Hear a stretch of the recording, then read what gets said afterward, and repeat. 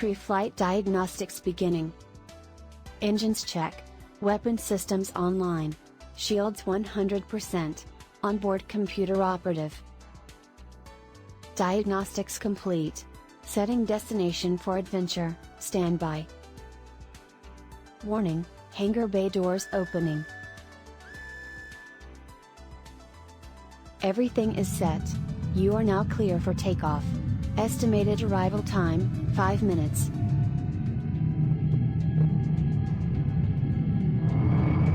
And we are off.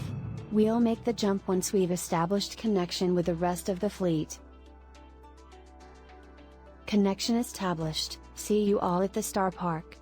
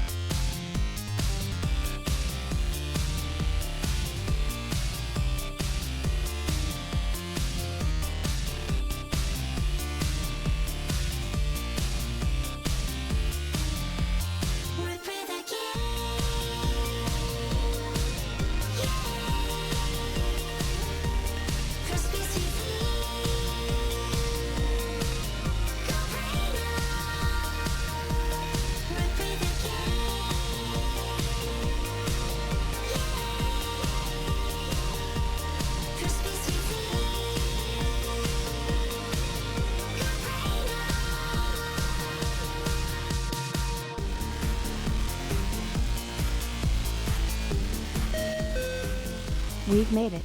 Alright everyone. Let's get this party started.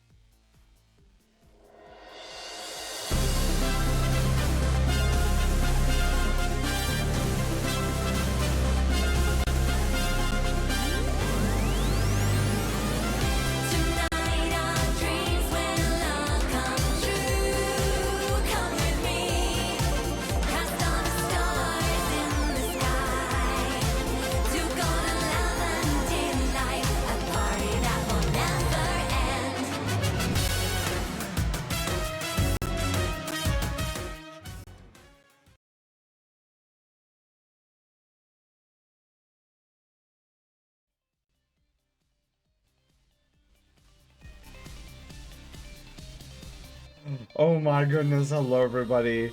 How are you all doing? Happy Pizza Friday. Oh my goodness. Also, I just found another bug in the system. You guys didn't notice it at all because it was back in. But I'm gonna put it down on the little bug sheet, which is ever growing. Okay, bug. Oh, what was the bug? Oh, DLC jumped to 70% for fading out, which in turn caused the volume, the end to increase to 26% rather than 0%, which is not what should have happened. Okay, but the good news is that I think I solved. I'm already in the hot tub. Cool. Wolfinator, hi. How are you doing? Tuxin, hello. Ken, hello. How are you guys doing? Panda, hello. Yeast, hello. Who am I missing? Scintilla, I saw you earlier. Hello, hello. Scintilla, dude, okay, either somebody hit me with the Men in Black, like, forget me pen, or like, I just found out that you have a Twitch team? That's awesome. I had no idea. Apogee, hello. Tavish, hello. How are you doing? Welcome on in, everybody. Okay, so let me see here. What am I missing? Okay, it looks like everything is Gucci. Pool, hello, how are you doing? Did you know men have 3 knees? I get it. And the Joey, and the Joey emote too. That's so funny. But hello everybody, how are you guys doing? Welcome on in. So I did a few bug fixes over the past 24 hours. I believe the big one was the alerts going off when the rank up alert was going on. I'm pretty sure I fixed that. Hope I fixed it. I mean, my logic, it looks like I fixed it, but you never know. Launching eggs all over your walls? Well, let's see, Yoshi, we're gonna be doing that with Yoshi tonight. Sophie, hello, how are you doing? Welcome on in. So the initial plan for tonight is that the stream doesn't end until we beat Baby Bowser. But we'll see if my internal alarm clock decides it wants to sleep and pass out in my chair. So we'll see which one wins the race first. My body that wants to sleep, or our race to the finish. You doing 100%? No, Apogee, no. Oh, we're doing any percent. An auto mod button today? Oh, dude, Sophie, let's go. Wolfus, welcome to the Brushtail Brigade. Thank you for the follow, and congratulations on being our newest Brushtail adventurer. So yeah, that's what we got going on tonight. I was thinking about it, and you know what I should have done? Oh, dude, well, I mean, I didn't expect to be on a hiatus for 3 months. Um, over the course of the next year, remind me that we have to play some Yoshi's Island again. So my idea is to get... So I have one file that's already completed through the game. We need to go back to that file and do 100% so that we can unlock the bonus, like, super challenging levels. And I would love to add those super challenging levels to our Mystery Box Mayhem event. I think that would be super cool. I just need to make an INI file to contain the counter for warn timeout and finally trigger to ban the person who keeps broken blocked words. Oh, yes. Sammy is really good at doing that. You're super cool. No, you, Tavish, you're super cool. I make silly things on a Twitch channel called twitch.tv/SenorCrouch. That's all I do. And I invite you to our Star Park every week, where we do games and art and everything. Novocaine, hi, how are you doing? Welcome on in. Oh, and I'm pretty sure, you guys, I fixed Lope Quest. Like, completely.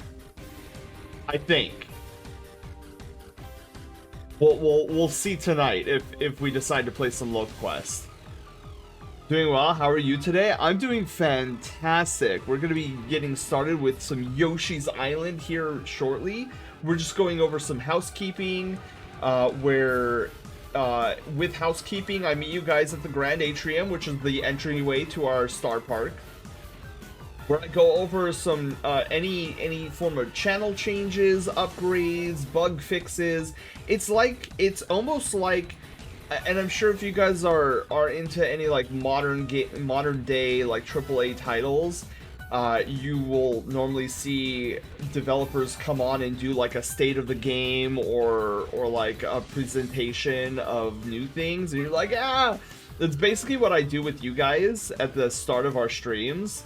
When I have things to talk about in terms of like, oh, you know, remember last night it was we were trying to like get through these bugs, and now I got them fixed and everything like that. So I treat this channel as like one half like chill vibe, one half video game, one half art studio, and one half actual Twitch stream. For a full 200% awesomeness.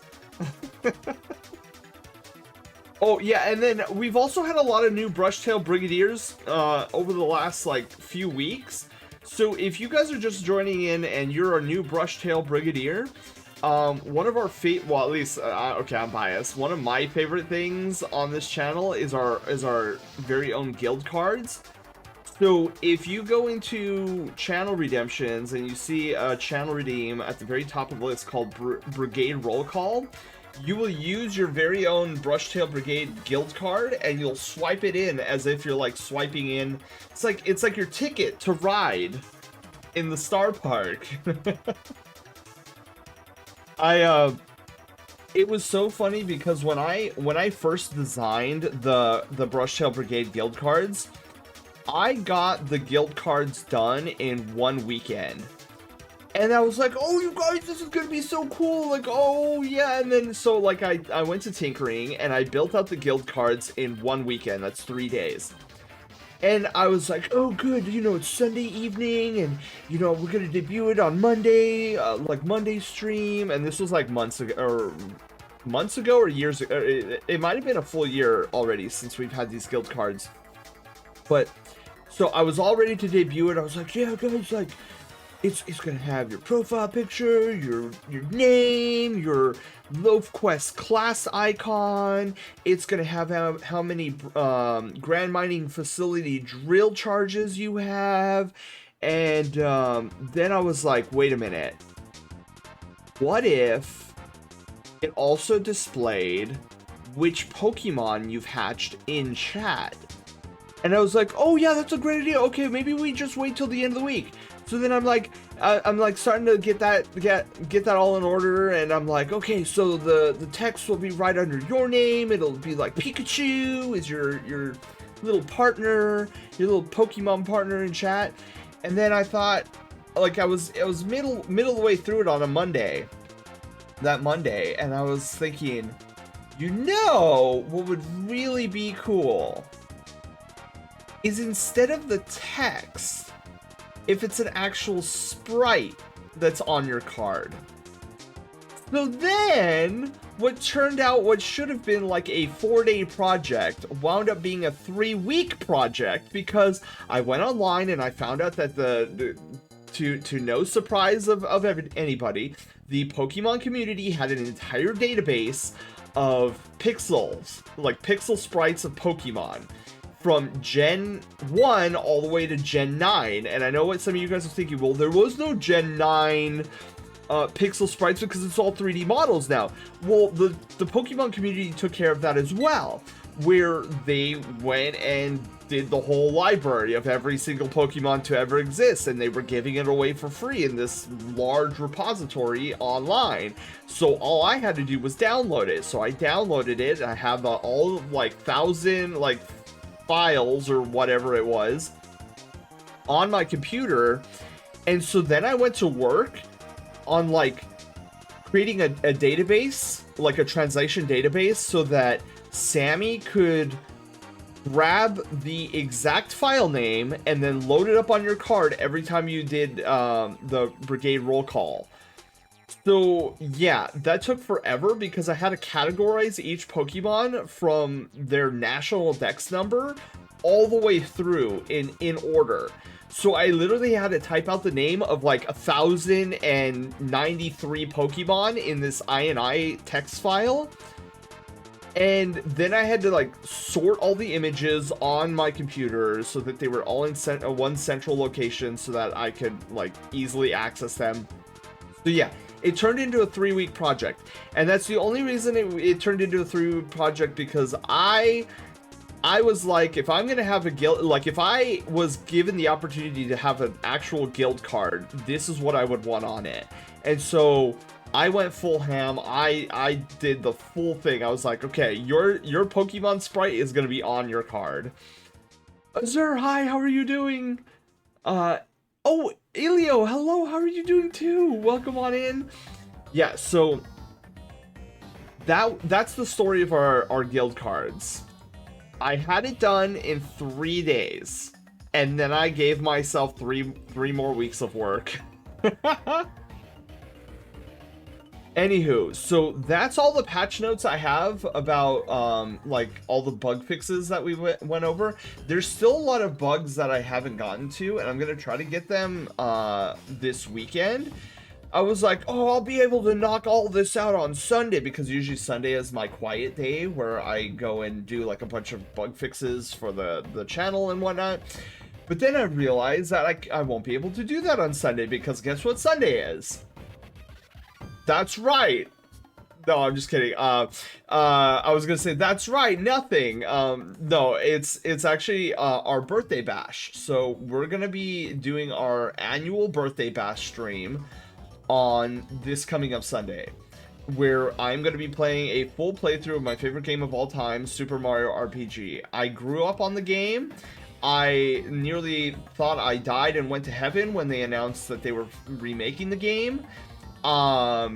I don't know what humanity's general reaction would be to seeing a person be revived from the dead, but that was basically my reaction when I saw Mario RPG being remade from the ground up. I was like, oh my god, because I just assumed that this game was just gonna live on forever in the histories of one of the greatest Mario RPG games ever to be made, because there's a long backstory, like turbulent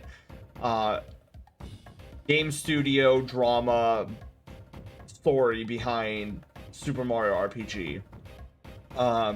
And so I just assumed it was never going to be remade and never going to be touched again, and the two studios were just going to pretend it never existed.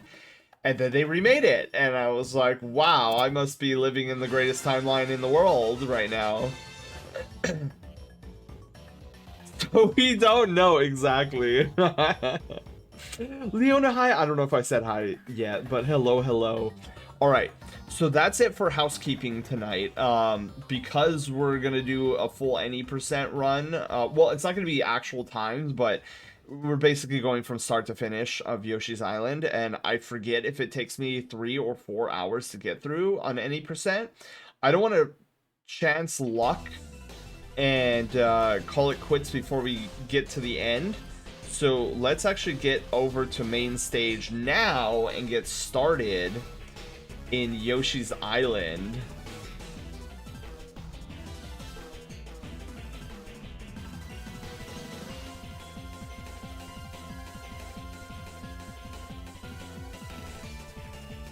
I'm hyped for SMRPG. I heard Square wouldn't let Gino in Smash, and then Cloud got... Well, here's the thing, right? For about 20 plus, it was either 20 or 21 years, or maybe even a little longer. But Square Enix and Nintendo were not on good terms. Medic, hi, how are you doing? Yeah, there was like, so shortly after Super Mario RPG was released on the Super Nintendo, Nintendo and Square Enix had a hard falling out. Like hard, where they wouldn't even speak to each other. And so this continued for years. And then fast forward to Super Smash Bros. Brawl, I think it was. No, sorry. No, not Brawl. Super Smash Bros. For the Wii U and the 3DS. This is why it was such earth-shattering news that Cloud Strife was a playable character in Smash Brothers, because this was the first time, like, people who were old enough to remember the story of Nintendo and Square Enix breaking up, this was the first time that we had ever seen a, like, major collaboration with a, like, you could argue the most iconic Final Fantasy Square Enix character there is to exist, Cloud Strife, being in the most iconic Nintendo game that has ever been created. And the news was felt, like, in the gaming world, it was felt around the world. And like, if you were even if you weren't a fan of the two, but you knew the story and the relationship that Nintendo and Square Enix had, it was like, whoa, dude, what is going on? They're actually talking to each other? Like, let alone, like, merging these two icons together into one game that Nintendo owns. Like, it was mind-blowing. And so, I don't have any proof of this, but I truly believe that it was Sakurai's doing of bringing Square Enix and Nintendo back to the table and becoming friends again, which was then the catalyst for the two of them coming together again to remaking such a classic and iconic Super Mario RPG game. Without Sakurai, I don't think Super Mario RPG Remake would have ever existed. I just don't. So, not only did Sakurai give the world the most legendary game franchise in video game history, but he was also the reason why my favorite game of all time got remastered. But to a lesser extent, because the Olympic Games and Sega going belly up, yeah. Cartridges did cause Square to go to Sony. Yeah, and the way Nintendo went about it, it kind of made it look like Nintendo went behind people's backs, like Square Enix's back. And so, like, Square Enix felt betrayed. They said some things that were not professional. Nintendo held that grudge against them, and then it was just a whole disaster. Kiru, hi, how are you doing? Welcome on in. Okay, so let us do this. Let's pause the sound audio, and then unpause the game audio. Oh my god, is that loud? That I feel like that's loud. Is that just me, or is it like actually loud? Hold the phone.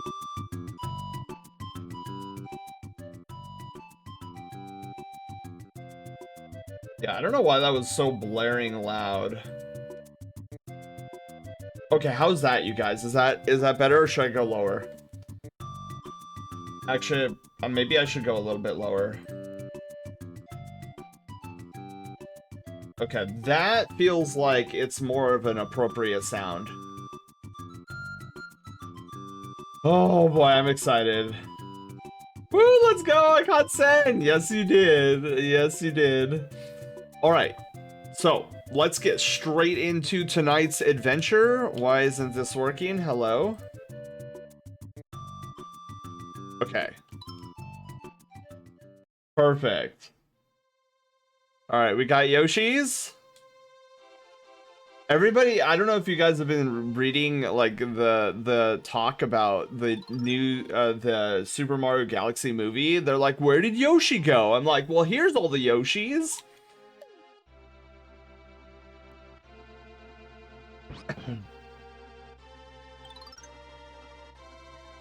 The baby seems to know where to go. I like how not a lot of, I assume that's supposed to be not a lot of people talk about how Nomura is likely the one who designed Kulex as well. A much younger Nomura. Wait, really? I didn't know that.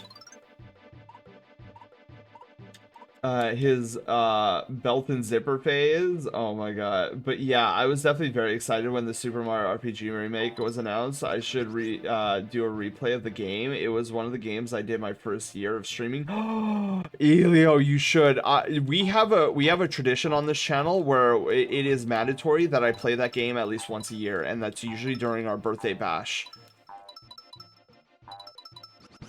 I made sure like even before the remake came out, I was like, in order to celebrate the remake's arrival, on this channel we did like a 2-month long event where I practiced speedrunning the original Super Mario RPG in any percent, and I was like, I am determined to get under, what was that, under 5 hours 30 minutes in any percent. But it wasn't a true any percent. It was, I use, when I speedrun, I actually use my own rules.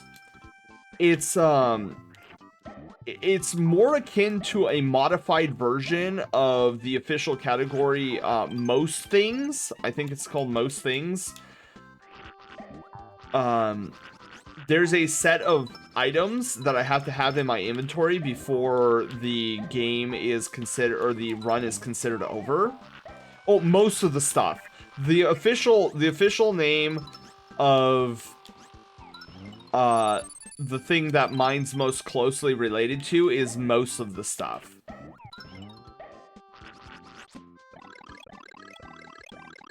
Because I was talking to my friend Pidge, and I was mentioning how, like, oh yeah, I do this like modify. She's like, oh, that's like most of the stuff, and I was like, oh, there's a category like that. And so I looked into it, and the category is cool, but it's not exactly what I'm looking for, especially considering that with most of the stuff, the run still requires you to get the super suit, which is 100 super jumps, and I've never been able to do 100 super jumps. Over the course of my life, I've on and off tried to get 100 super jumps, and my record for most of those years was, what was it, like 26 jumps? So I had never even gotten the attack scarf. So fast forward to today, and I was so excited because it was either last year or the year before where I finally was able to... Oh god. Well, that's our first death. The frame window is tough. It is completely ridiculous. It is on the I believe it's the same for both, but it is after jump number 13.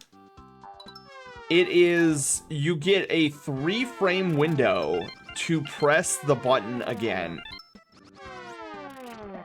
And that is just ridiculous because that's less than a second. But it was either last year or the year before where I finally got my first plus 30 super jumps. I was elated. I was freaking out. And it was right here on this channel that it happened. And for the very first time in my life, I was able to pick up the attack scarf. And I'm like, this is probably never happening again, but I'm going to savor the moment. Oh, Panda, could you do me a favor? So it still remembers our last year's run of Yoshi's Island. Could we do reset death so that we reset it back down to 0? Oh wait, no, wait, no, I'm just kidding. I lie. Never mind. That's right. It's not counting the Yoshi's Island. It's counting the Retrovember. Like all the times I've died this Retrovember. I deserve the cheese slap for that one. I almost screwed that up. I mean, it's not like we don't know that it's been three deaths so far. Yeah, I thought I didn't know if I should like have it be the I got bonked. I didn't know if I should keep it as like the Retrovember deaths or have it be like based off of the game. And I was like, you know what? Retrovember only comes around once a year. I might as well do a cumulative death score for Retrovember. 49 points. Yeah, so do you guys see underneath the castle on the top and to the right of the castle on the bottom row? See how there's 2 question marks? One of those question marks is a mini game, like a fun mini game. And then the other is like this super difficult secret level. And each world has those question marks. And the only way you can get those question marks unlocked is, I believe, if I'm not mistaken, to get the mini games unlocked, you have to have at least a score of 50 points in each of the world's levels before the mini game unlocks. For the super challenging secret levels, you have to get a full what's it called? A full 100% in that world. And so that's why next year, what I would love to do is actually play Yoshi's Island again, like outside of Retrovember, and try to get 100% on every one of the levels so we get the super challenging secret levels unlocked. And let me tell you, some of them I absolutely despise. Like the Poochie one sucks eggs, and I cannot stomach it. But because I don't like those levels so much, I thought, dude, this would be a great Mystery Box Mayhem thing. I'm also thinking about adding, so right now, none of the Mystery Box Mayhem boxes actually contains any form of art. I'm thinking about changing that this year. So maybe next weekend whoa. Maybe next weekend I will start updating the Mystery Box Mayhem stuff for this year. But I'm thinking about having some sketches in there, like for the small box. It's like, oh, do like 15 to 30 minutes of a sketch of Mr. Wolf from the Bad Guys or something like that. Or like do a sketch of a Pokemon. I think that could be really fun. But I'm not gonna lie, you guys, the one that the challenge that I hope we get this year, like we got last year, was the boss rush.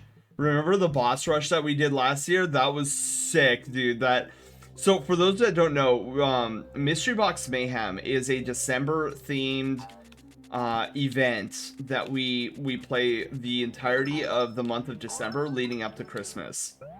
And so what it uh comes down to is that we every stream we have the opportunity to pick a present, a small present or a large present. In the small presents, there are small video game challenges that you guys can force me to do. So every small and big box contains 3 challenges that you guys vote on. The small boxes contain small bite-size challenges that I can usually get done anywhere between 30 minutes and an hour.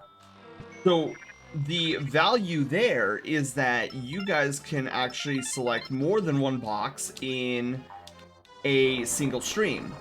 The big boxes, however, are hello there, are much longer, much more difficult and challenging challenges, video game challenges that will usually take up the entire 4-hour stream. So it comes down to, do you want to see me play like just one game and try to beat it? Or would you, oh my goodness, would you prefer to have me go through several smaller challenges? And so there's like everything in both the small and big boxes are things I absolutely adore doing. But there's this legendary small box challenge that I fell in love with even before we did it. And it's a boss rush. There's several boss rush challenges, but the boss rush challenge in particular that I love to do for you guys is one where what's the 4 bosses? It starts off with, man, what does it start off with? Because I know it goes from a particular boss to Smithy in Super Mario RPG. Oh my god. Oh, Panda, I need help. Do you remember what the first boss of that boss rush is? Because it goes from that boss to Smithy to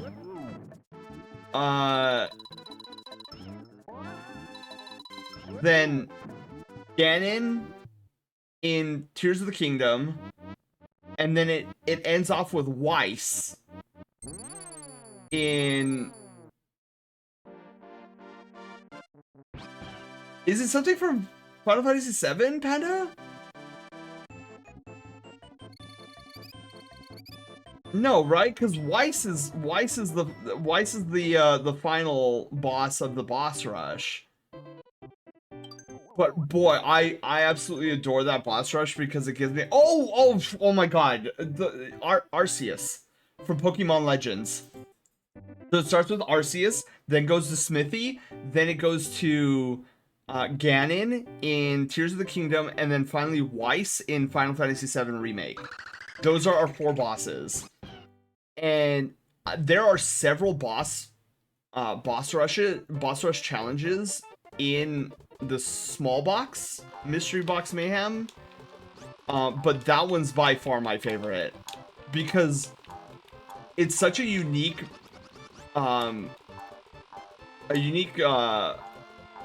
breadth of bosses, but to culminate it with Weiss at the end, which is like one of the hardest bosses I've ever had to deal with. The only, okay, Panda, I won't lie, I am kind of sad that Dark Souls doesn't allow you, or I guess Elden Ring in this case, doesn't allow you to replay bosses. Because I would love it. I would have loved if, what's her name? Melania?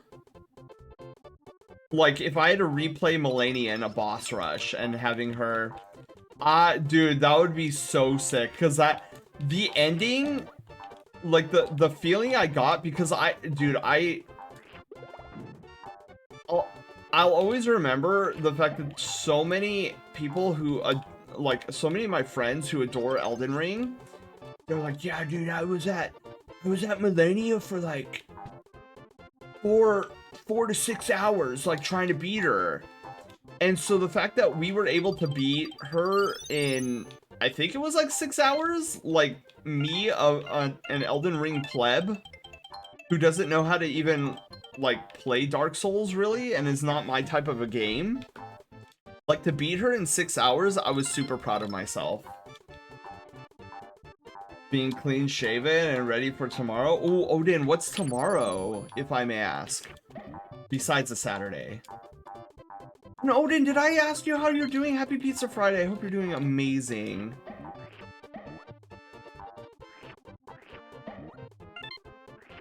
Yeah, if we beat Yoshi's Island and I'm still alive after this, as in like awake alive, I can go over some of the Mystery Box Mayhem challenges that I would love to see, because I know we didn't get through a lot of Mystery Box Mayhem challenges, because how I made Mystery Box Mayhem, because this will be what, our 2nd year of doing Mystery Box Mayhem.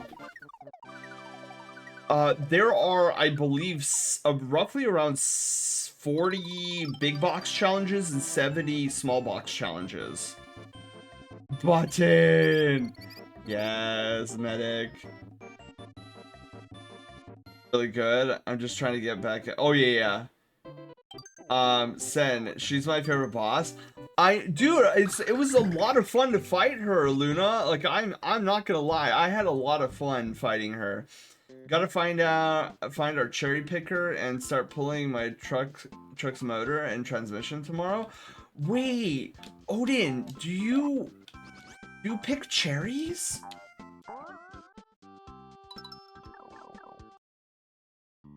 Is that something you do? Like what? That's crazy.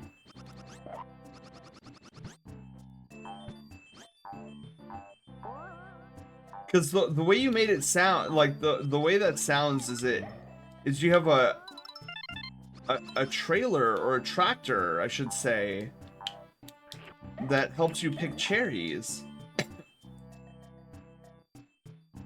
Is an engine hoist? Oh! Just goes to show you how much I know.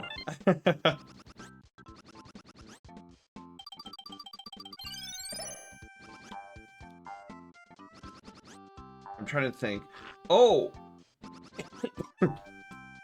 Excuse me. Whoa. I've been doing that a lot today. My throat feels like... It feels like there's like a speck of dust that won't get out of my throat. And it causes this tickle. I assume it's my allergies. My allergies usually act up when... like that.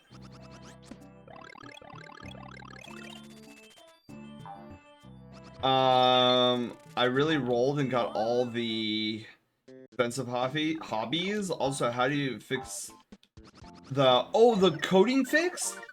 Oh, Odin, it went well. It went well. We pretty much, I think we fixed Love Quest.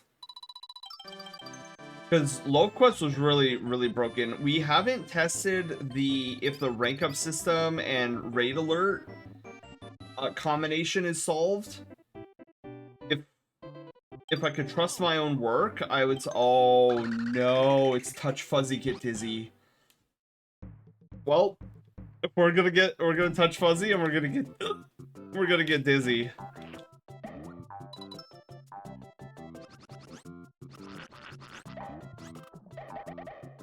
Okay, good. The roly-polies can take out those guys. That was a risky move. I always forget touch fuzzy, get dizzy is here in the... Oh god. Oh, well, there we go. This sucks a lot worse when Touch Fuzzies gets Izzy's come back in the Bowser levels. Whoa, okay, didn't expect that.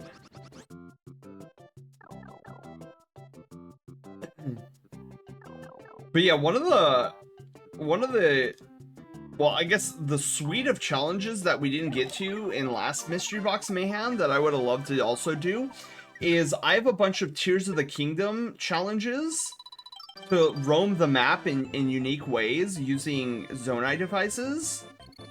And I based each challenge off of the elementals, like, I didn't give them the names based on the elemental sages, but they're challenges based around the theme of the elemental sages. I think I messed my leg up today. Oh no. Odin, hopefully you're keeping off your leg then.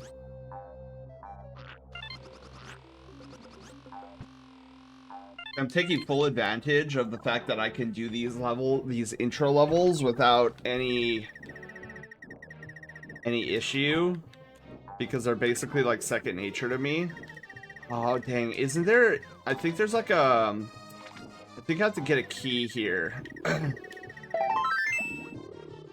There's like a key up here, and then I can go further. I've been hit with cuteness. Okay, I'm pretty sure I went the wrong direction, because I'm always on my feet.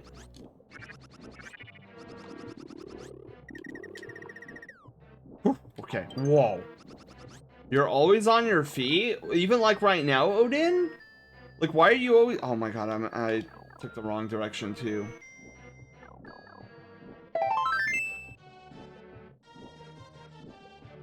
Wait! My cutie points reset?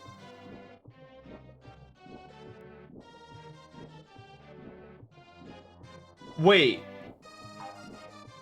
Hold the phone. Can somebody give a cute curse to Panda? Panda should have, like, the same amount as I do, almost.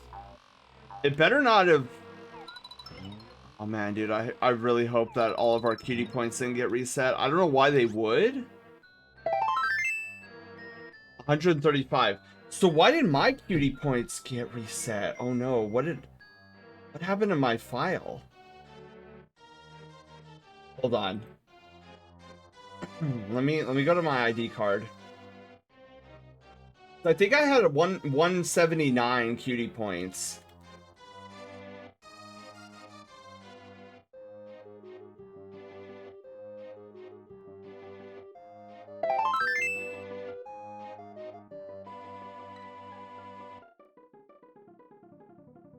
Wait.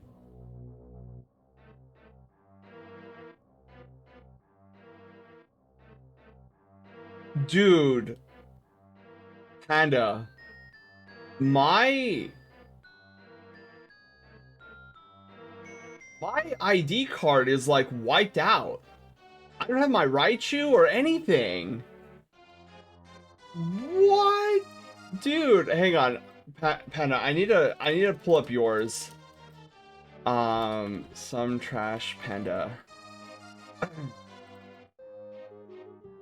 I literally have no idea what happened. I'm copying your... Holy moly, I literally have no idea what happened.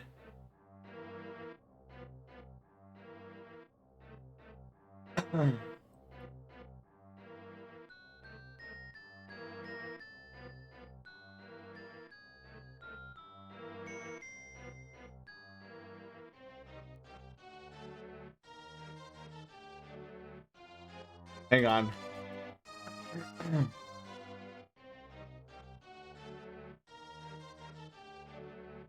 Dude, yeah, that's crazy.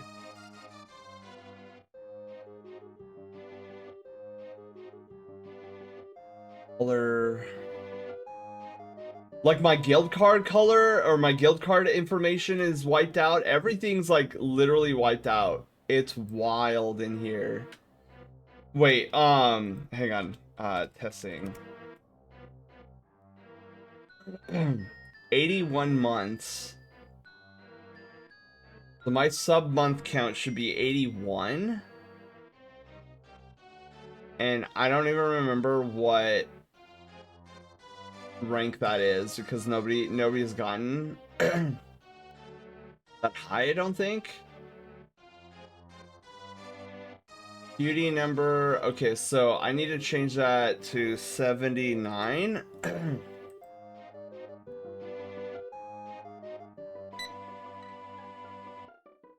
Hold on. Pokecare, cute curses, guild card. Oh, flip. Yeah. Hold on.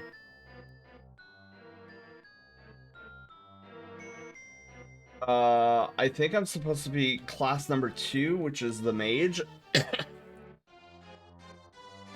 Cute curses. Okay. So let me get rid of all that. And then let me just copy my token count. That explains, Panda, that explains why my token count was so low the other day. I was like, why is my token count like non-existent? It was wild, like, because usually I have max token count.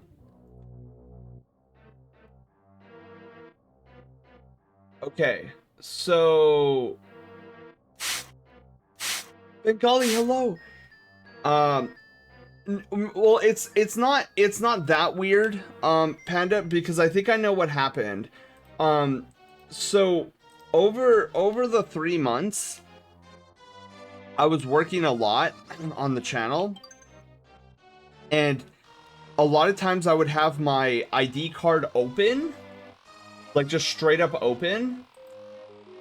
And so what I'm thinking happened is that while I was messing around, I might have accidentally had, like, you know when I'm like trying to edit things, I might have had my guild card INI open and accidentally hit like Control A, and then thinking I was working in like a different program, I hit backspace and then deleted my entire guild card without realizing I deleted it, and then accidentally saved. But thanks to your guild card, Panda, I transplanted your data onto mine and then tweaked it back to what I had. So I should be up to 179 cutie points again.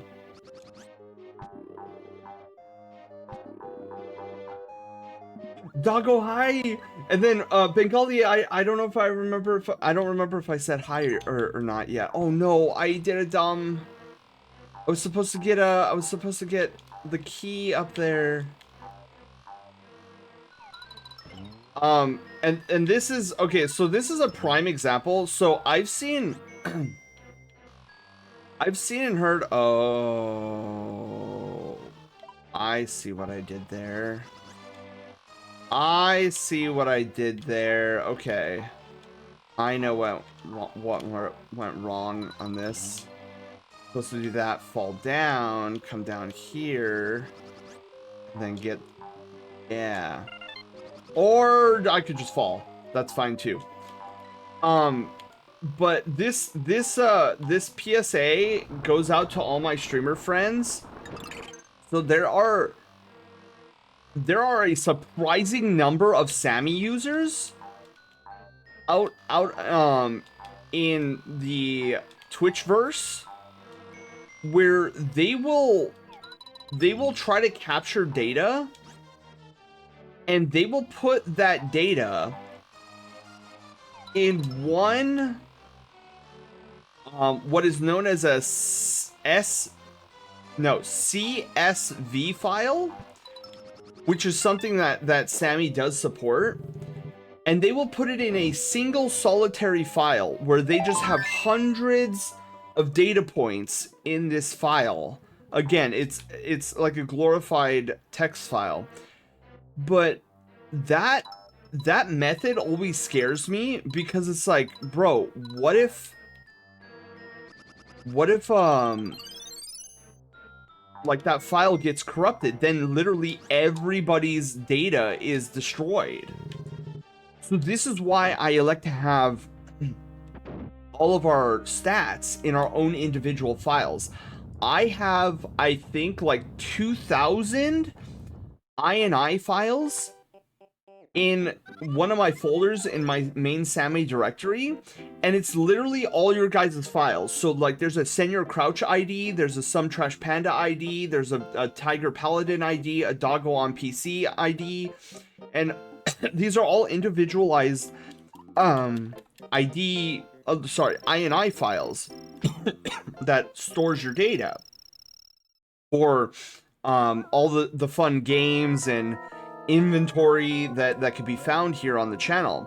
So that way, if, like, God forbid, oh jeez, like some of our ID files get corrupted, like God forbid, I can at least go to somebody else's ID and like snag their data and try to recreate your data from their data. And I find it to be a much safer avenue. It's uglier, like I won't lie, it is uglier on your PC. Because what would you rather have? Have one file or thousands of files? But I just find the safety of like having your guys' own individual files to be much more beneficial in case of catastrophic data loss than just having you guys all in one file. And if that one file gets corrupted, well, there's your Pokemon gone, your guild card gone, you know, everything gone.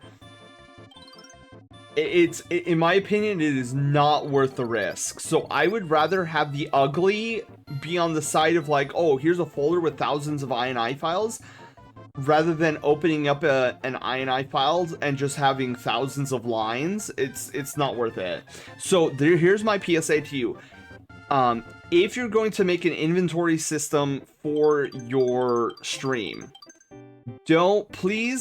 I'm not saying that you have to, but please consider making each individual person have their own ID card or own INI file. That way, if one person's INI file gets corrupted, it's just that user's data that's on, and as sad as that is, it's much better to just have one person's file get corrupted and them having to start over than having your entire community have to start over from scratch. Don't mind me egging your house. Arson, hi, how are you doing? Have we done 1-7 yet? Yes, I think we did 1-7 already, because we're on 2-1.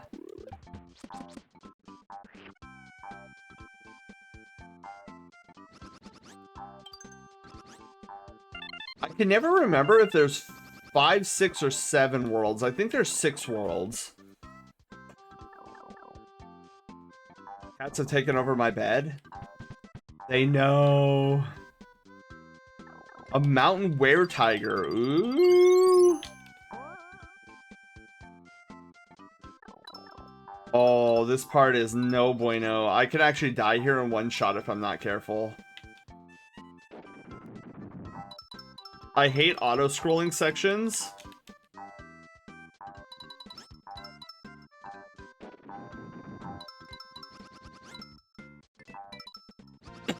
Oh my god, I almost died there. But yeah, good catch, you guys. Thank you for letting me know that my cutie points got reset. Because that is not something I want to maintain there.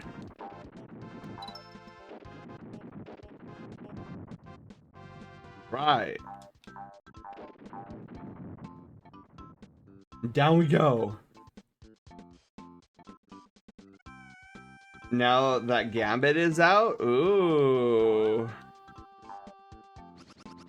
Yeah, I've heard people are really excited about the Gambit update. Nope.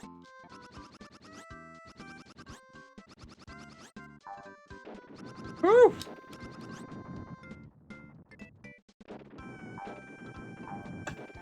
Yeah, that's a good question. How does he play Arsene? Does he seem good? Or is he overtuned?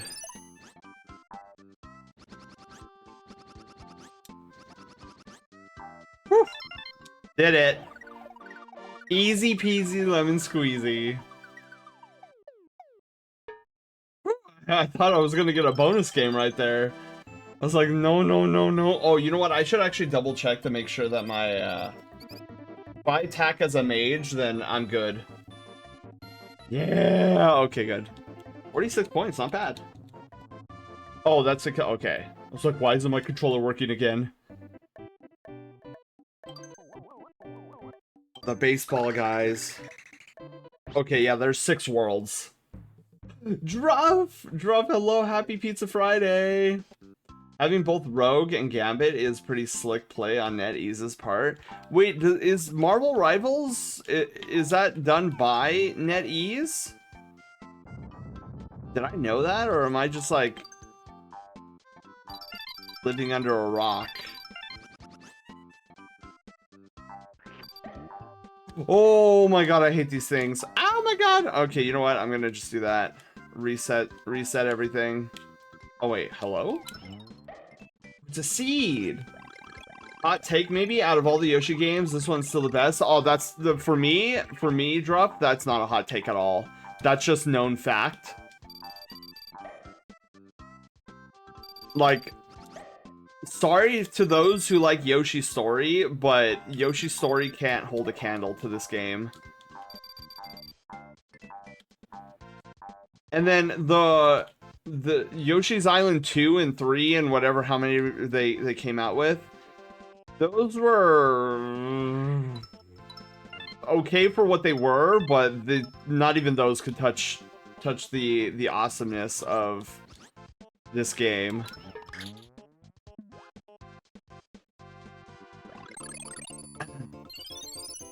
I can't argue your take, to be facetious, but this game does have the most annoying oh no, I will say, the sound effect for Baby Mario crying, this game is, like, bar none, can't even be touched as the most annoying baby sound effect in existence. Like, that I will not deny. Came close. Did I play the one on the DS? I'm trying to remember if I think I played the one on the DS. It's been a hot minute.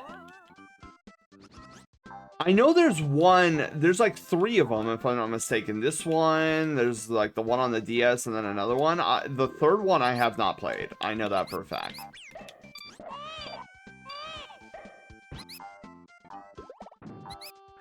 No, you're not gonna eat or take my eggies. He took my eggie anyways. Oh my goodness, they're taking all of my eggs. I give up. What? You couldn't catch me off guard that time. Fool me once, shame on you. Fool me 300 more times? Shame on you.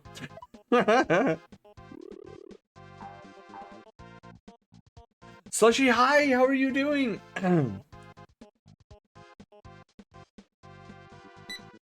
Okay. Forgot how, oh, jeez. Oh, this is a dead end. Did you have to go this way? Nope. I know exactly what's gonna happen there, and I'm not gonna like it. Oh my god, dude, I always forget that guy is there.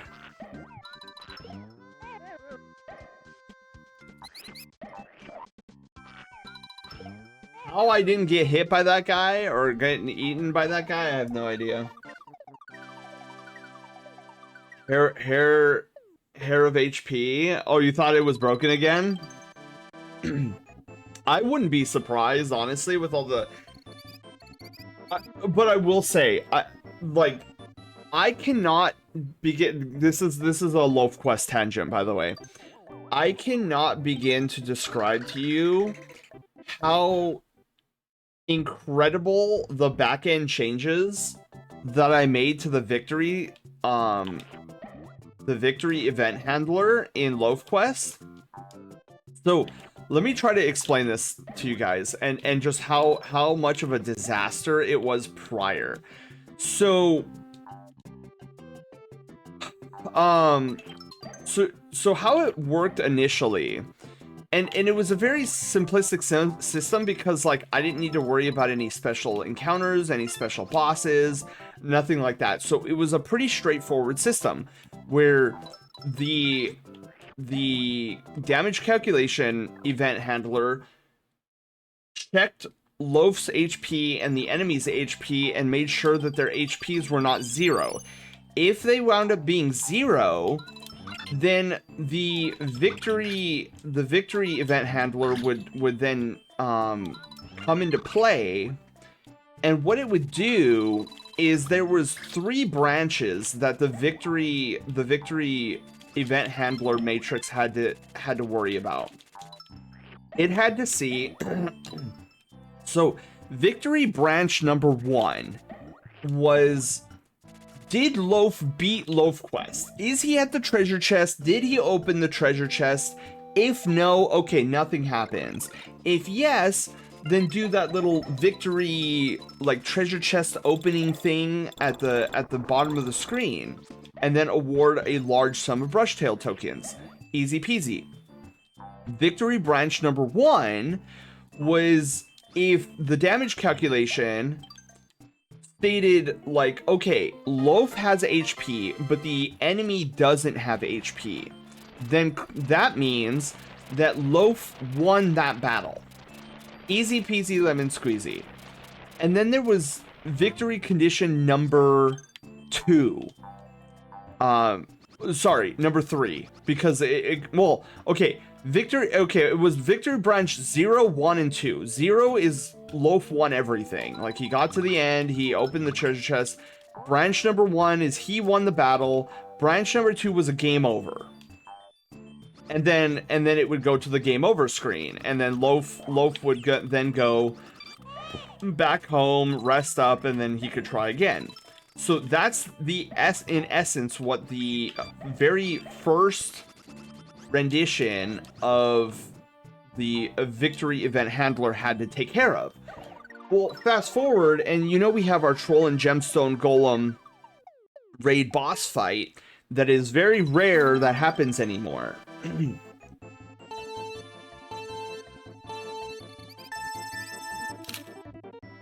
So it's very rare that we fight the Troll and Gemstone Golem anymore. Well, here's where the absolute disaster fest comes in. So how I did it was, instead of having a centralized location where it was like, okay, the Troll and Gemstone Golem, they have their own centralized button that takes care of its own victory handling. So instead what I did, because I was like, oh, I'll never do anything more than just the Troll and Gemstone Golem fight. It's fine, dude.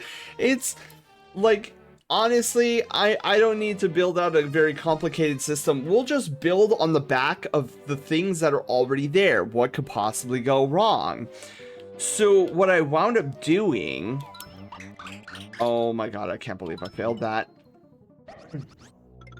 So what I wound up doing is I created this really bizarre system where in damage calculation, I then had to check to see if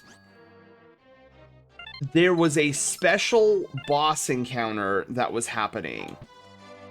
And then if there was a special boss encounter that was happening, then it was probably the Troll and Gemstone Golem boss fight. No big deal, right? So then I included a...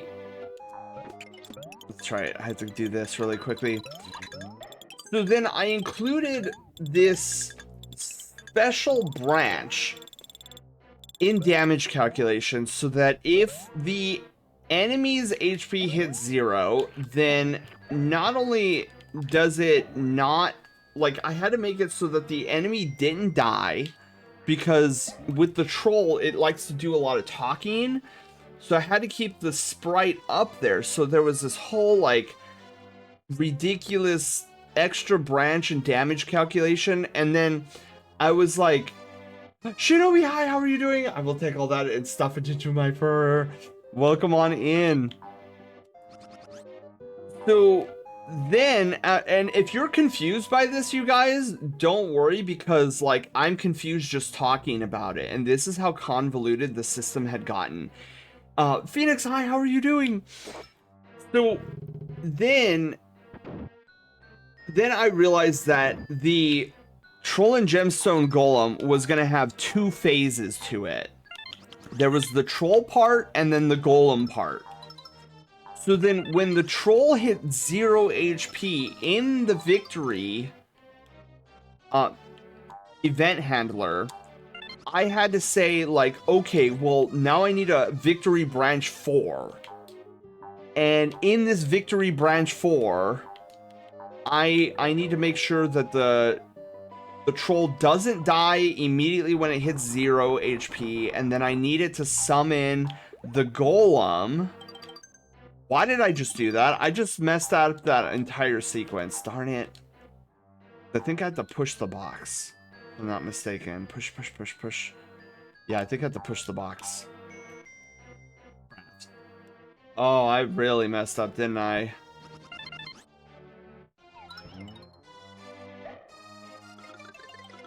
Oh, no, that I messed up. Okay, well, I messed up on a myriad of levels. Okay. So we just have to go through here again.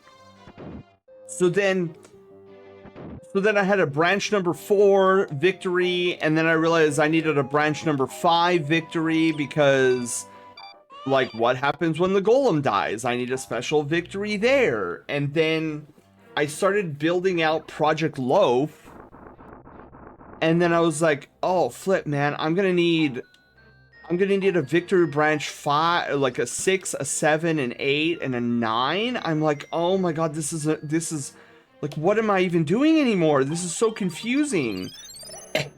So I realized right then and there that my system was not gonna work going forward. Like, the victory, how I was doing these special encounters was not gonna work. It needed to be much more modular than it is. Otherwise, I was just gonna have, and here's the crazy thing, right?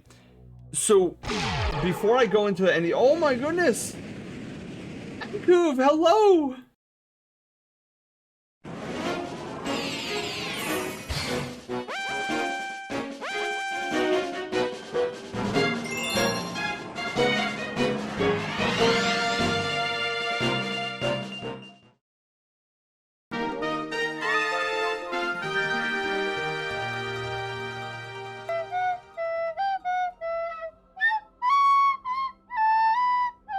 Ma'am, are you okay?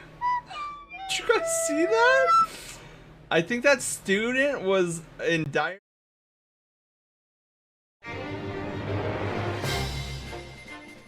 Welcome, Raiders, to the Brushtail Brigade!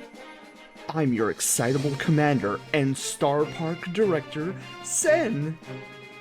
Together, we forge all kinds of adventures, from gaming to art. However, I can't do this alone, so let's meet our crew. Haywire, our sassy bot, controlling all the bells and whistles behind the scenes.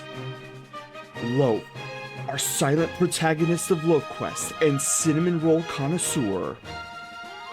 And of course, our friendly community at large, the Brushtail Brigadiers. So, set your life points.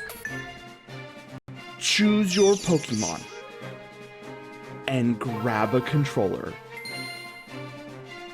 An adventure awaits.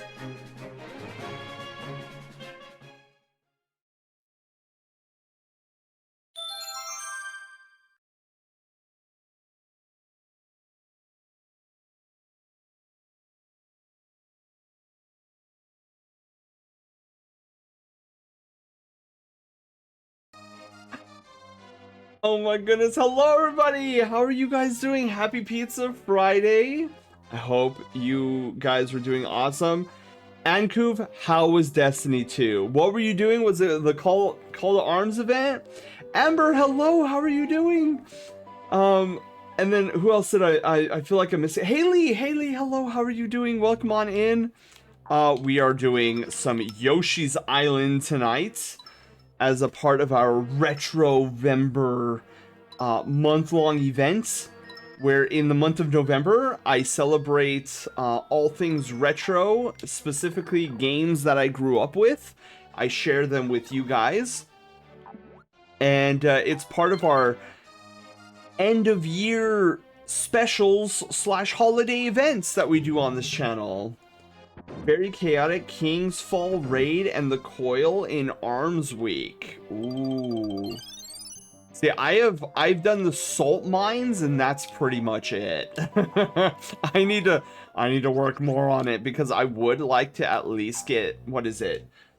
Is it 30 points?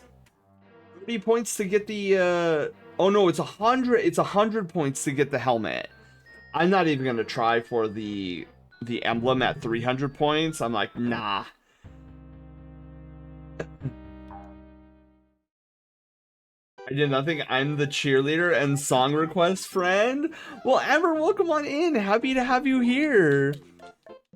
If you like retro games, you're in for a treat because we're doing some Yoshi's Island tonight. We're doing an any percent run. Not officially any percent, but basically it's like the stream doesn't end until we get the final boss defeat. Oof. Okay. Yeah, luckily I don't have to worry about keeping our stars. Not getting big. Biggin. Do you like retro games? Let's go. Okay, so Amber, I had to ask. Have you ever played Super Mario RPG for the Super Nintendo or the Switch? That guy got exploded. Oh yes, Ankuv, and this goes for anybody who came in from the raid. If you got to do some post-stream care, absolutely do some post-stream care. If you're sticking around with us, awesome, happy to have you here. Welcome to our channel, the Brushtail Star Park, an amusement park up in space. I know you can't see it right now because we're at main stage and we're looking at the screen in main stage, which looks like this, by the way. So this is our main stage. We all watch me play video games up on this beautiful, nice monitor. Oh my god.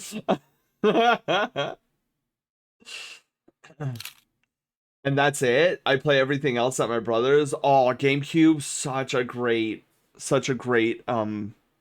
console. Wow, I don't know why I couldn't spit that out. Hey, we got 65 points on that one. Pretty nifty. Got that eye on us? Yeah, well, that's mostly Loaf. Loaf is the one who stares into your soul. Yeah, so we're doing Yoshi's Island tonight, and then our birthday bash stream is happening this coming up Sunday. So this coming up Sunday, we're gonna be playing my favorite game of all time, Super Mario RPG, which is why I asked about it earlier. We will be doing a full playthrough. The goal is to try. We're not gonna do an official speed run on that, but I am going to speed-esque run it. So we'll see if we can get a sub 6 hours on Sunday. That's kind of the goal. Whew, I thought I was gonna get hit there. Retro games are the best. I love the GameCube. Yeah, GameCube had so many good titles like Super Mario Sunshine, gold. Super Mario Sunshine, one of the best games on the GameCube, hands down.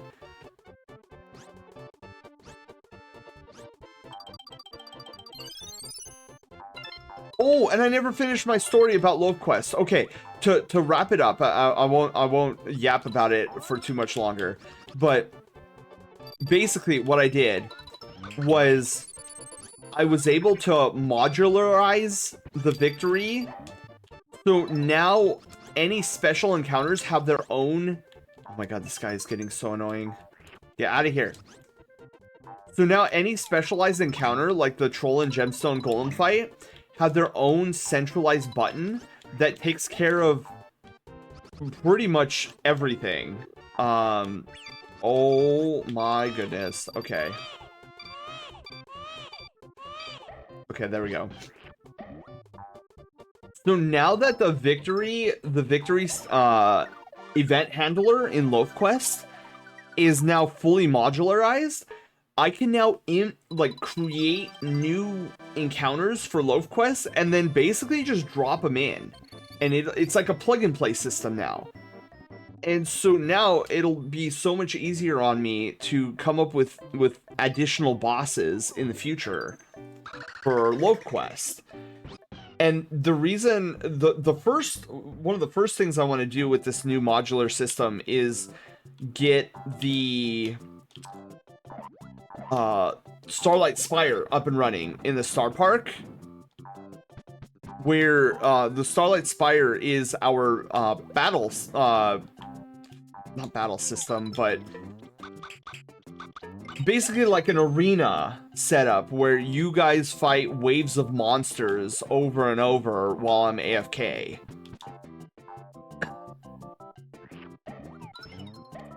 Like if I ever needed to take a break. Just birthday stream? Your birthday is on Sunday? No.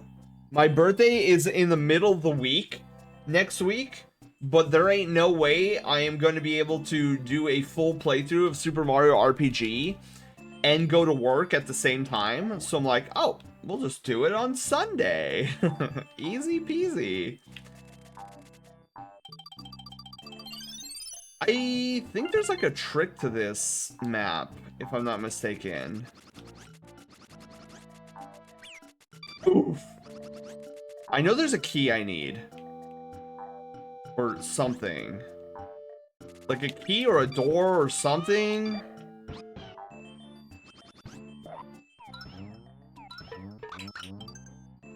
That is not what I was looking for, but okay. Oh.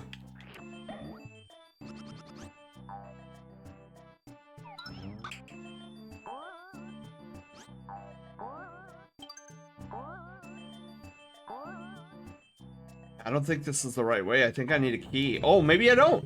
Maybe I'm thinking of a different level. Okay, I'm thinking of a different level. I'll take that all day long. Aber! Thank you for the follow. Welcome to the Brushtail Brigade. Congratulations on being our newest Brushtail adventurer. Welcome aboard. So as I tell people, this channel is like one part video game, one part amusement park, one part Twitch stream, and one part silliness, which equates to 200% value.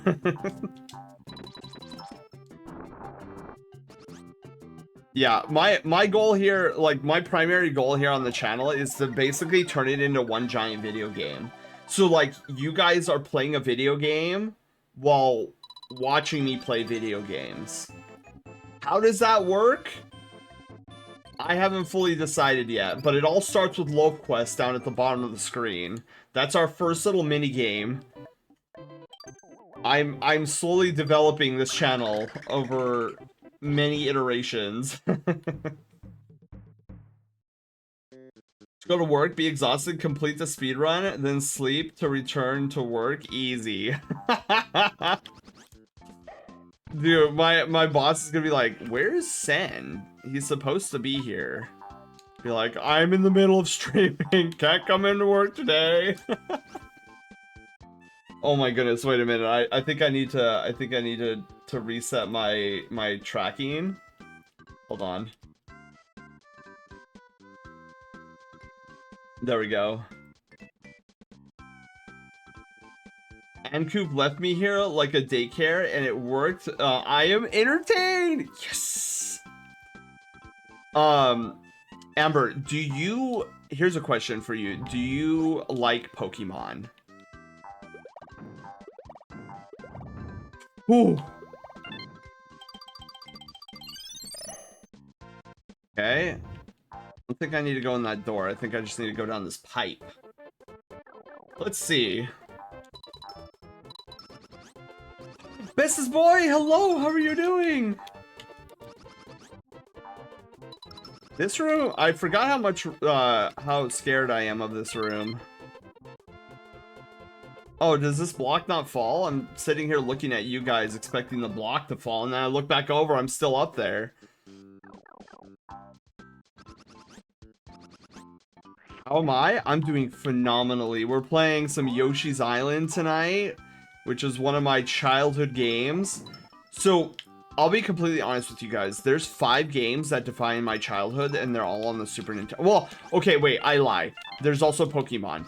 But the 5 games that define my childhood on the Super Nintendo is Kirby Superstar, Super Mario RPG, Yoshi's Island, Final Fantasy IV, and Legend of Zelda: A Link to the Past. Those are the 5, the Fantastic 5.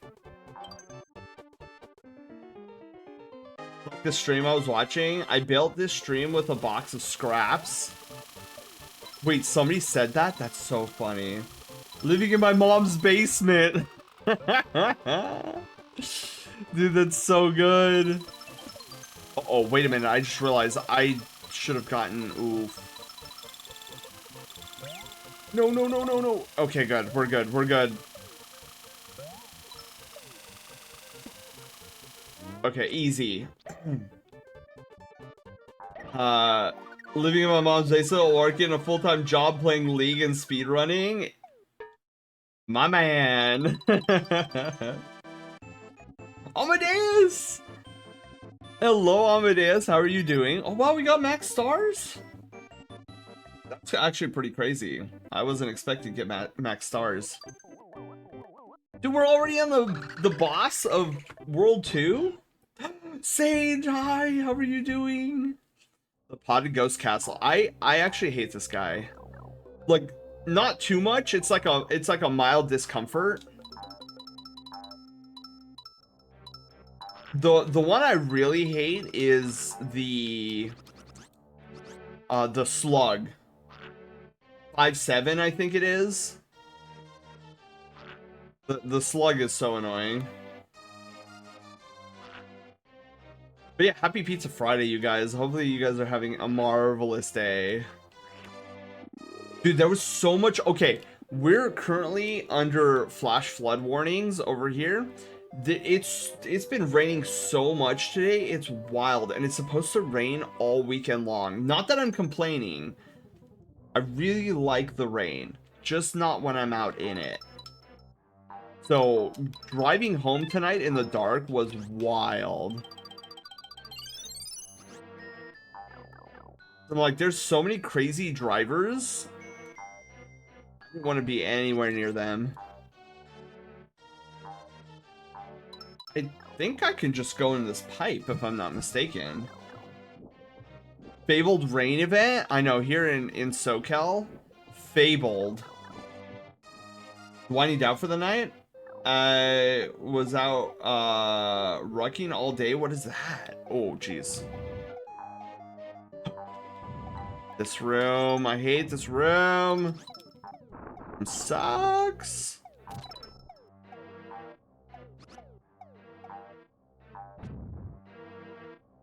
I like rain, but only if it's not severe weather. Yeah. Well, see, I don't have to worry about that in SoCal. Simply because what is severe weather rain? We don't know. We get like these downpours, and that's pretty much it. Like, SoCal doesn't get tornadoes, doesn't get hurricanes, doesn't get One could argue and say that we don't even get thunderstorms, but you can't make that argument very strong because once every leap year we will get a thunderstorm that's actually worth its salt, but that's pretty much it. Is military grade hiking. Ooh, I learned something tonight then. I like going out after it rains. It makes for good stocking weather because the leaves don't crunch when they get wet. Stocking weather? That's a funny way to put that. Sabrina, hello Sabrina, how are you doing? How many eggies? I think I have a decent amount of eggies.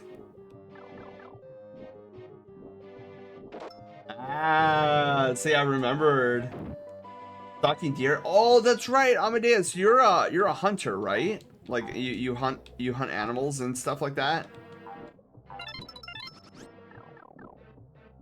Mad props to you. I couldn't do that. I would stare at a deer and be like, "Oh, cute deer," and then like if somebody told me, "No, you have to shoot it," and then that's our dinner for the night. I'm like, "Can I shoot Bambi? Who's gonna play Bambi?" I wouldn't be able to.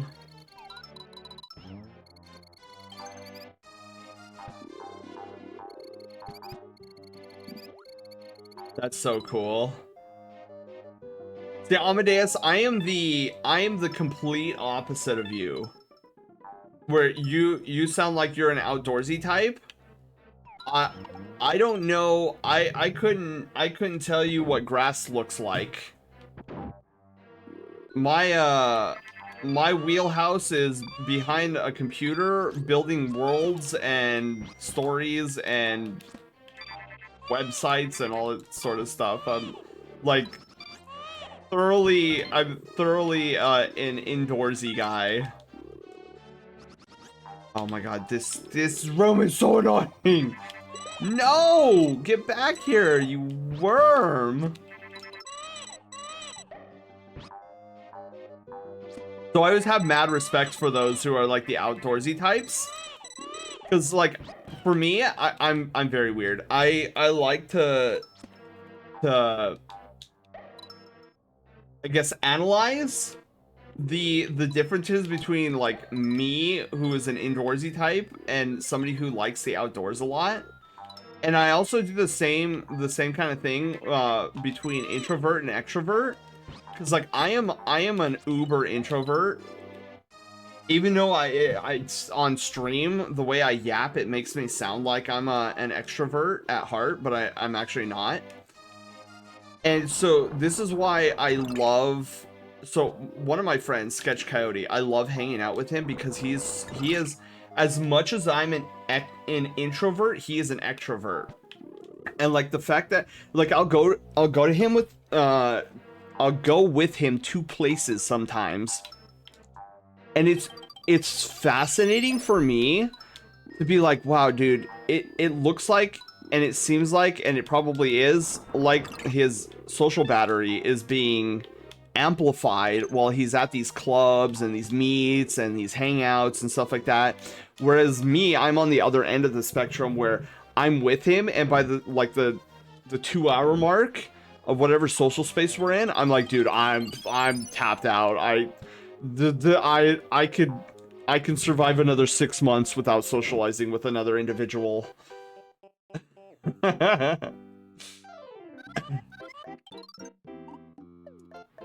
All right, time to do this. Strike it down. Use your anger. I will become more powerful than Bambi. I'm extremely stoic. IRL. Oh, jeez. I'm not even paying attention. Interesting. That sounds, Amadeus, that sounds a lot like my brother. My brother is a very stoic individual. Me, dude, my emotions are on my sleeves, on my face, on literally every part of me. Like when I'm excited, dude, I cannot be contained. I am yapping about whatever that thing that's exciting me. To the point where it's like, Sen, shut up.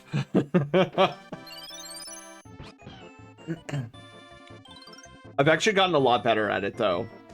Like in my younger years, I would talk nonstop to people where they started getting annoyed with me.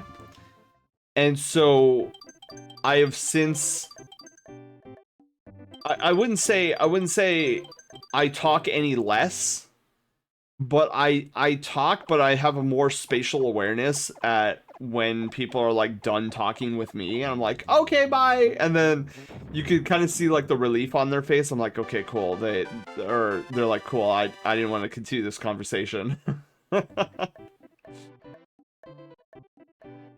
But not my face. Yeah, that's a good way. Yeah, I feel like I fall in the same boat, Amber. But I'm also extremely confident in social scenarios. I don't know. See, I don't know if you would I don't know if I could consider it confidence or like a lack of confidence or not. But in social situations, oftentimes I'm a very quiet individual. But I wouldn't necessarily say it's because I'm intimidated of the space. But it's more along the lines, how do I explain this? It's more along the lines of I'm a very analytical person. A lot of my downtime in life is spent observing people. Like I find observing people to be intriguing, to say the least. Like what makes a person tick? Why is this this guy's gonna eat seeds here.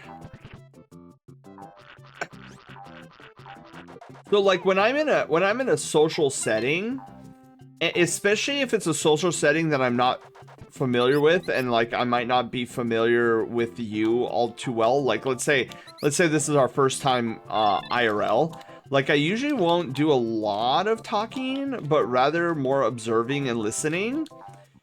And it's funny, it's kind of like this thing that I do where I'm like trying to get a feel on like, okay, is this guy cool? Is this guy high maintenance? Like will I be able to like vibe out with this guy? And then once I have a relatively sure like report card of the individual and their character stats, then I start chatting a little bit more. So I don't know if you want to consider that like a lack of confidence or just me like analyzing a situation. I really couldn't tell you. Find myself in a leader role in social scenarios. Ooh. That's a good question. Where would I stand on that? I'm trying to think. Maybe not in social setting. Maybe not in social settings. Do I take a leadership position? But would I consider myself a leader? Huh. That's a good question. I don't know. So Sen, what game are you playing tomorrow? I am relaxing tomorrow. Tomorrow is no stream, but Sunday is Super Mario RPG. There we go, pushed him off. I'm an improv god, and and a meme lord, though I tend to listen more than talk. That's funny. See, I respect those who can do improv. I have never been able to improv anything, I don't think, in my life. I'm very much like an overthinker. Oh, jeez. Oh my god. Okay. So like, usually, here's the funny thing. usually when I take an action, you can be sure that I have already thought, like, it's funny. I usually don't take action until I have thought about a situation and have at least one backup plan. Now, it used to be a lot worse when I was younger, where it would almost be like decision paralysis, because I'm like, well, which path do I choose, right? I've gotten a lot better at it, and I feel like I've gotten a lot more efficient with it, where I'm not like stuck in thought jail before I make an act. But I will say for like, I will say for things like financial decisions and whatnot, I still have that pattern of like hardcore contemplating whether or not like it's financially feasible for me.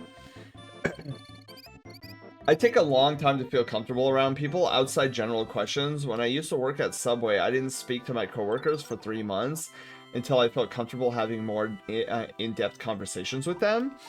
That's fair. For me,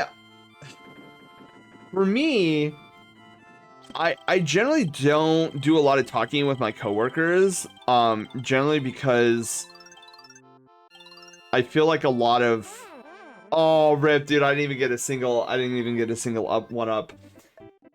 I think for me, because a lot of my coworkers throughout my life, they have very different interests and different tastes than I do.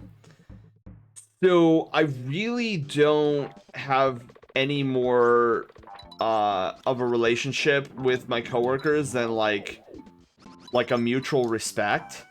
I mean, I don't even know if, like, in terms of like my definition of what friendship is, I don't even know if you would consider it a friendship even.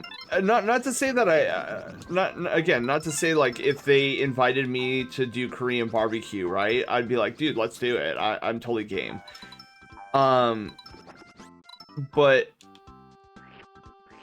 yeah, I don't think I would consider them friends. Like, well, okay, I would consider them friends in the aspect of like an acquaintance friendship, like the outermost ring of a friend circle, where it's like not quite an acquaintance, but not quite. Like, I wouldn't go around and being like, oh, dude, I fursuited for like 3 hours at my convention that I went to or whatever.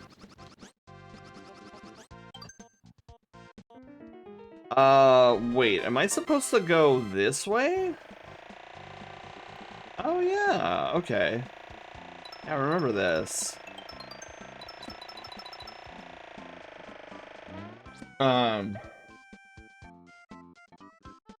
So I felt comfortable having more in-depth conversation with them. People like to put me in leadership position, but I hate being there.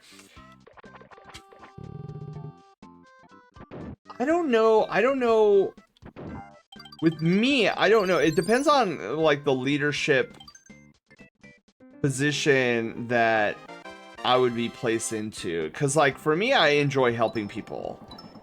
And to an extent, like, depending on the type of team it is, I also don't mind managing a team. I did... Oh my god, am I gonna die here? Because that's what I did with, when I was at Jamba Juice. I used to work at Jamba Juice. And I was a manager, and I loved doing it, but that was primarily because... Oh my god, I hate this so much. Dang it, we have to go all the way back.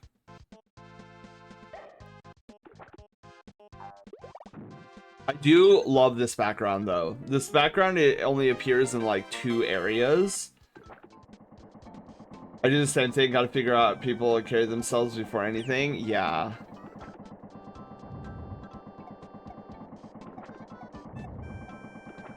Because I don't know, there's a lot of weird people out there, and a lot of times I can't see myself jiving with them.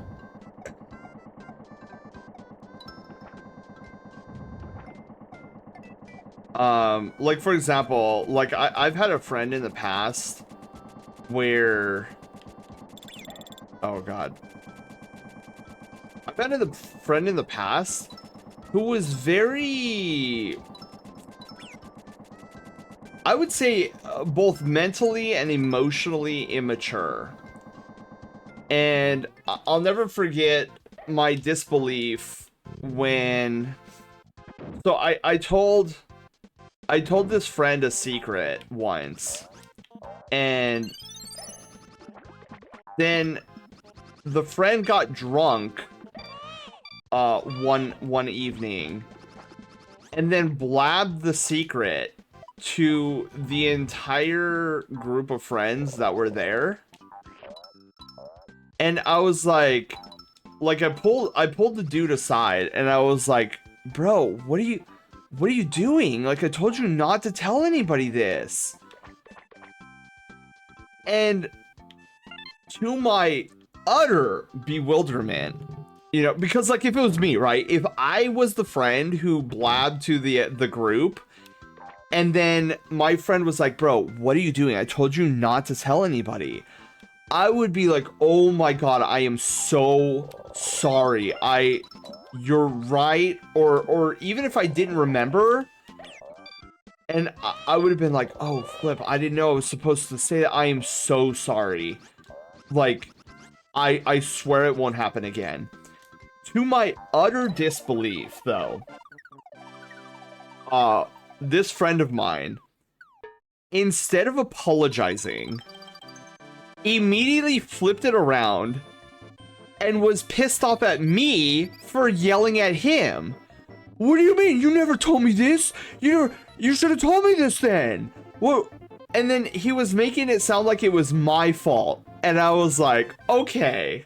I see the emotional and mental like immaturity here that I didn't notice before.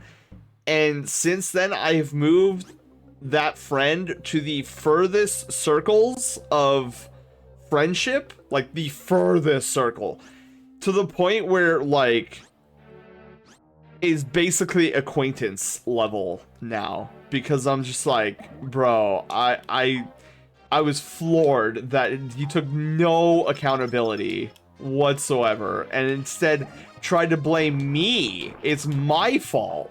I was like, I don't care if you're drunk or not, dude. That's like, I thought, you know, our friendship meant something, but clearly not the case. Okay, hang on, wait, I'm missing chat. Give me a second. Drake, hi, how are you doing? This game is a good break for my brain. I need to learn how to make an object, INI. And I've been staring at documented. Oh, dude, objects and arrays break my brain. So yeah, I totally feel you on that. No, man, I do the same thing. Got to figure out how to how people carry themselves. Yeah, I've been interviewed for trying to get a new job tomorrow. Drake, you're gonna crush it, dude. Come in, um, give him a big smile. A lot of interview managers will look for people who are smiling, and you're gonna do great. Like, come in there, if even if you don't feel it, act confident, because that's what I do. I go in there thinking like, oh, I'm gonna mess this up, but I pretend to be confident, and then like they notice that. You got to do D&D for a while, and then everything is improv. Oh yeah, Sabrina, thank you. I will get that hydration. A lot of my ideas for the podcast spawned from improvs myself. Wittick or Fox have just started, and we ran with it. Oh, let's go. Analysis paralysis. Exactly. My last job I didn't speak to anyone outside of answering questions and the occasional phone call. I'm terrible and I'm too on the defensive, so I'm very cautious and skeptical. I think I've gotten better though. I think so too, Panda. Somewhere between I know this person and I'm friends with them. Yeah. Hopefully, anyways. Sparky, Sparky, hello, how are you doing? I have been very fortunate to work with a bunch of queer, neurodivergent gremlins because entertainment industry. Oh, that's cool, Amber. I forgot you could turn into a sub. Yeah. People in town here are whack. That's why it's why I stay off in the woods. I'm a weird people. I'm a weird people too. Weird people are easy to jive with. It's normal people. Yeah, because I feel like a lot of like what would consider like what society would consider normal people. I feel like they have like a lot of like they have a particular um vision scope, and then anything that goes outside that vision scope they don't want to have anything to do with. They don't want to try to understand it. They have this very rigid view of the world and what life is supposed to be, that anything that goes outside of that is deemed uh what is the word I'm looking for, uh uh an outcast, or uh something that should not be uh in the circle, right? It needs to be outside the circle. And it kind of saddens me that there are actually like, see, I live on a rock, so like I don't spend a lot of time with society. So like it always surprises and shocks me how the the um the emotion that I consider the second most important emotion in a human's repertoire is curiosity. First is love, second is curiosity. And it flabbergasts me to no end every time I come to the realization that curiosity is basically an anomaly in modern day society. Like, nobody is curious about anything. And it boggles my mind that nobody is like wants to figure out things in general. It's just like, oh, that person's weird. I don't want to know them. I don't want to know why they're weird. I'm just gonna label them as something and then continue on my day. Additionally, it baffles me when like something on a chair is broken and all you have to do is like screw in this little screw, and people are just like, oh, the chair's broken, okay, I'm just gonna go buy another one. And I'm like, the chair is perfectly fine, you just need to tighten the screw here. Whoa, that's all. Wow, you fixed it. Oh my god, Sen, you're such a genius. And I'm like,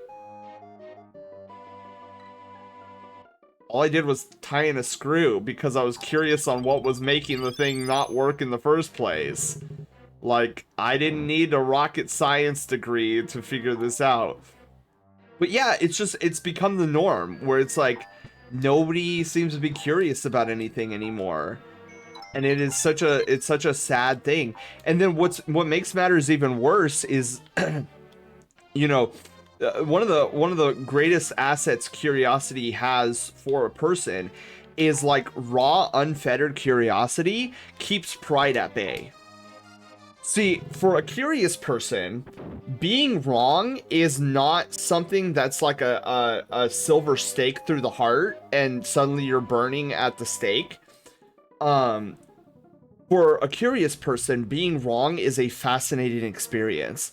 It excites them and they want to know what it is. Because, so how do I explain this? For somebody who is not curious, being wrong generally is a bad thing and something that is very, very frustrating and taken almost personal in a lot of cases. I'm not saying all cases, but in a lot of cases. But somebody who is genuinely curious and has an unfettered curiosity about them, being wrong about something is not like, oh, I should be offended by this. let me get angry and want to fisticuff with them. Instead, it's like a data point. It's like a registry in their brain. Something in that registry they thought was true is no longer, like, it's not true. And they don't want that registry to be out of date and incorrect.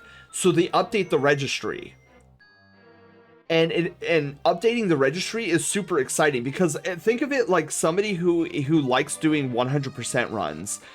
It's the entire imagine a person who loves doing 100% runs plays a game that doesn't have an in-game documentation of what percentage they're at.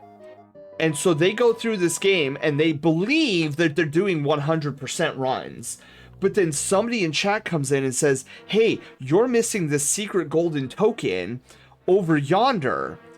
So this whole time you haven't been doing 100% runs." Now, I feel like in a lot of instances, somebody without curiosity and has filled that spot with pride would take that and be like, "How dare you tell me that I've been doing it wrong this entire time?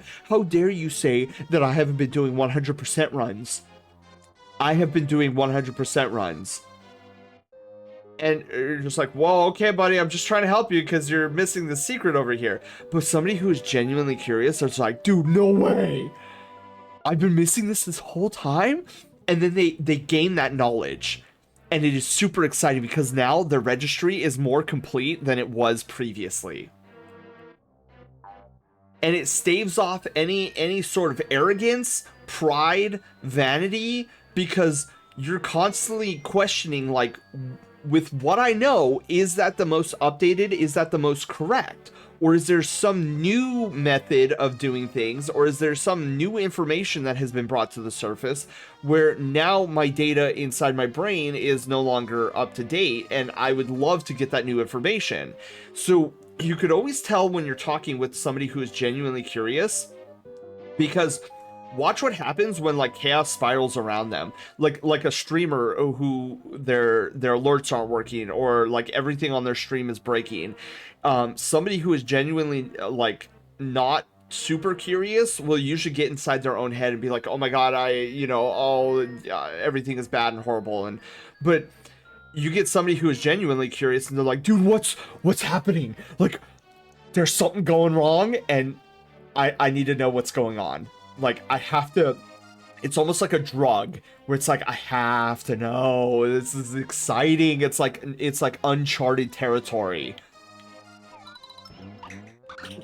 So that's why I always tell people, like, promote your curiosity as much as you're able to, because it will, just like love, curiosity will steer you in so many right directions and give you some really great moments with people that you know you might not have otherwise have met if you had like been like, "Oh no, I'm right, it's my way of the highway," thinking. Anyways, I went on that tangent again, and I'm probably like super behind on chat now. Again, epic bro moment. Were they still drunk when you had the pulls? Possibly, Panda. I think so. I think so, Panda. But still, I like drunkenness. Like, whether you're drunk or not, like, I don't know, man. Like, I feel like when you're drunk, your true colors show out more. So it's like, if that was his true colors, like, bro, I'm not vibing with that. I did with several people in my life as well. The Shadow Realm, the friendship, exactly. Watch your stuff, doing well, San. People who don't listen or accept responsibility are the reason I dislike being around people. Yeah, it's really bad nowadays, Amadeus. It's really bad. Smile, it confuses people. It does. In a lot of senses, it does. Hi, how are you people? I'm absolutely a normie core furry. Really? We'll see. Amadeus, can you really consider yourself a normie core when you're a furry as well? I mean, I guess there could be a hybrid. What about empathy? I feel like sympathy and empathy, I feel, can fall underneath the umbrella of love. Like, I don't see how you have empathy or sympathy for other people if you don't have love first. And then furthermore, I don't see how you have sympathy or empathy for people if you're not curious enough to think about what it would be like in that person's shoes. So, I think empathy and sympathy would come in at number 3. Because in order to, I feel like at baseline, in order to have sympathy, empathy, you would have to have love first. And you can't experience sympathy and empathy without a sense of curiosity to know what it would be like to be in their shoes and like switch places with them. Because that definitely takes a form of curiosity. Anyways. They don't want to learn anything and they criticize you for learning the thing. Yeah. It's more like no one wants to do the work to fix little things. They point out something is wrong, but who ends up actually fixing the thing? Exactly. And the person who actually fixes the thing needs to come up with the solution, and the solution has to come from a point of curiosity. Like, if you're not curious to figure out what the solution to the problem is, you're never going to solve the problem to begin with. So again, you see as we go through this, you see how curiosity always seems to be like that baseline thing for all these little things. As a gunsmith, you're a gunsmith? Dude, that sounds epic. I feel this is on a near religious level. People are very quick to dogpile at you when you are wrong. I've noticed, yeah.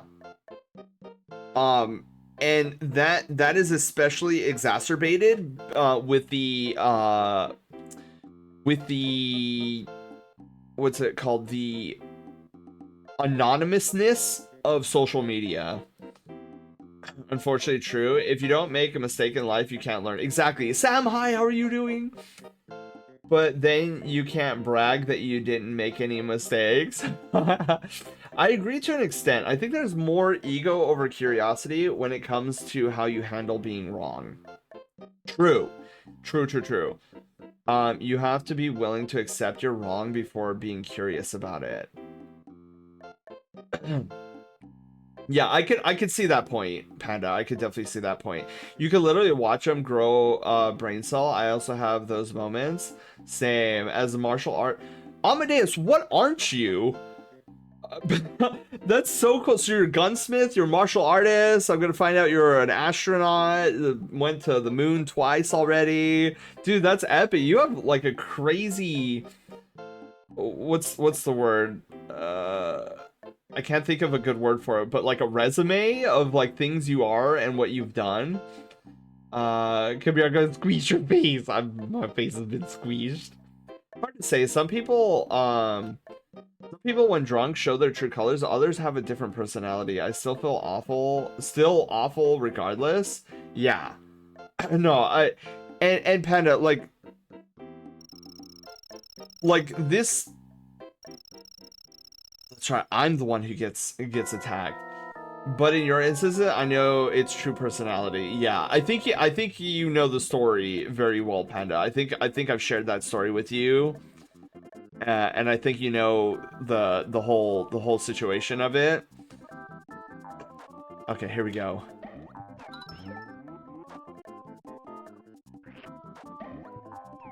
Love is a very broad thing. You can love things and people not understand them.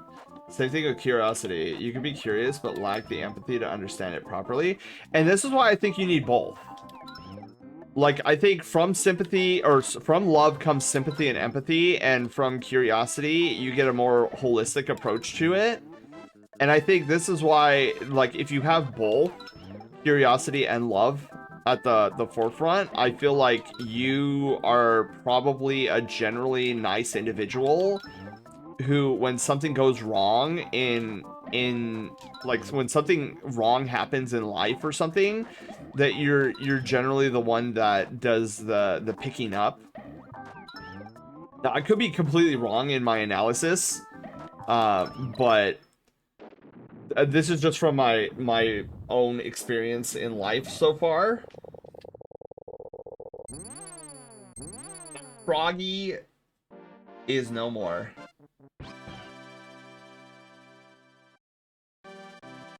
I'm just your average country boy man. I don't know. I don't even work here. I respect it. I'm just your typical suburbiate. Um and you could tack on the prefix Southern California suburbiate. So I come from the land of weirdness. Oh boy. Oh boy. Okay, we ain't doing that. We're getting out of here. I remember this level, and I remember dying many times last year to this level. So let us get as far away as possible. Whoa, where did the monkey come from? Hello?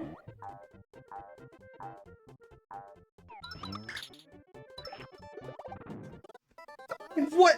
What?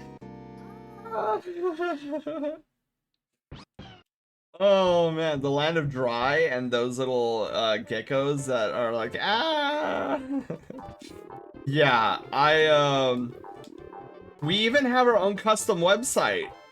It's called iscaliforniaonfire.com. It's a very informative website. Gravity? I know gravity, but like I didn't ground pound. I wasn't trying to ground pound. I don't even remember pressing the down button to begin with.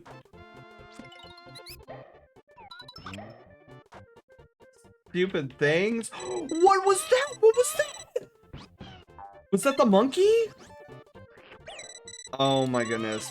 Somebody stop all the madness. Obsidian, hi, how are you doing? What did I come into? Me dying on this stupid level. What? I'm out of here, I'm out of here, I'm out of here, I'm out of here, I'm out of here, I'm out of here. Good, I'm out of here. Deep Fox thoughts. Yes, I was also doing some Deep Fox thoughts. We were having this great conversation about socializing with people and like all sorts of like cool psychoanalytical discussion.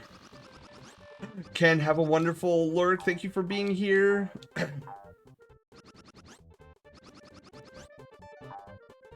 Alright, that part wasn't too bad, thankfully. I think it's just a straight shot. No! Yeah, I think it's just a straight shot now. If I would stop being interrupted.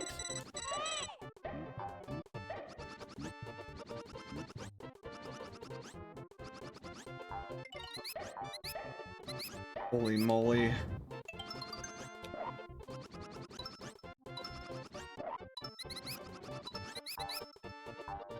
Whole place is a nightmare. Get me out of here. Woo! So a black screen with a single word on the homepage? Yes. That is the website, Amadeus. Is CaliforniaOnFire.com? Yes. Simple website with simple information. Because it's always burning somewhere here in California. Cave of Hairy Hedgehog. Brain is telling me that maybe no. Is it on fire? Yeah, it's on fire. Oh, I did not mean to grab that fire melon. Here we are.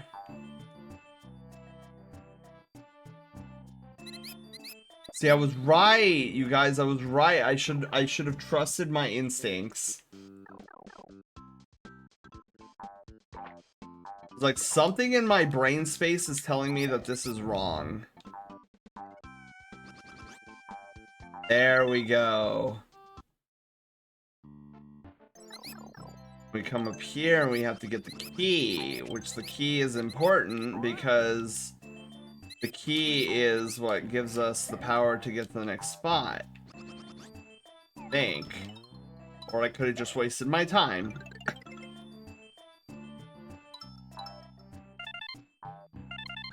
Whoa! Didn't even see that guy. Okay.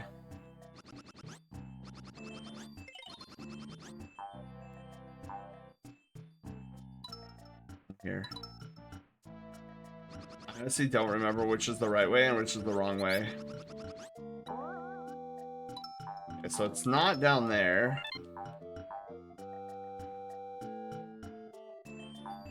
I think out of all the cave levels, I think this one's my favorite. Simply because the background is so pretty. Yeah, dude, let's go. We're out of here. Yeah, that level is super easy if you remember where the key is. I'm be right back. Sounds good. Extra crisp, Yalso? Or also, be right back. Hungry Foxo. Yes, dude. From one Foxo to the next, get some food. I know I have a belly to maintain. I have that nice little belly going on. Let's see here, we got a lot of Shy Guys on this one. Wait, what world are we on? World 3? Oh my god, that was a sheer accident. And it got worse.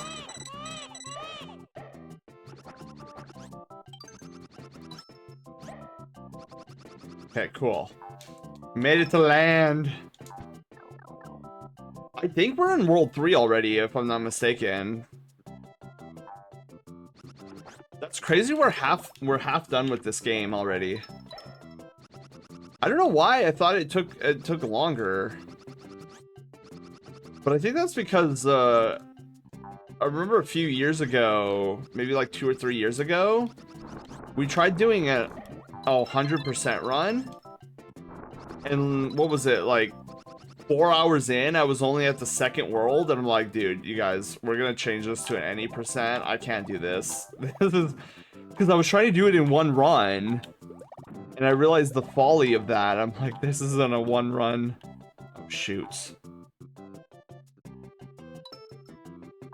This is definitely, for 100% Yoshi's Island, this is not a one run situation.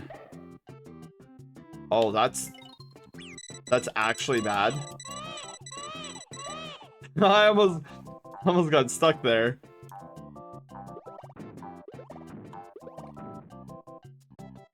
And this weird little guy.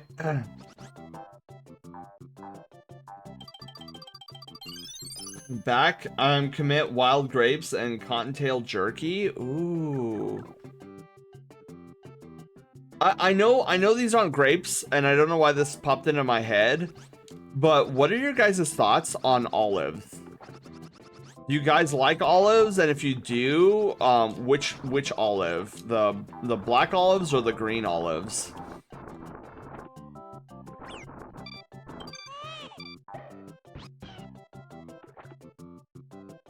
Whew. Those sneezes came out of nowhere.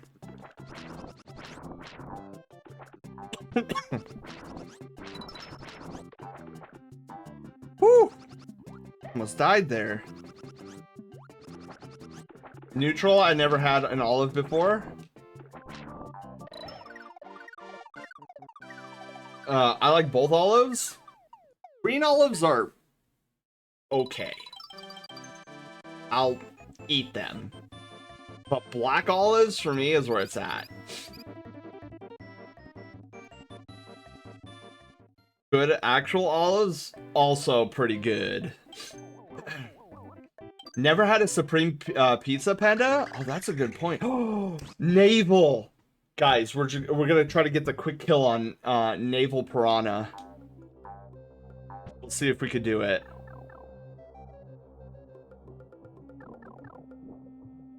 Oh. Okay. Oh, no, we don't. I hate these little munchers.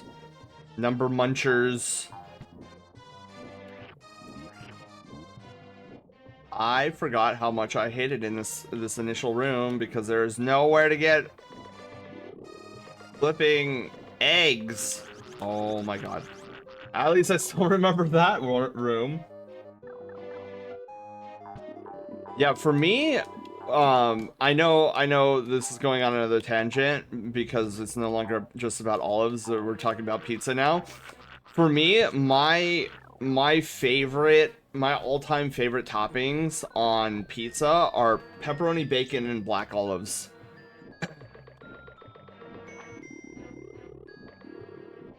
That's my go-to.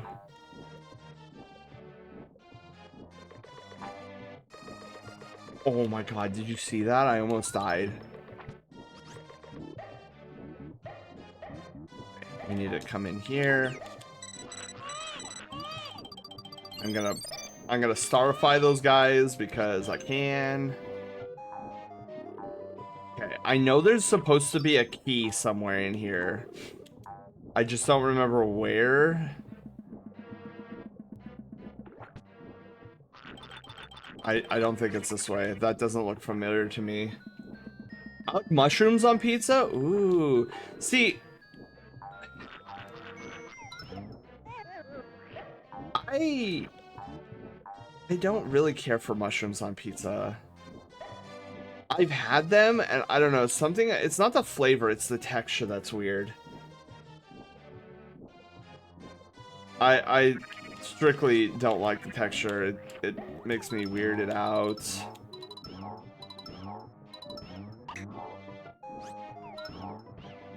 Perfect. All the eggs? Oh, no. Let's get more lame texture box. Yeah, because, like, I don't know. I can't really taste the flavor of the mushrooms on pizza. Like, not tremendously, anyways. But... oh, come on.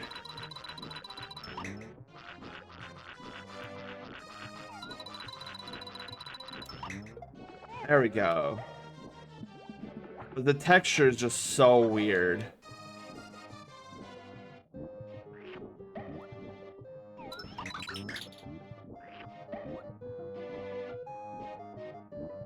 It's so rude that they put this guy right here. At least I can get him like that. So I need a full batch of eggies. Okay, I have a full batch of eggies. Okay, good. So rude that they put him there.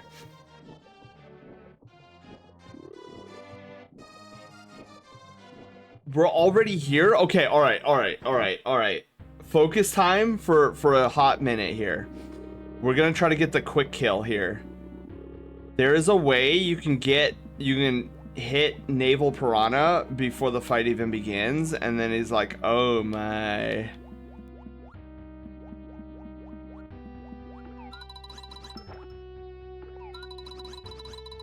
Oh, okay, wait.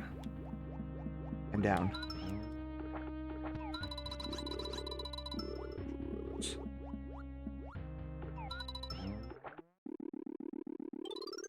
Yes, we did it! We got him, baby! Let's go! Oh my!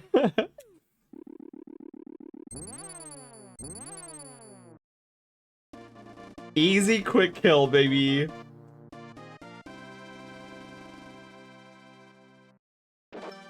Nico!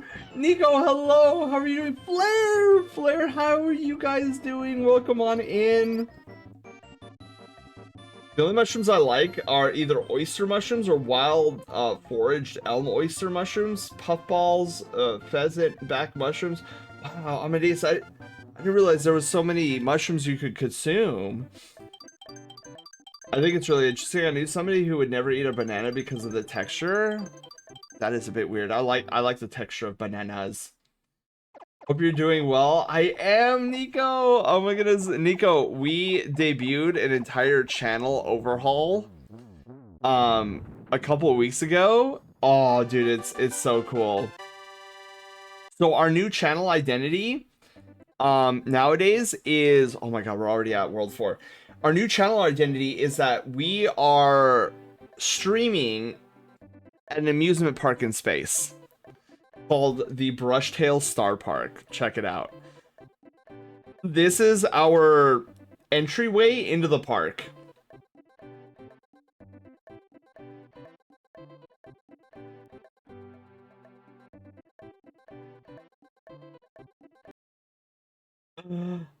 Look at our entryway. It looks so good.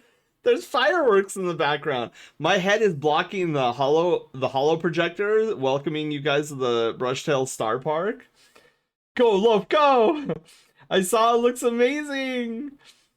Flair, I've showed you this, right?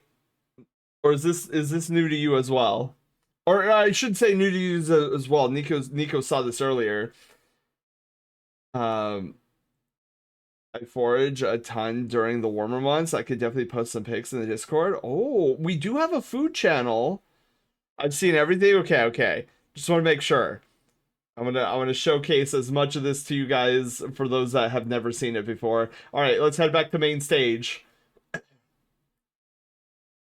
Loaf rides on his magic golden cartridge during the month of November.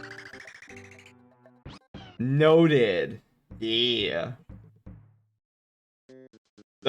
You also don't care for the texture of I was gonna say onions. Of mushrooms. Bungie, stop guarding all the onions. Bungie, I'm making tacos. I will forever quote that meme or that recording. Whoa, dude, that came out of nowhere.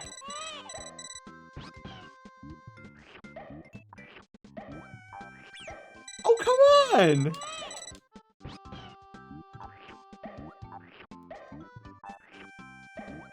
Okay.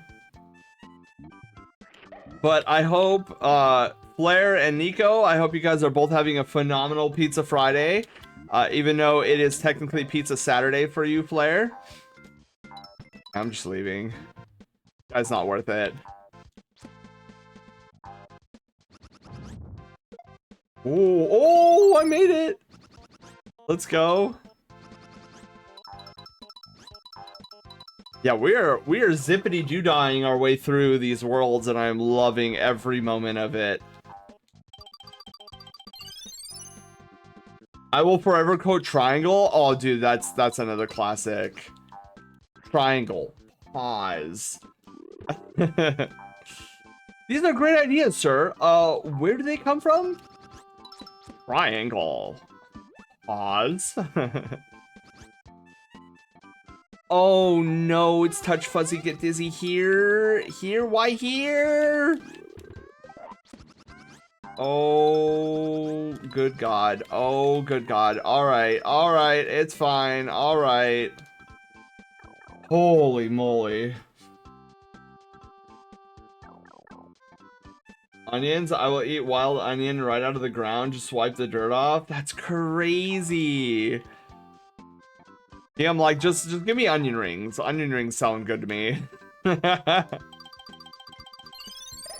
I've done that before. I have a couple wild onions that grow near my house in the spring. What? I mean, I know you can eat onions, like, out of the gate. But, like, my brain is just like, no, I'll pass. I'll have them on food and in food, but straight out of the ground, I don't know. Oh, yeah. Whee! Oh, jeez. Okay. Well, I just missed a bunch of those coins. That was an easy transition. Onion rings. I did it every spring. So, okay, do you guys, for Panda and Amadeus, do you guys like take them home and then store them to put in a dish, or you're just like, yeah, I like onions. I'll just eat these like a potato chip. My brother in Christ, I will fight a man for some onion rings. Right? Dude, onion rings are so good. The material of an edible mushroom is called the flesh. I am concerned whenever somebody... Oh, jeez.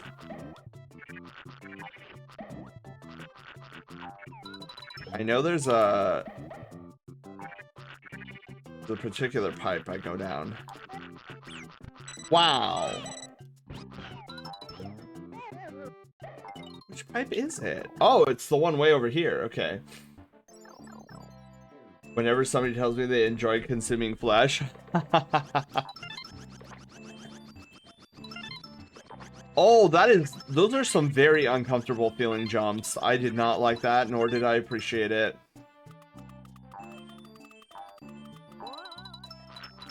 Oh, yes, I jumped by. Yeah, I didn't see that guy. Okay, we're gonna speed run right through all of this, so we're not gonna chance that one.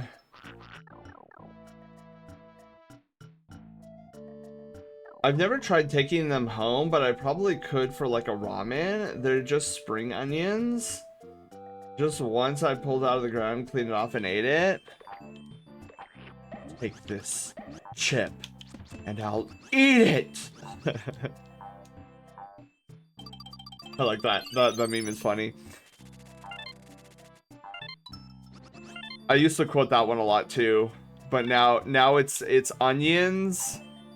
Bungie, stop hogging all the onions, and then it's also triangle. That's why on some streams, like the host code on social media is onions. Pick a potato chip and eat it. I got through what, like 2 seasons of Death Note, and then I just straight up stopped. I heard it got really stupid later on, where like the bad guy actually wins and like kills off like the main protagonist or something. And then they try to get a new main protagonist, and it didn't fly as well, and it felt kind of weird. I'm like, oh, why would you do that? That's I don't know. Very strange. There's only one Death Note season? Oh.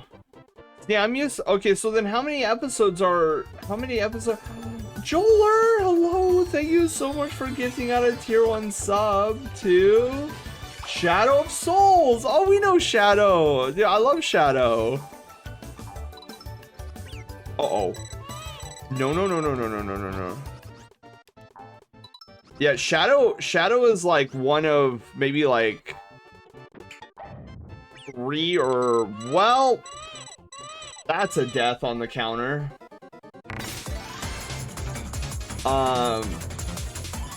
Shadow is like one of maybe 3 or 4 non-furry streamers that I watch. Joler, thank you for the biddies as well. You're crazy. Thank you. You don't have to gift all that stuff to me, little old me. Thank you. That not understanding the plot, it's like some midway point, specific character dies. It's the point of the game between... Okay, so Panda, have you watched all of Death Note? And how many episodes are there? Because I swear I felt like I watched like 20 of them. Well, gonna get yeet for the night. Gotta get up early to town with my girlfriend. Oh, Amadeus, well, you have fun. Sleep well. Thank you for stopping by, and hopefully you had a lot of fun here while you were here.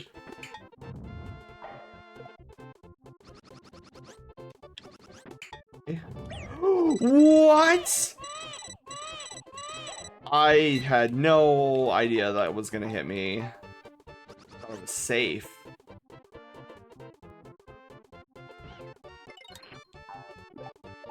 Well, that was pointless. Oh. It's like 37 episodes? Okay, so have a great rest of your stream. You too, Amadeus! Thank you for the well wishes. You have an amazing weekend. Thank you, thank you.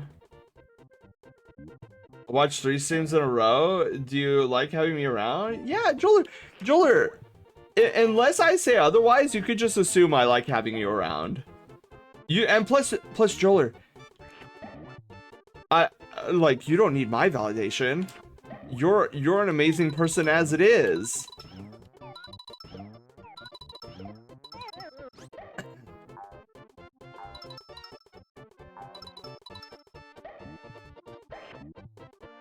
Have a good night. Yeah, have a good night, Amadeus.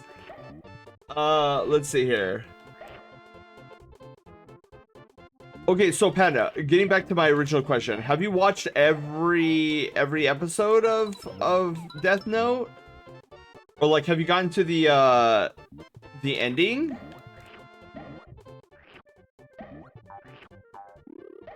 Get this guy out of here.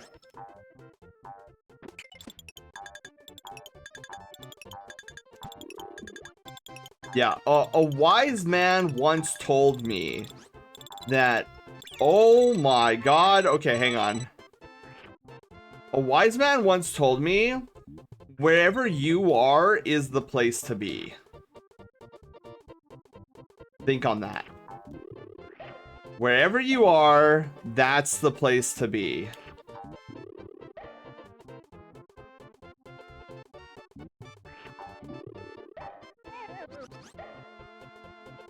And then a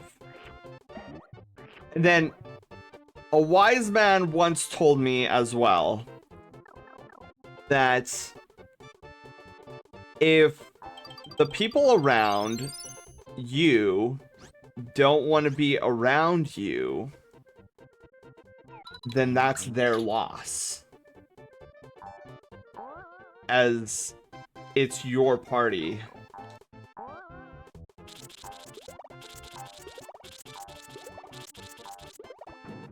Alright, let's fire on this balloon.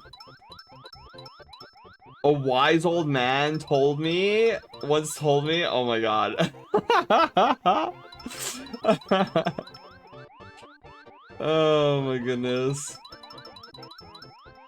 No matter where you are, there you are. Exactly. What if I don't want to be around me? Do I win? No, I'm kidding. Yeah, that piece of advice was given to me like really early on in my childhood, and it stuck with me.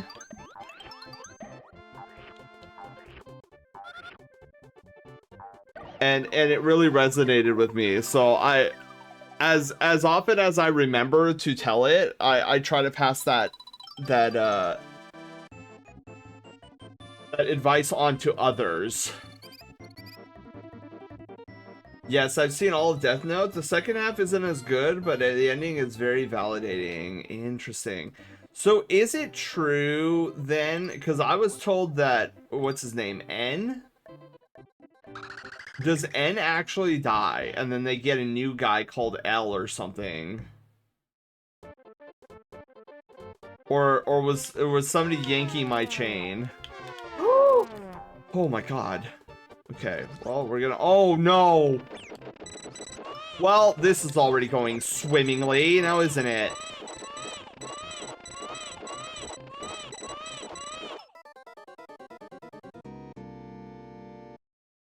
Yeah, well, I mean, it's somebody with a single letter in their name. I don't flippin' remember who the guy was.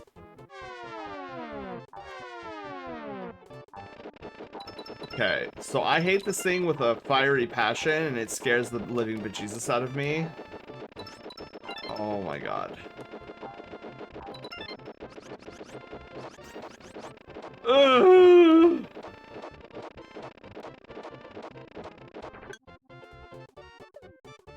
Oh. Holy moly.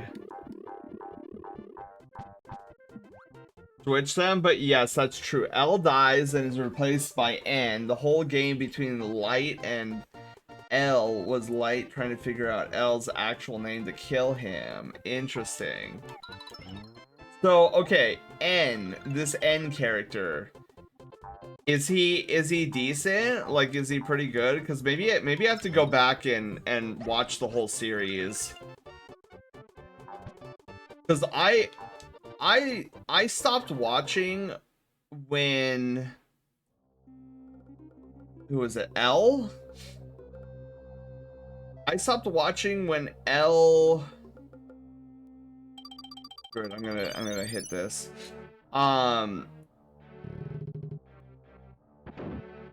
When L was becoming buddy with Light, and like L was pretty confident that Light was the killer.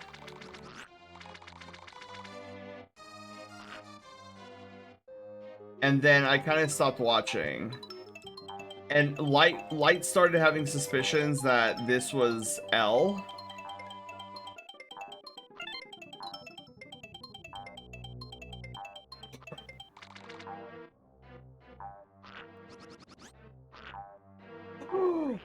Okay. Whew.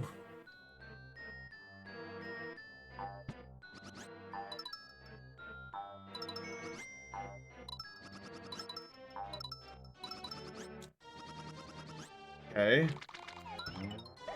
Key obtained. Got it. That was the story for me. Oh my goodness. Yeah, I feel I've heard that a lot of people didn't like it after L died. Spoiler? Yeah, it's a little bit of a spoiler, Drake. But for me, I've been like so tuned out of the, oh god, of the series now that I'm just like, yeah, I'm probably not gonna revisit it.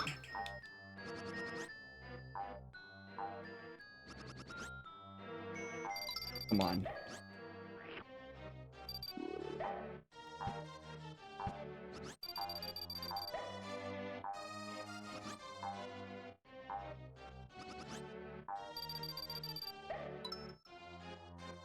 That works.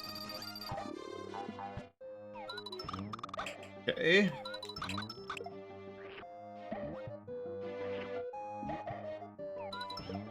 There we go, another key. You like pretzel dog hugs and cuddles? Wait, like as in like all in one? Because I like pretzel dogs, I like cuddles. I don't know what pretzel dog cuddles are. Leona, thank you for gifting out 2 tier 1 subs to Odin and Pug. Wow, you guys are going crazy. Thank you. Kira, you're going to bed? Kira, you have a wonderful night's sleep. Thank you for being here. Hope you had a lot of fun. Look forward to the next Star Park visits.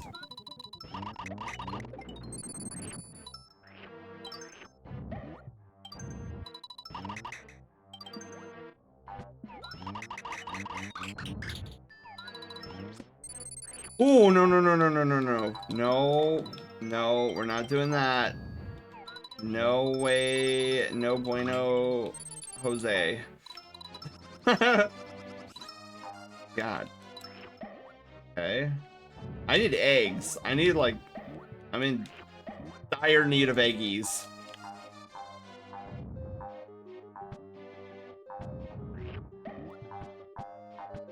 I only have 2 keys? Dude, I thought I was on the 4th and final key. Rip.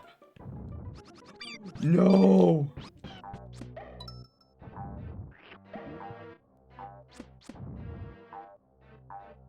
Hate these thieves.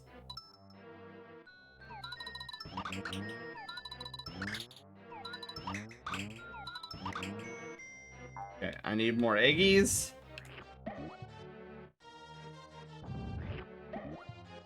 Because I am not dying here.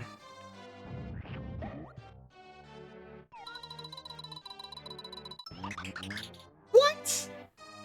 Oh, flip.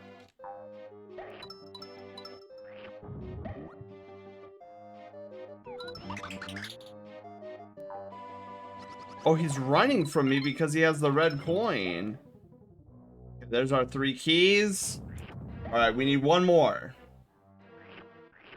All in one, my persona gives the best cuddles, hugs, and he's very cozy and soft. What's your Sona species, Joler? Came back in swinging for Pizza Friday. So wait, Leona, did you get yourself some pizza?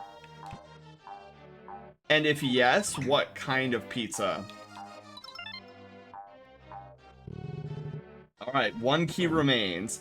But Dead Note was pretty popular, still is. It's always been an entry-level anime. A lot of people would show something like Death Note, which is more serious. Well, serious compared to something like, I don't know, My Hero. You know what's funny? My gateway in anime was One Punch Man. That was my gateway into anime. My persona species is a food-themed dog. Oh, dude, you know what that reminds me of? I forget what his name is. The bread dog from Pokemon.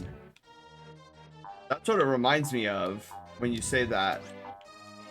That's really awesome. Is he a particular kind of food exactly? Sadly, no. I'm stuck at work, so no pizza for the Snulf. Aww. Leona, wait, are you at least almost out of work, or are you just beginning your shift?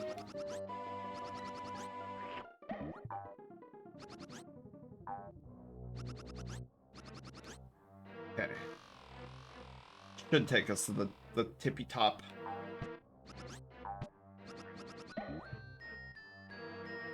I honestly don't remember where this key is located. I think it's in this door, but oh, it's right here. Oh no. No, it was right there. You guys, it was right. I'm pretty sure that was it. Oh no. Okay, good. It's not too bad. B stars because I'm trash. Okay. Then I can use this door. Oh! Oh my god, Joler, of course, Pretzel Dog. It's right there in your name. Hello? The Pretzel Dog. You can tell, you know, I try to pride myself in being observant, and then stuff like this happens, and I'm like, wow, I'm not observant at all.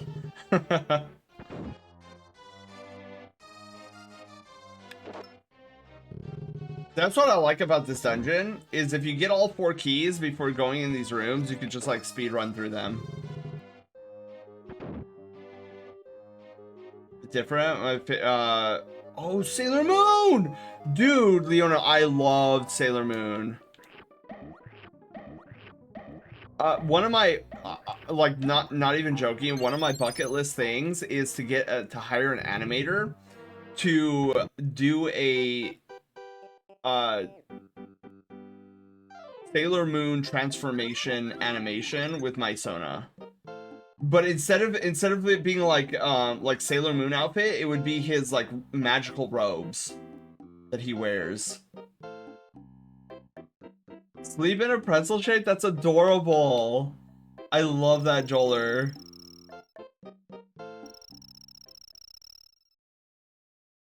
Never seen One Punch Man. I just heard the 2nd and 3rd seasons are really bad. What? Dude, well, first off, the 3rd season hasn't come out yet. Oh, wait, no, just kidding. I think it's in the middle of season 3 right now.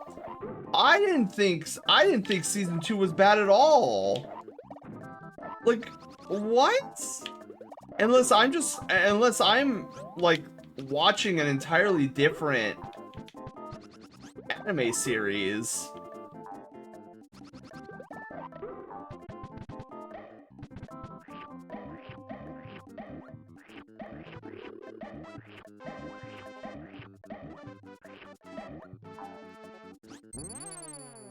Yeah, I really enjoyed a lot of season 2. because the animation quality, one frame man is what I see a lot. The animation quality, what, it went down? I must be living under a rock or something, because I don't get it. I don't know, maybe I'm just one of those weird people who don't. Yeah, I think I have to like carry this rock with me. I'm doing something similar but Soul Eater themed, since my son canonically uses a bow staff as a weapon. The issue would oh crap. The issue becomes who would transform into it. I see. Yeah, that would be that would definitely be a problem that would need to be solved. There we go. Do I need to put him in a stair shape? No, but I do it anyways.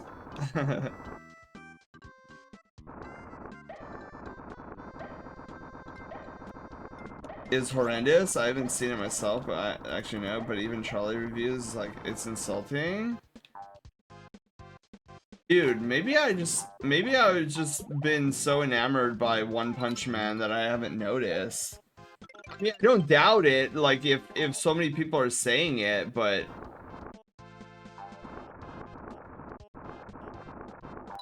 I wonder. So, is it the same animation quality in season 3? Because I haven't seen any I haven't seen any of season 3 yet.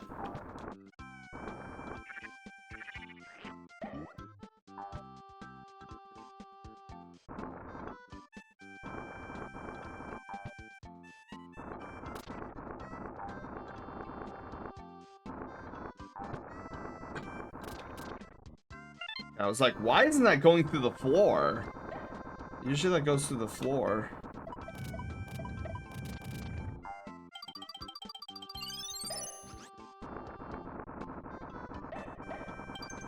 Whee! Right, we carried this rock the entire way through, haven't we? Oh, jeez.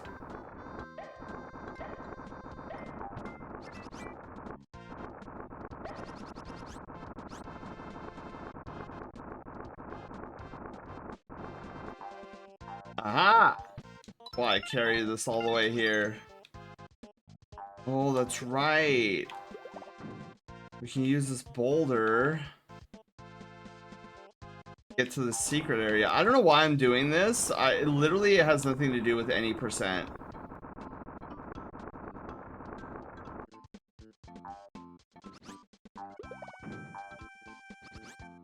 Whoops. I'm getting sidetracked by this the secret here. Roll, Yoshi, roll.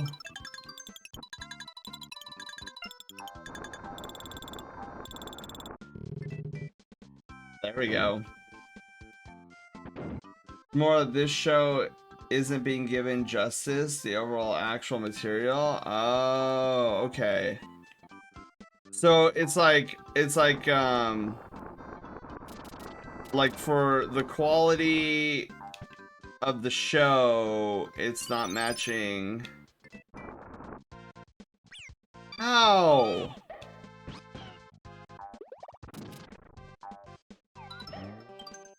Oh, that's interesting.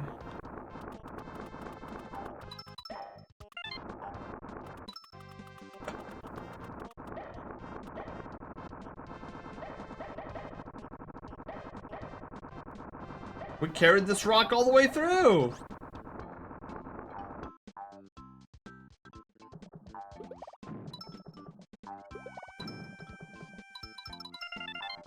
I almost died there. Holy moly. I don't know what I'm doing. I'm getting so sidetracked right now. Like, these are all secrets I don't need. One of the things I can't wait for is the wrap-up of My Hero, because I'm purposely not watching the season finale until it's all done, and then like binge watch it. And I'm already mad because I've already seen some like clips, like millisecond clips of, or like screenshots of some of the episodes that are already released. I'm like, why would you do this? I have to restart to see it all. So wait, Panda, which season are you on? Like, what? You weren't caught up, were you? Okay, so let's get, because I got sidetracked with that secret last round, let's try to like barrel through this one. Oh, I remember this. Oh god.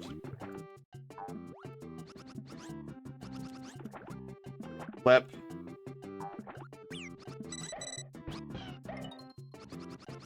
Okay, there we go. I'd say let's barrel through it as I'm like struggling to get up on a thing. Dry land.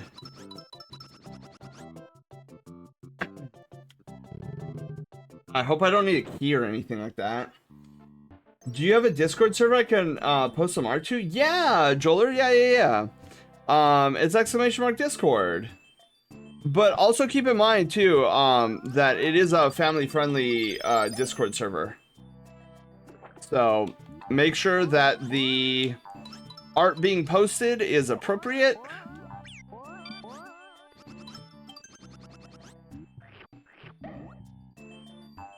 Okay. Think how to describe to avoid spoilers.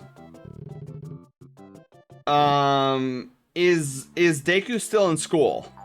Is a good, because if the answer is yes, then there's nothing you could say that will spoil anything for me.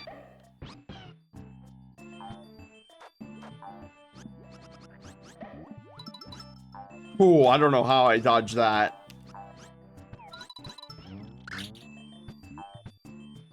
Okay, get me out of here, these crap. But it's not the current season, maybe one or two behind it. No, but he was about to be. Interesting, okay.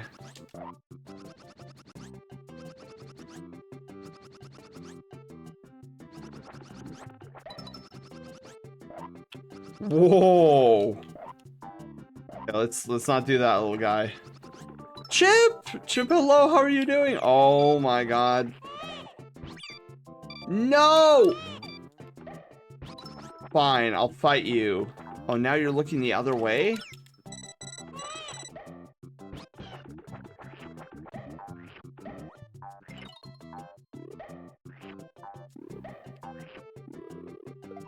You know what? I'm just gonna use my Eggy.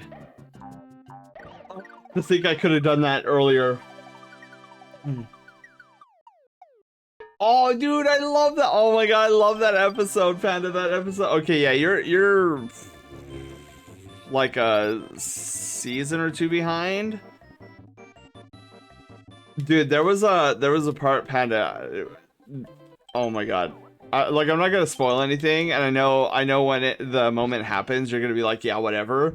But it's like one of my favorite characters in all of the series, and what makes me sad is because like most My Hero Academia fans tend to hate the point of the story where this particular character is first introduced.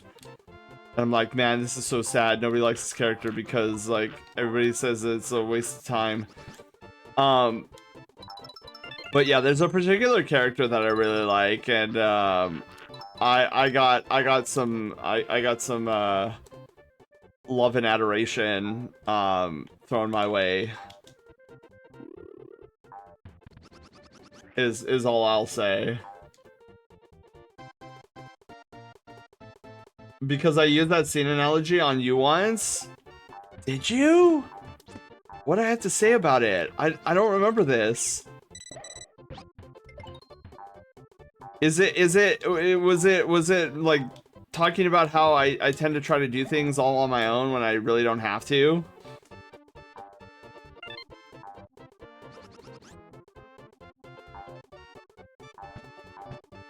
Whoa!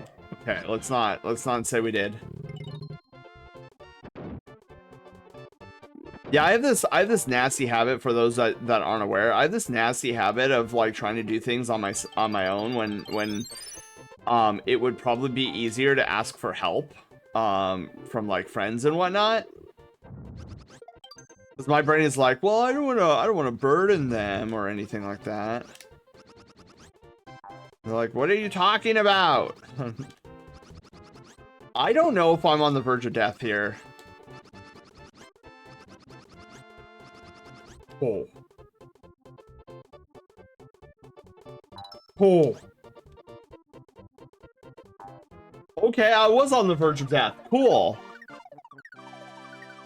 In a private combo we had once? That's right. Yeah, I remember that. Yeah, I have this terrible knack. Try to do things themselves, including myself. Yeah, because like, okay, so I have this desire to help other people, but when it comes to my own like whatever, I don't want to say that I'm afraid to ask for help, but I'm just like, my brain takes the stance is like, no, dude, you should be the one helping other people. Like, if you're not the person helping other people, like, who's gonna help other people? And so it's this nasty habit of where I almost feel, what's the word? What's the adjective I'm looking for here? It almost, my brain almost equates it to, oh geez, I don't know if I should be down here or not yet. We're gonna go down here. It equates it to like you should be the one helping other people, not other people helping you. Because they rely on you. And if you're not there to help them, how, like, where are they gonna go? And that's kind of, oh god, did I screw that up? I might have screwed that up. I think I screwed, oh jeez, oh my god. So yeah, it's one of those types of mentalities where it's just like, oh shoot, you know, like I should. Oh wow, that door is like sealed shut. Okay, so we're just gonna go this way then. That's a check. It was a good moment. I really liked it. The show finally had a moment that hit with me again. The other times being season 1, where All Might tells Deku he can be a hero. The other when Deku tells Todoroki he can be his own person. Until the friends moment, no moment ever hit the same heights. Yeah. I recently, it's funny you mentioned the Deku versus Todoroki fight. I recently brought that example up to Taylor, Panda, in like something I was telling him like 72 hours ago. Wow, I'm right back where I did not want to be. Perfect, awesome me. Because it's such a great, like, there's so many applications to that Todoroki fight that you can use to explain what you're feeling, and it's, oh my god, what did I just do there? I feel like I'm supposed to, yeah, okay, yeah. I'm remembering something about this dungeon.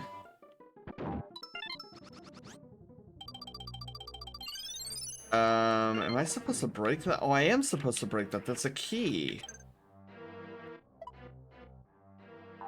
Okay, so now that I'm done here, where's the key door is the question. Is it over here? I feel like it's over here. Oh, I don't like this.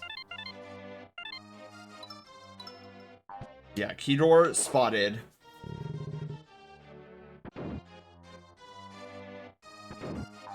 And then Panda, I know I asked this before and I don't remember the answer that you gave me, if you gave me one at all. Have you seen, and this goes for anybody in chat, by the way, if you want to chime in. Have any of you guys seen an anime called Campfire Cooking in Another World with My Absurd Skill? And yes, it is an absurdly long title. I posted 2 drawings in the Discord server. Joler, I will have to check those out when I get the chance. You've seen that, Drake? Yeah, dude, it's such a great little series. Wow, I almost jumped off the cliff right there because I wasn't paying attention. But I've always thought that's an interesting mindset with you. I get it though, as a good friend of mine would always tell me early on, communication and friendship is a two-way street. Can't really have that, in my opinion, if you think only your friends need you when you need them. And when you need them. Oh, and I forgot the end part. Playing an emulator? I am. It's easy. Oh.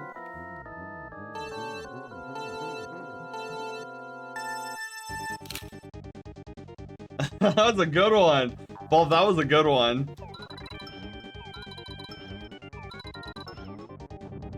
All right.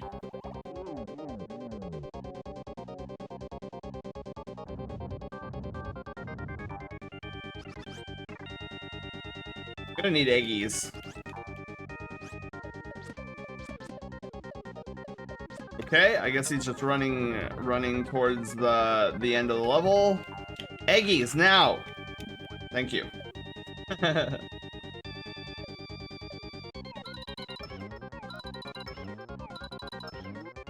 Okay, number 2.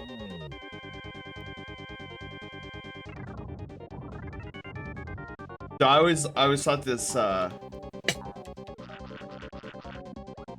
this sequence was pretty interesting with how they did the background and everything. Definitely gave this moment of epic boss fight.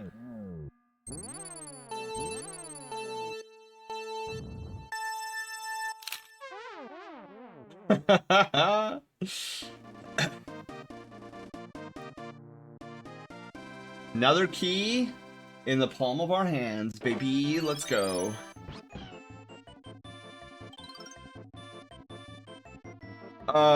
What was I saying? Dude, what were we talking? Oh, campfire Panda. Campfire cooking in another world with my absurd skill. Have I shown you that one yet?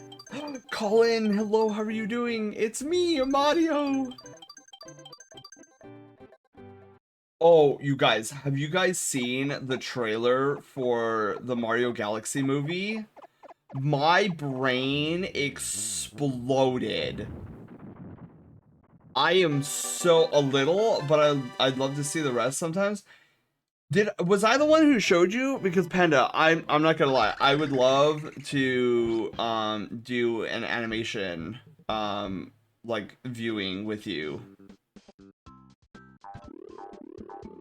It was me? Okay. Did we get through the... Oh god, this guy, dude. I can't stomach this guy. Flashing light warning for this entire level, by the way, you guys. That guy just flashes everything.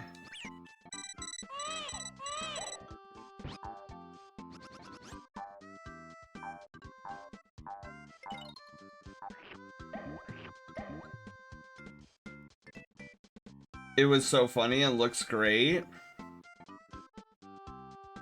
I saw it and thought Mario's a jerk. I kind of thought that too, but then I remember what Bowser did to him at the end of the first one. And I was like, okay, his anger is a little bit justified.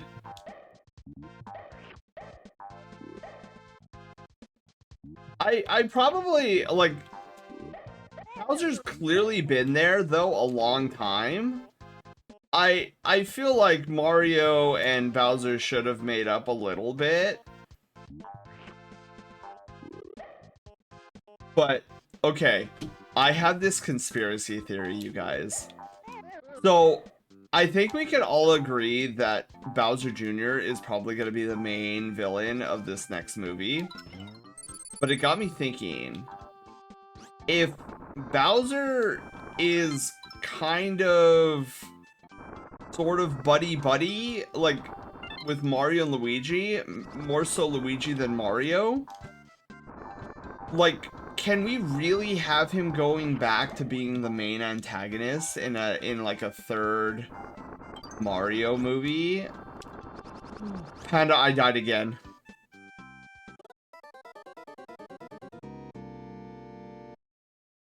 Outside the painting meme, I have zero clue what happens in the trailer. So, it got me oh my god, we're all the way back here? Oh my god, let me get rid of this guy. So yeah, it got me thinking. So Bowser Jr. probably won't stay a villain for very long, simply because he just wants his dad back. And with Bowser being kind of, you know, sort of buddy-buddy with the bros, it's like the third movie is gonna need a new villain. And I'm like, well, what villain could we possibly do where Bowser's on our side? You know what I was thinking? No! Oh my god, Raid!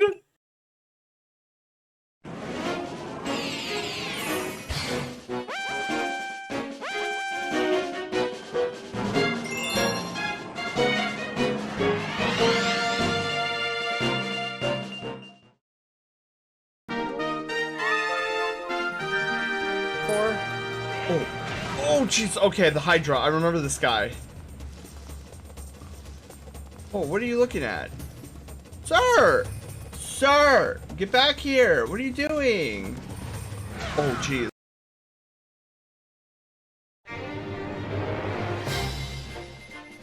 Welcome, Raiders, to the Brushtail Brigade! I'm your excitable commander and Star Park director, Sen. Together, we forge all kinds of adventures, from gaming to art. However, I can't do this alone, so let's meet our crew.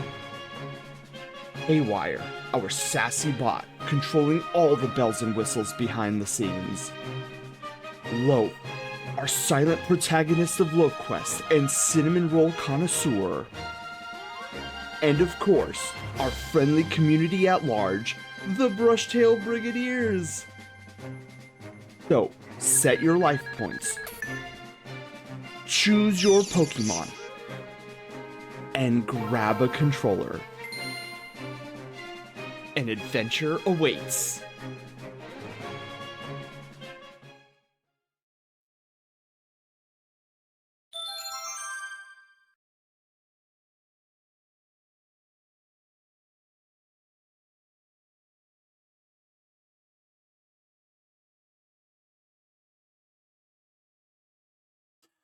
Hello, everybody. Oh my goodness. Welcome on in. How are you guys? Zenith, how are you doing? How was The Sims 3? As I am, like, trying to get through these enemies here that are trying to kill me all over the place. Mark, hello. Mousy, hello. Prismatic, that's a cool name, by the way. Prismatic, hello. Welcome on in, everybody. How was the stream? I was gonna say raid, but that's what you just did. How was the stream? You're playing. You love Yoshi's Island. That's your favorite, dude. Mad respects. This was one of 5 games I grew up with on the Super Nintendo. I love Yoshi's Island to death, and we generally play it every Retrovember as like a staple for the month-long event. So we are currently, so every November we have a month-long event that we call Retrovember. And the entire month I play iconic games from my childhood growing up.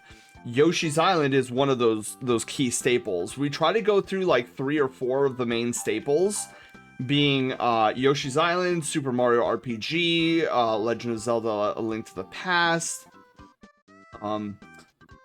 Kirby Superstar, and then we generally we break out elsewhere. Sometimes it's Final Fantasy IV because I grew up with Final Fantasy IV. Sometimes we do Pokemon because I grew up with Pokemon. Halo 1, I grew up with Halo 1. Oh my goodness, Hydrate Redeem has come in. Okay.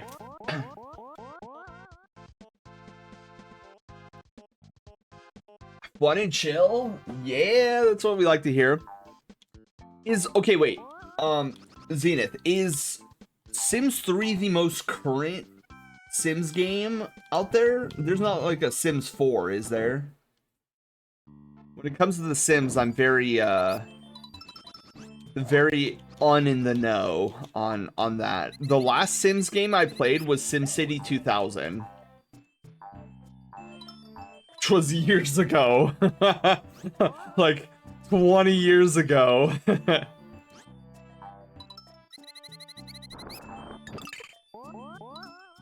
Oh, I don't like these little guys coming in here. Oh. The Sims 4 is the newest one. In my opinion, The Sims 4 is a huge downgrade from Sims. From The Sims. Really? Oof. That's not something you wanna be. That's not a position you want to be in if it's your next game. Rip. Okay. I don't know how I got through that entire sequence, reading you guys, like, hanging out with you guys, and then also, like, not getting hit. Oh my god. Okay. No! Oh my goodness. Photosensitivity warning again? I thought we had gotten rid of all those guys, but apparently not.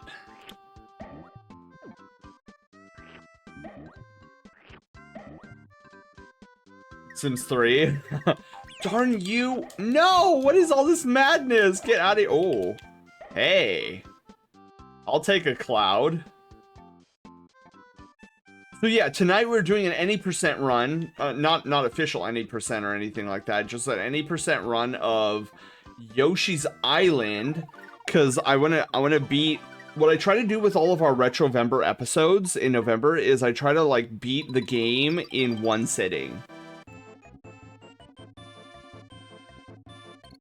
But yeah, so that's a little bit about our channel. I'm a derpy nerd who likes to animate and draw and play video games and turn his channel into an entire video game itself.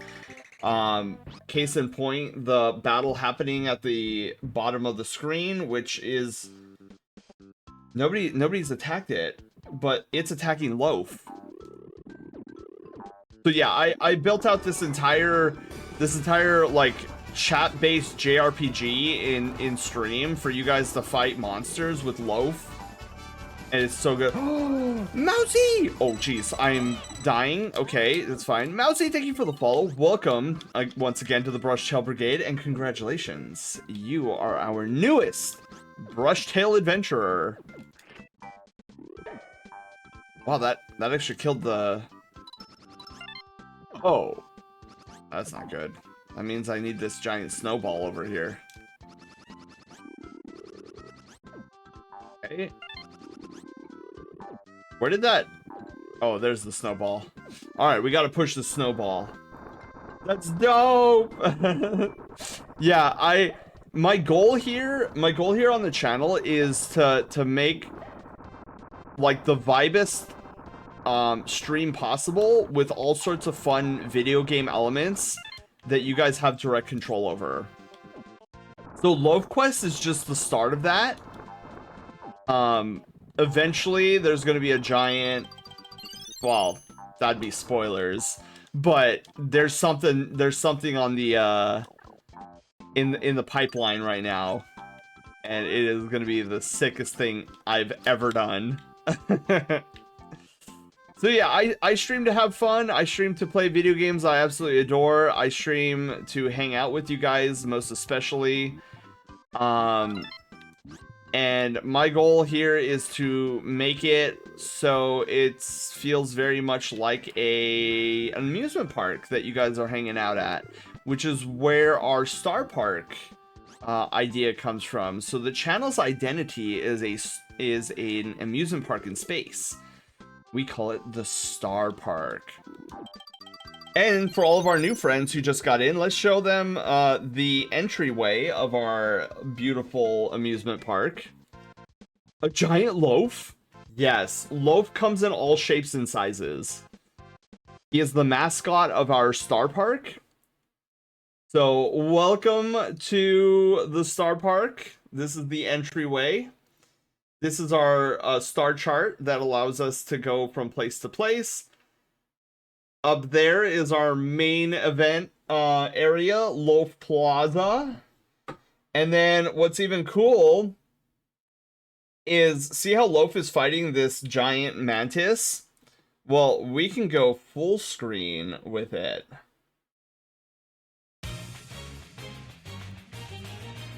We can go full screen. So if you guys want to participate and kill this giant frozen mantis, it is !ATK in chat.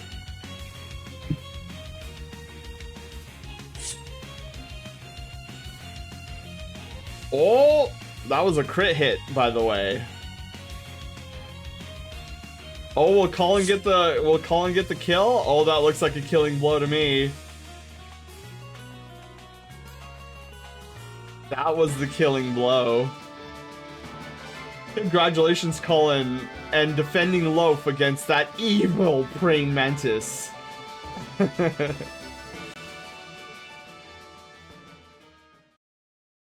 Yeah, so the goal is to get Loaf to that treasure chest at the end of the map, but we do fight enemies along the way.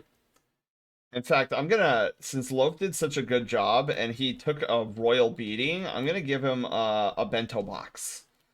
The ! Rest, and then I'll do 5,000 brushtail tokens. Yeah. Contain kettle popcorn. The meal restored Loaf's health and shields by 10,000 points. See, Loaf only has, I think he has 10,000 HP, but his shields can hold, well, you can overload the shields, but in any normal sense, I think his shields can hold 100,000 HP, but you can overcharge the shields, so he gets even more. But anyways, let's head back to main stage.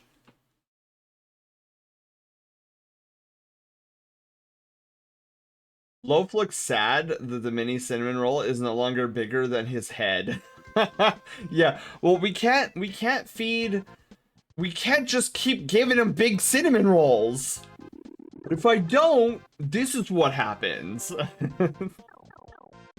Make him super loaf? As in like a giant sized loaf? That might be a thing. Oh my goodness. Oh! What? Oh my god, that was so dumb. Panda, I died again.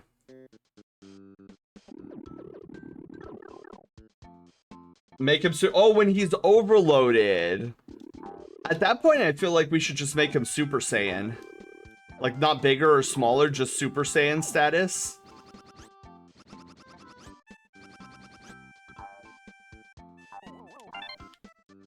That feels very uncomfortable to do.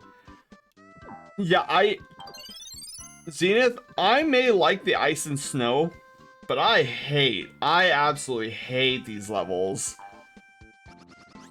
Oh god.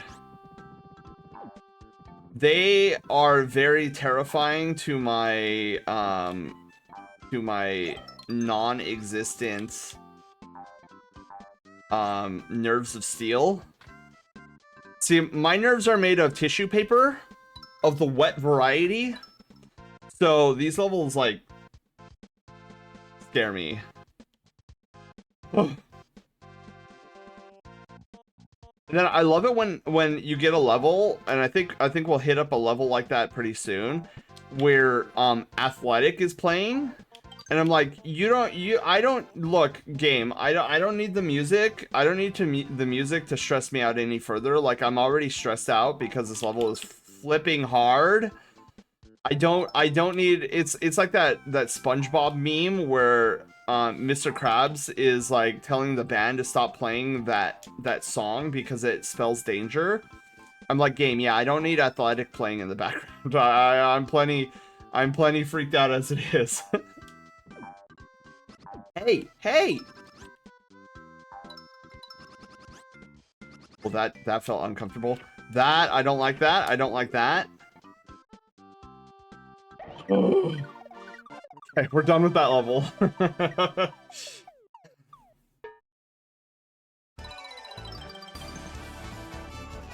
Mist! Mist, thank you for the follow. Welcome to the Brushtail Brigade. And congratulations, you're our newest Brushtail adventurer. Welcome aboard. And welcome aboard one and all. Oh. Any thumbnail that's had those penguins is not going to be a fun time for me. Danger, icy conditions ahead. Danger, my life is dying ahead. Oh boy. I think I remember this.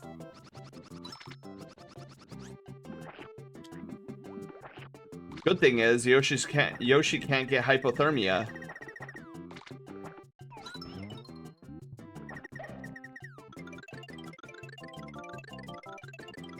Yeah, Gene, at this next part where you're like hop, skip, and jumping on these ice blocks, and there's just like a bunch of penguins just chilling there. No! No, my eggies!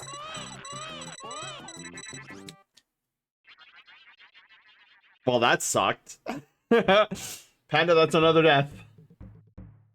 Alright, danger. Icy conditions ahead. Oh, I gotta do this with... Oh, wait, no, here are my eggies.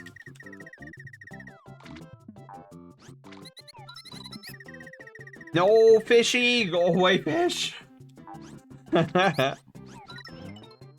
Okay.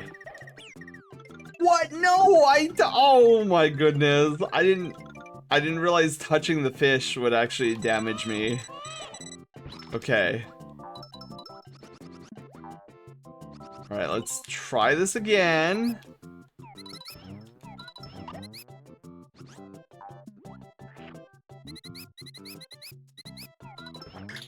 Okay.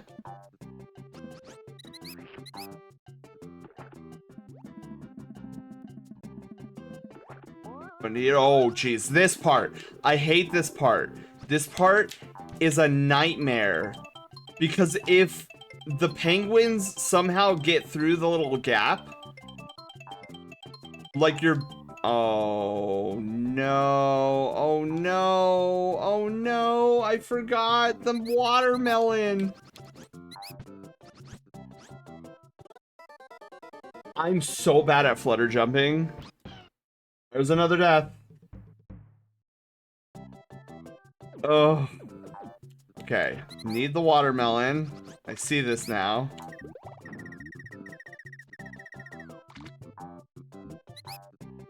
Oh, oh, oh. No, no, no, no, no. I'm just gonna wait. I'm gonna wait. I don't think I'm at risk of hitting the fishy. I hope not. Okay.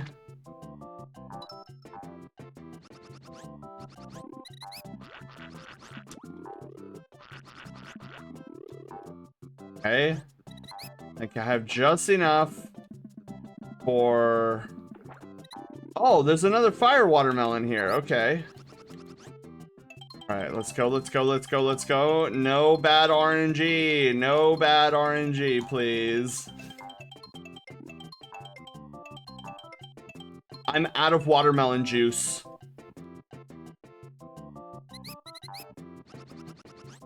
Oh! Oh my god. Dude, I was clenched there so badly. Alright. Oh, please let this be a watermelon.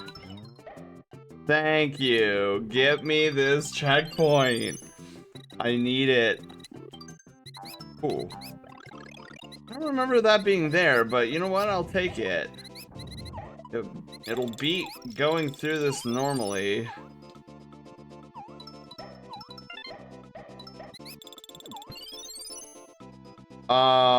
Wait. Is this just a secret area?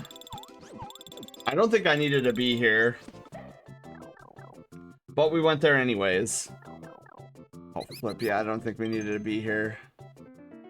Oh, well. We took an accidental detour. Here we go.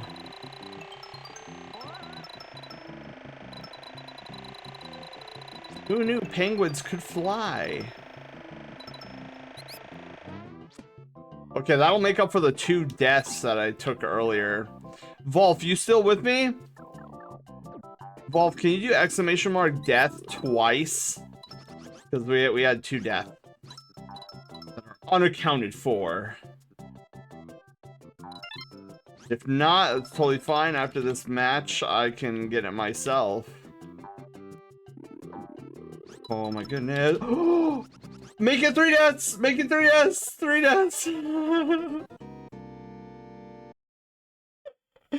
Oh my goodness. Oh, where did that leave me? Oh, we're back here. Okay, it's fine. Everything's kosher. Okay, let's not go for the secret anymore. Okay. Woo! Okay. Oh, flip, I didn't mean to get that. Okay. Okay.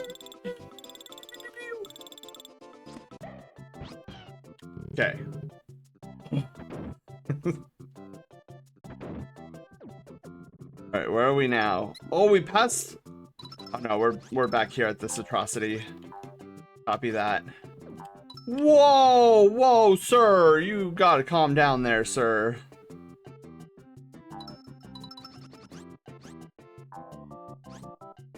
Okay, I'm just gonna take the last lift. Safest option here.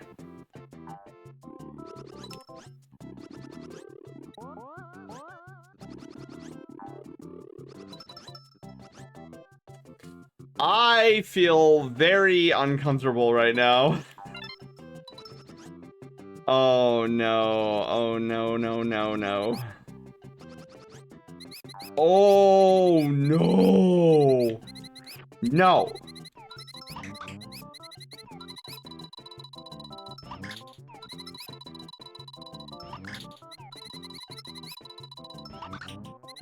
Dude, that is so unfortunate. Those are instant kill spikes. I just dropped some ice cream over myself. No, Panda! Ice cream belongs in your mouth, not all over yourself. Uh-oh. Okay, I have to focus, I have to focus. Okay. Can we be done with this level already?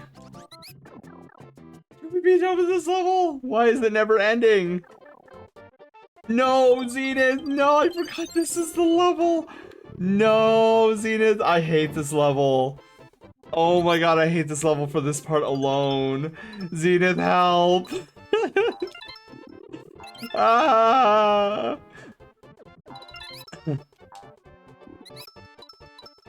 Zenith, I want off this ride! Zenith, no! No! Okay, okay. Dude, I forgot that the... What? Birds, I thought you were part of the background. Oh, Mousy, I need all those potions. Okay. Oh. Okay. It's the rocks that are the killers.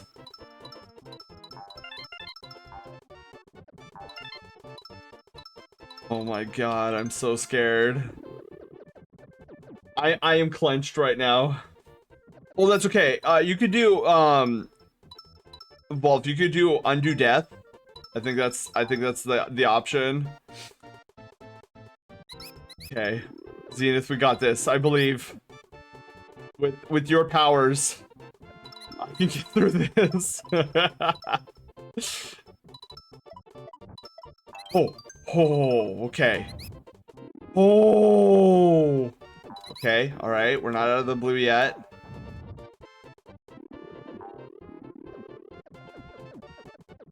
Okay. I feel goodness. Zenith, dude, we did it. Your powers were too powerful for that level. It gave me the strength I needed to get through there. No, hello, how are you doing? Welcome on in. Oh, dude, alright, that nightmare of a level is now over. And it only took, what, 2 deaths? I think it was only 2 deaths. Okay, who do we got? Oh, the slug, dude. I hate this boss so much. This boss either can go super smoothly, or me frantically trying to defeat everything.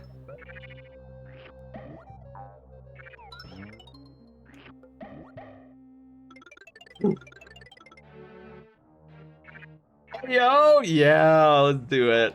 Alright. So, Zenith, what is your favorite boss in Yoshi's Island?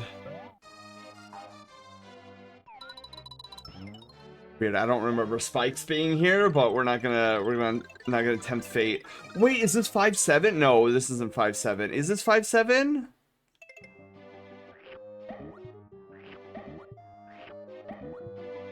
I will forever tip my hat to the legendary 5-7 skip,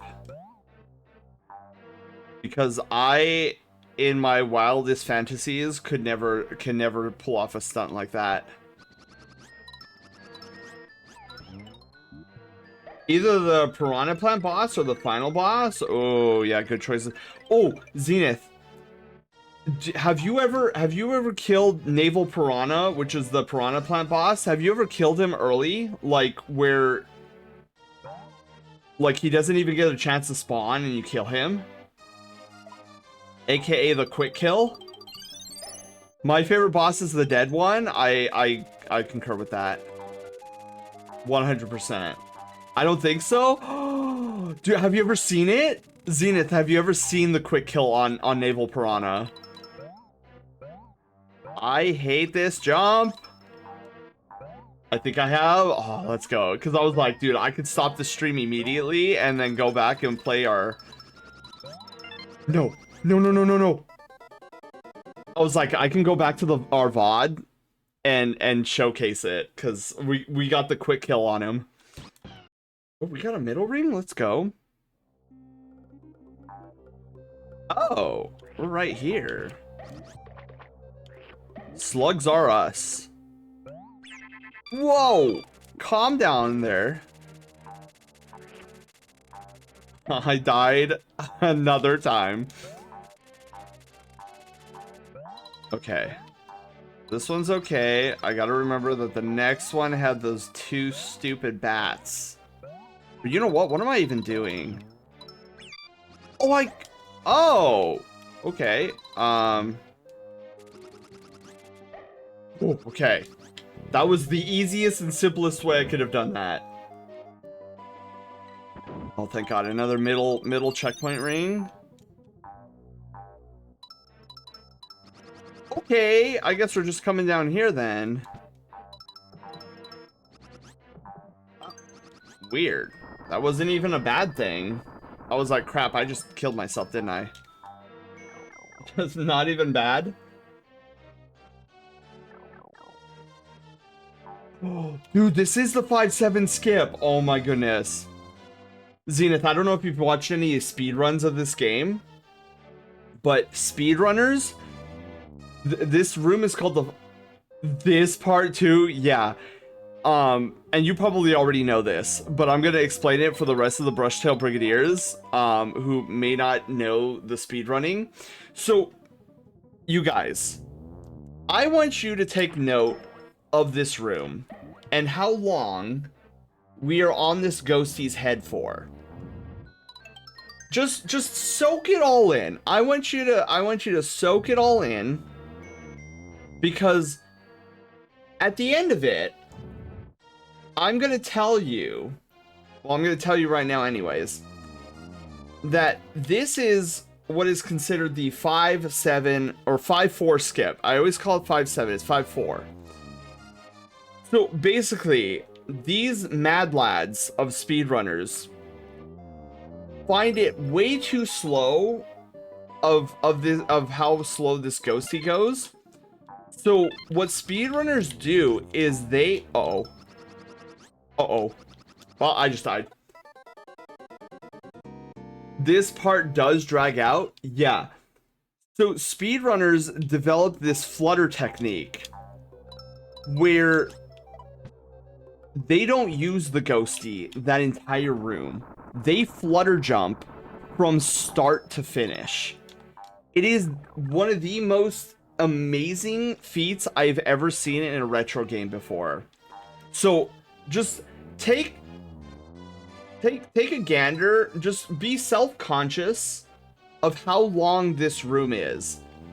And now imagine Yoshi flutter jumping through the entirety of it. No ghost whatsoever. It is a crazy skip, and one I will never be able to perform. Nor do I want to. It looks so stressful.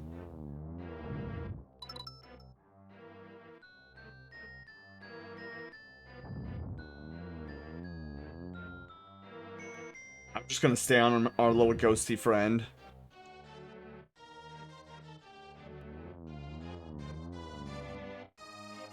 Ah, that game's scarily close. I felt very uncomfortable there.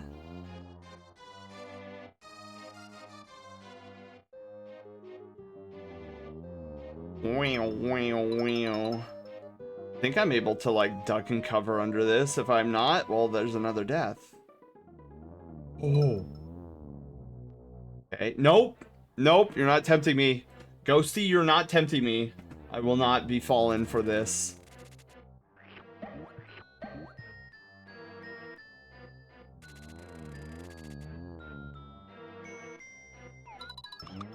That'll do because I'm not actually stepping off of Mr. Ghosty.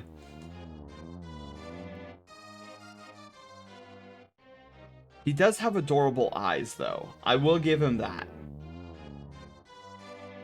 Okay, this is the part where I have to jump over.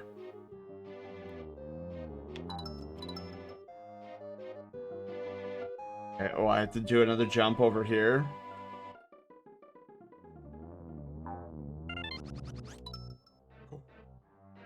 Like, they flutter jump through all of this with no floor underneath them. That's what, isn't it, Zenith? It's crazy. My stress level goes up by 10 points just by watching it. Call it the 5-4 skip, which I get wrong every time. I always erroneously call it the 5-7 skip.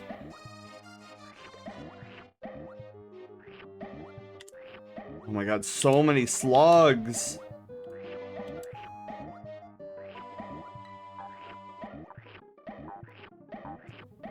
Okay, there we go. They're loading Yoshi up on a bunch of eggies. God, this boss used to be so annoying as a kid. When I would do this boss, I'm like, why can't I hit its heart? Ah, it's pushing me off the cliff. All right, Slugula magazine.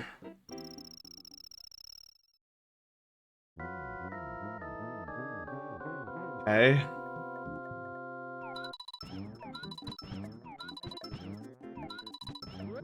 Okay, there's our first one. I think it's 3 or 4 hits.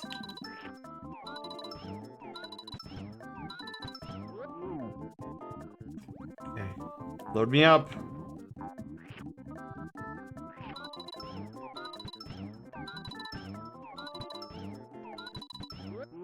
Yes! Success! Okay, it's 4 shots, and then he dies. Perfect, perfect, perfect, perfect.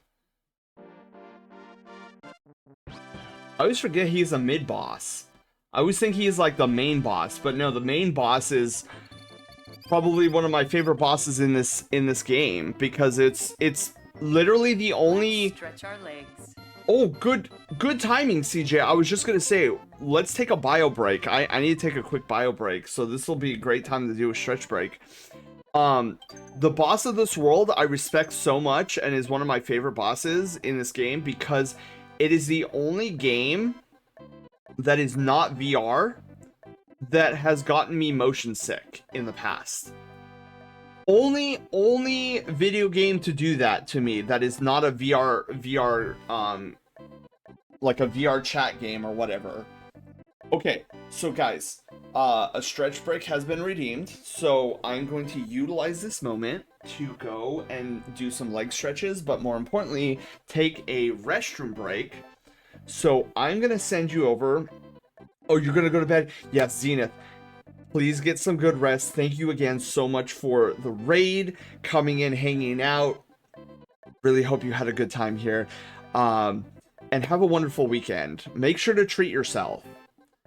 I hope you have a great rest of your stream. Oh, dude, you know it. We're playing Yoshi's Island. You know it. We're gonna have a great rest of the stream.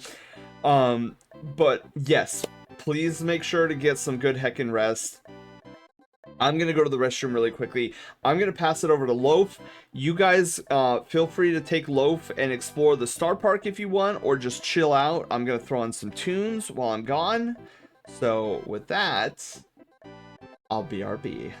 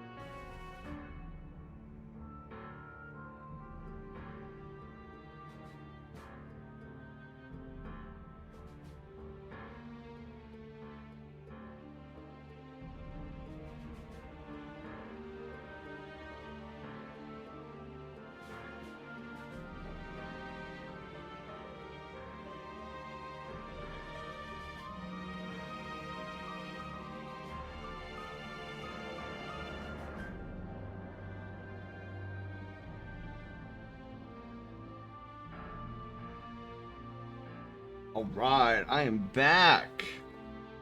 See, we headed over to the Snowtail Summit. Goodness, wait a minute.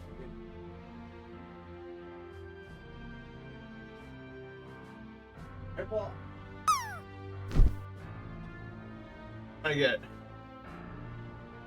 I'm gonna like reach over for a blanket, and I'm like, I'm failing. I should just stand up and get a blanket, wrap myself up in it. Welcome back, Gavin. Hello, how are you doing? Welcome on in. Oh my god, yeah. I think I need to. Oh wait, no. Did you just drop that, Wolf, or was that from earlier? It takes a while to reset, and I don't know if I like that. Did Sen see my Discord DM? I don't think I did.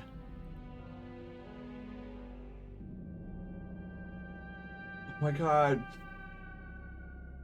You have a purple Yoshi! That's awesome! Oh, Yoshi plushie? Let's go.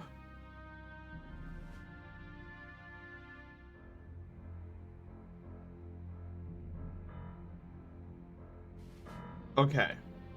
Just dropped it. Sen, is there a way to navigate to Love Quest full screen in the Star Park?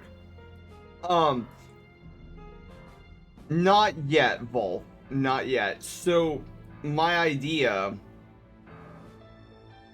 oh, that's the boss. Holy shnikes. Do we want to go full screen on this guy? Let's go full screen on this guy. Let me pause the music really quickly. I have a purple Yoshi and you're about to play a purple Yoshi level. Let's go. I am.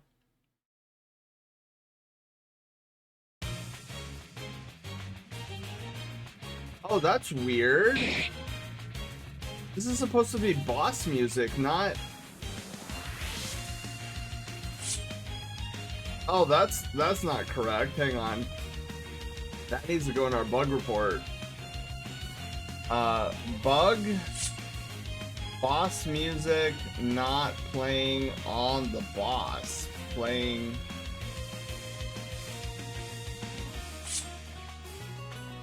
Right? Wait, or am I just tripping? Is this is normal music, right? This isn't the boss music playing normal enemy music?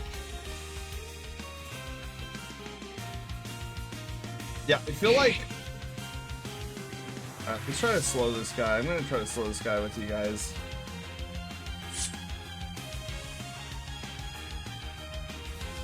I'll look into that really quickly after this match. Creighton, how dare you?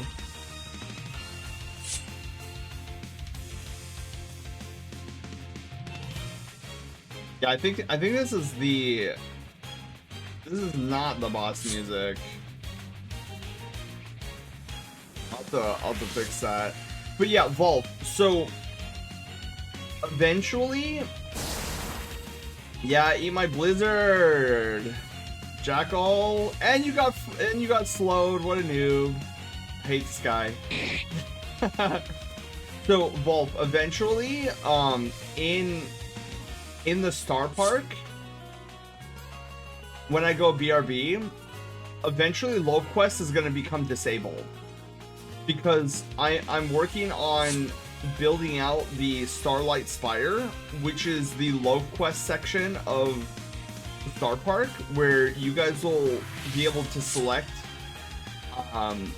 like Loaf Quest team versus like bosses, and then it'll just be like a giant boss rush thing that you guys do, and it'll just be enemy after enemy after enemy, and then when you win a sequence, then you go back to the battle lobby and you can select another fight you can do. And then eventually what I'm gonna do also is, if you guys defeat like every enemy team, it'll... Oh, nice super. Who did that one? Oh my god. DJ, was that you? That was you, right?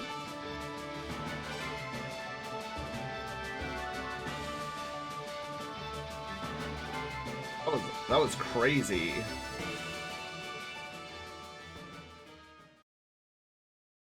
And then I disappear again. You all helped.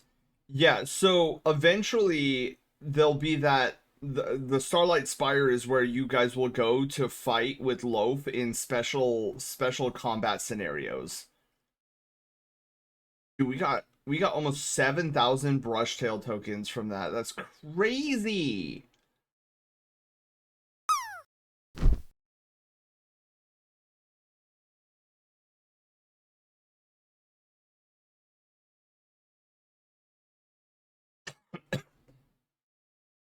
Okay, hang on. Let me double check. I don't Let me go to Loaf Quest really quickly. Let's see.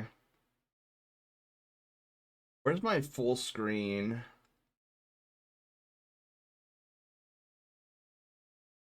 Metrics, Loaf Rest, change class. Oh man, what do I even... Oh, maybe it's in my checker. My OBS scene scanner? Hey, you guys, question. Are you guys hearing the little wee that is supposed to come from the drop mini game? Like, I'm not hearing the little wee anymore, and I don't know why. You guys are hearing it? Okay. Well, as long as you guys are... Okay, as long as you guys hear it, that's fine. Because theoretically, I'd be AFK while you guys are playing this. Okay, so let me just make a quick check here.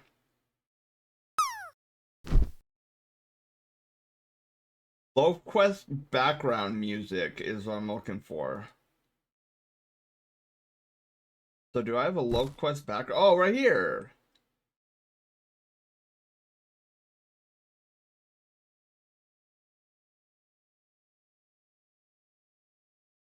Wait, so background music check. Is it not? Hold on. I'm gonna play this background music really quickly. Yeah, dude, this is the boss music with the hairball.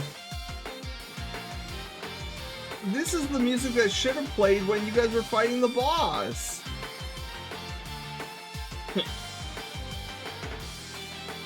So why didn't it?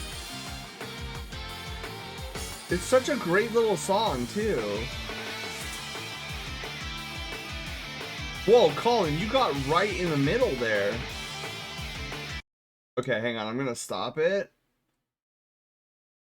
Then, why is that not doing what it's supposed to? Warning, the boss is just up ahead. Where's the boss aisle? Oh, what the heck? Do I not have it set to...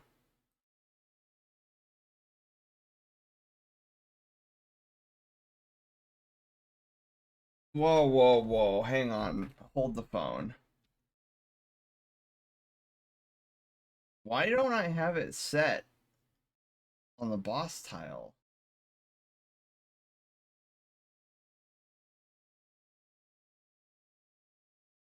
Encounter... Oh, we're moving. Whoa, where did we move to? Oh my god. Why didn't the Grand Atrium pop up? What the hairball? Okay, that was weird. Another bug?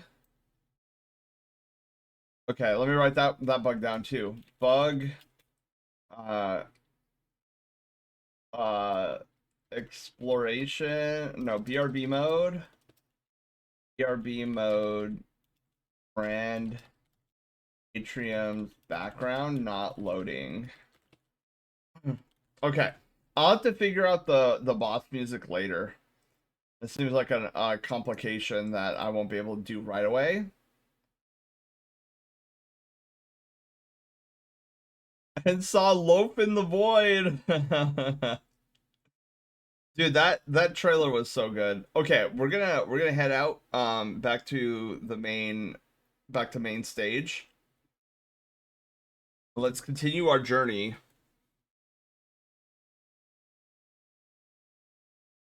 It was cool.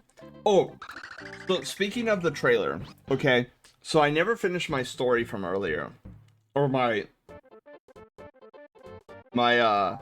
conspiracy theory. So here's my conspiracy theory. So Bowser Jr. obviously going to be the main bad guy in the second one. Bowser kind of buddy buddy with the bros, kind of more so Luigi. Third movie comes around. Who's the main bad guy? Bowser and Bowser Jr. are not necessarily the bad guys anymore. So here's my conspiracy theory. You know who would be a great candidate for an enemy or like a main antagonist? Smithy. Just putting it out there. Just putting it out there. Smithy would be a great antagonist for the bros and the new ally of the Koopa Troop. Just saying. Phoenix, hi, how are you doing? Welcome on in. We're discussing the Mario Galaxy trailer and how my conspiracy is that a great villain for the third movie would be Smithy from Super Mario RPG. Or actually, you know what? Even go like a crazy direction and make Kulex the main bad guy, like the Sephiroth of the Mario universe. Dude, that would be sick. Stay the antagonist, hot-headed character. I mean, he flipped out to the painting and calling it trash.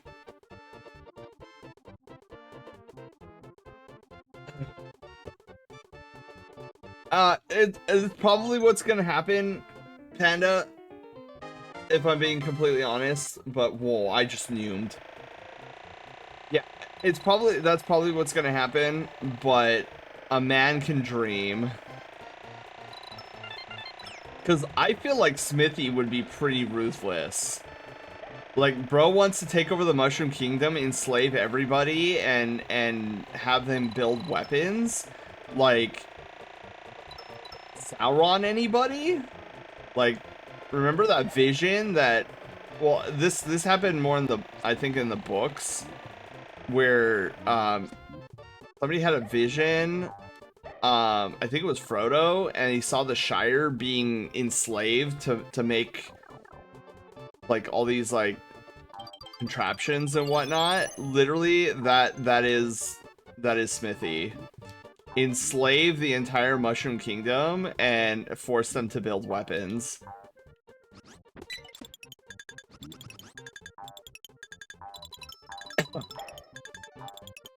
Oh, I'm doing good. Dude, I almost made that. Okay, got it. Dude, easy win, easy victory. Wazler! Wazler, hello, how are you doing? Happy Pizza Friday, everybody. Where's my paw bean?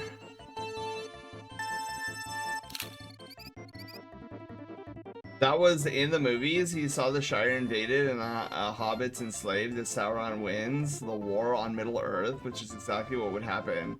Exactly, and it would be what would happen to the toads of Mushroom Kingdom if Smithy was to get his hands on all 7 stars.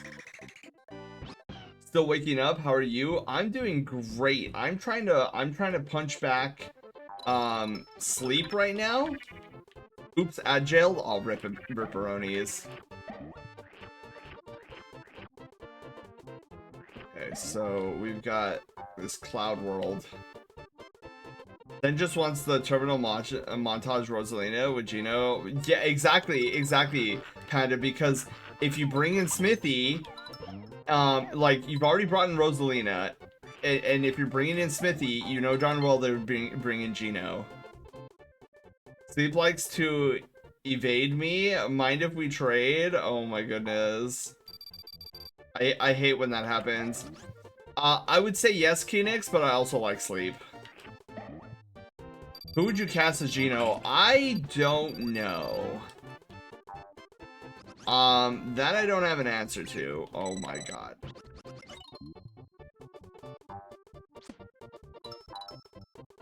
I would leave that decision to Square Enix and Miyamoto. Like that wouldn't be. I just want to see Gino in the movies. I don't necessarily be like, oh, I know exactly the voice actor I would cast for Gino. Okay, so with that being said, we're gonna take it a step further. What would you guys feel about like Nintendo making a Super Smash Brothers movie? Like, is that a yay or a nay for you guys? Because I'll be completely honest, if they can make it feel like the Subspace Emissary, I'd be all over that. If they did like a Subspace Emissary style story, oh my god, sign me up for as many. Like, I want to have jokes made about us in other movies, like Jaws 5,000. I would want like as many Super Smash Brothers films as possible if that was the case. But it would have to follow the epicness of the Subspace Emissary, where it's like an original bad guy character. I mean, heck, it could even be Master and Crazy Hand. But I think having an original like Taboo, I think that would be really cool. Wadler, welcome back to the land of the non-ads. I was saying I'm doing great. How are you doing? I was also in the middle of asking you something and then I completely forgot what it was because then I got on this tangent about how Smithy should be the main antagonist of the third Mario movie. Oh, okay, so here's another reason why I would love them to do like a Smithy thing.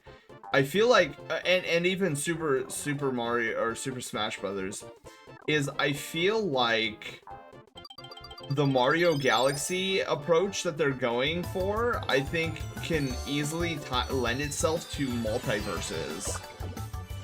Joler, thank you for gifting a tier 1 sub to... who is it? Oh, 2 tier 1 subs to Balthus Wolf and Egret.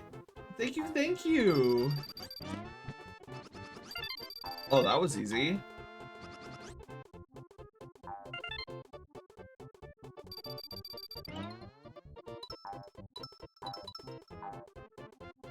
Okay. No, don't you dare. Like, you guys, you had that set up perfectly. I don't need you to muck it up for me. This part sucks, by the way. You can easily mess that up. Holy moly. Oh, I get it. They're trying to push you into it. In this channel, I'm generous. Yes, you are, Joler. Yes, you are. Oof. Okay. Good riddance to that piranha plant. So we made it! Dude, we are so on fire right now, it's not even funny.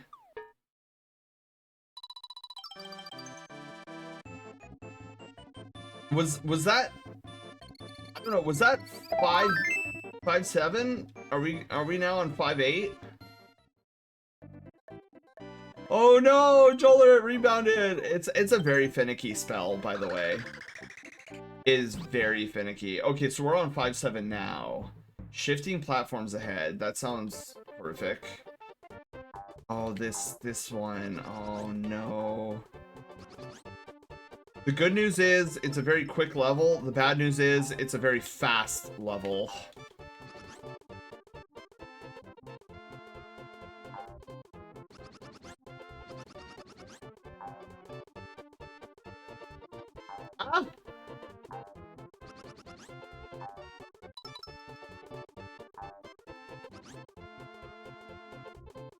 But I think it'd be funny and hot. I mean, what if Ryan Gosling was Gino or Fox McCloud? Ooh.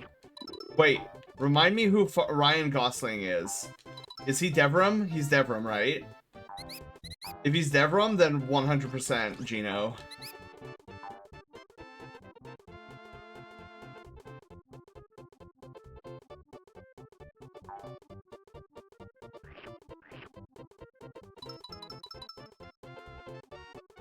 I think that's who Ryan Gosling voice act. I could be completely off.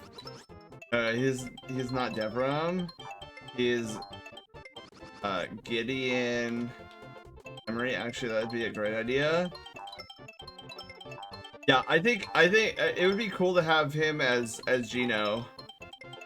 Like whoever plays Gideon Emery. Yeah, Gideon Emery being Gino. I think that'd be a cool play.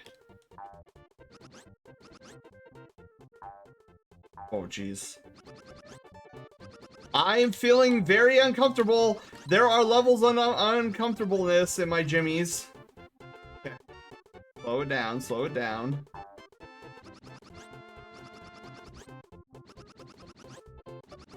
Oh.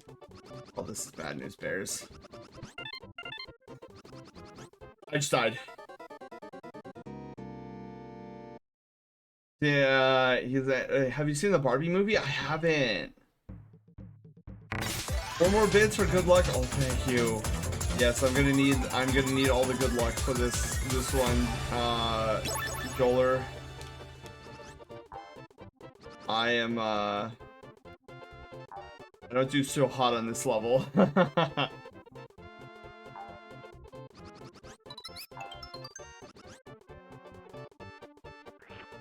I like how everything about this level is just wrong. Like, first off, we're going left to right. Sorry, right to left. We're going completely backwards. And we're on these, like, stupid platforms that I don't like.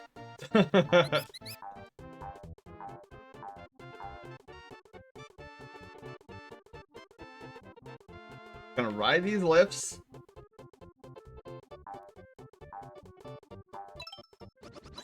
Okay, we're gonna focus. I wanna read chat, but I cannot deny that I have to focus for this part.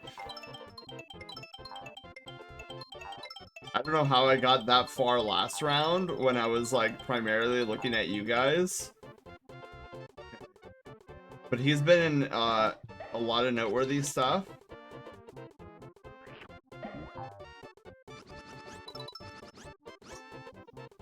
It ate my input. Oh, God.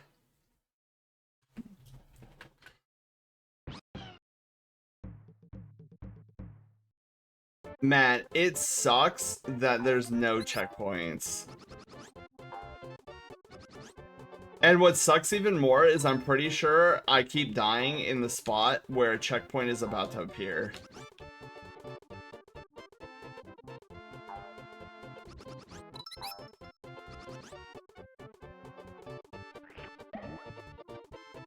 Got one eggy. Okay.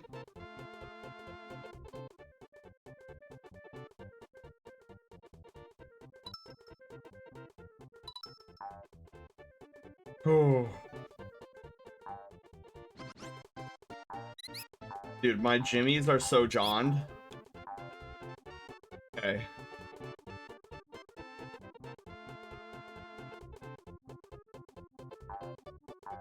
Whoa.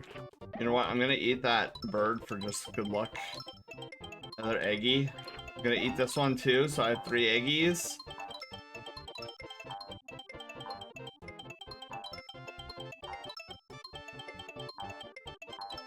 Okay. You know what? What's this one? Okay. That was probably my dumbest idea yet. And I'm now in trouble. Okay, wait. I might be able to save this.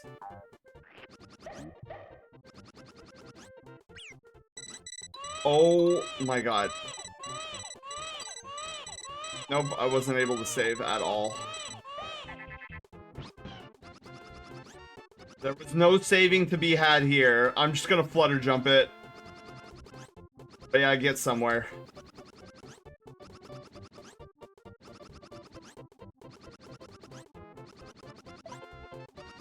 Holy moly!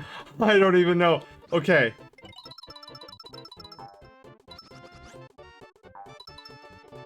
Okay. Good God. Where is the checkpoint? Where is the touch of grace, dude? I'm dying here.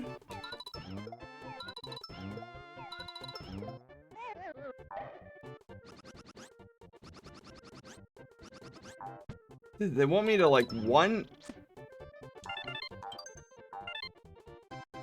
phase this entire level? Oh my god, my sweaty palms have never been happier. We've made it to the checkpoint.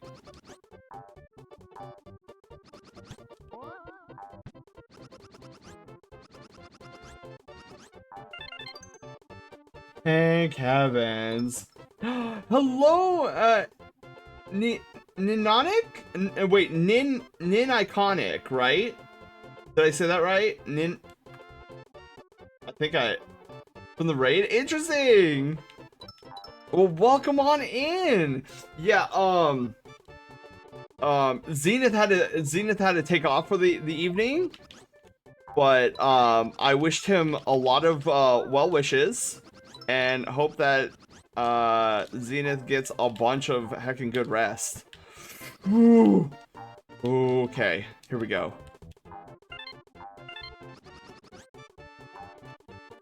But how are you doing? If I may, because I see Iconic is in the name, if I may call you just Iconic, but if you want to go by Nin, I can also go that route too. But how are you doing? Happy Pizza Friday! It is the start of the weekend, and it could be more exciting as I am... Whoa, I almost got all the thingies. But yeah, hello. Sorry, my sweaty, clammy hands were trying to beat the level I just died in like 3 times. I made it! How are you doing today? It's so great to see you. Oh, Joler, you know each other? That's awesome. Alright, final boss of World 5. Let's go. The only boss in video game history to absolutely cause me to have motion sickness in a game that isn't VR chat. Mad respects to Raphael the Raven. Going up. Whee! Oh yeah, this part. Okay. He got shot into the stratosphere. There was one time, okay, so I was in VR chat one time, and I was visiting a Super Mario Sunshine world, and there was like these little flying doohickeys. I forget what it was exactly. So I took this flying doohickey, and I was flying in VR chat, and I was like, wow, this is some severe levels of motion sickness that I'm getting right now, and it is crazy.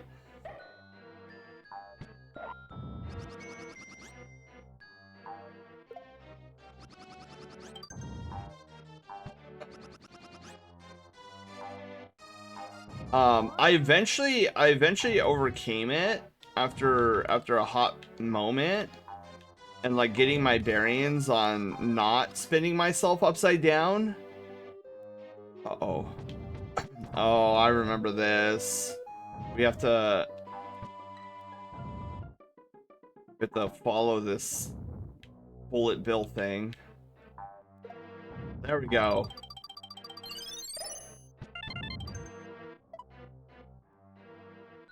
Okay.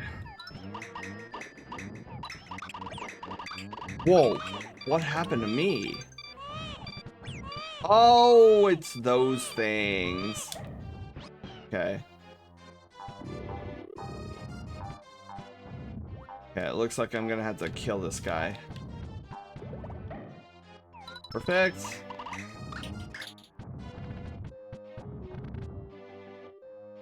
I don't know them. I just say that to most proud I meet to show. Oh yeah. I trust me. I get that too. I get super excited to meet new people. Sounds like me when I got the grenade launcher. You wanted me to farm. Oh, that was wait. The GL that we were talking about, Luna, was that oh no.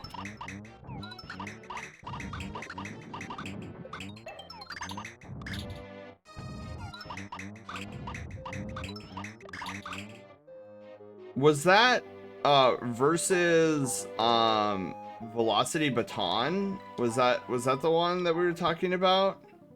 I'm like actually trying to remember. Oh, the okay, the Arc version of Mountaintop. Got it.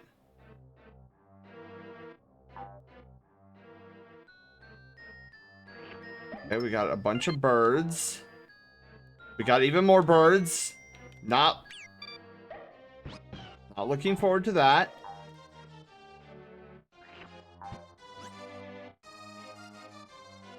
Okay. Oh, that felt uncomfortable. Okay. What kind of atrocities are we going through now? Okay. Another checkpoint. I think we're almost done with this map. Dungeon. Holy moly. I forget that these things exist. Okay. Ow! Ow! I am so good at this game, you guys. Alright, we're just gonna go in. Alright, so if you guys get motion sick, I apologize. This boss is motion sick on steroids. The reason I'm semi-curious to try VR, I wanna see if I get motion sick or not. Like, if I'm just walking around, I don't get motion sick.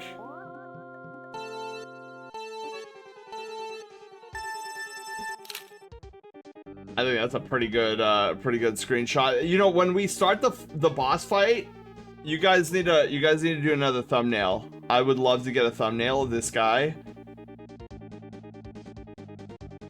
But yeah, Panda, I only get motion sick when in VR when I am when I'm like piloting a plane or like some sort of flying device.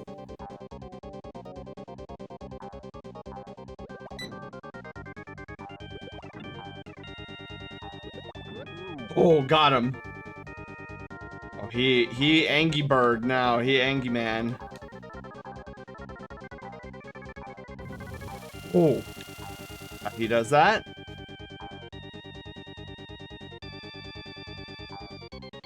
Dude, this is literally the premise of Super Mario Galaxy. Oh, jeez.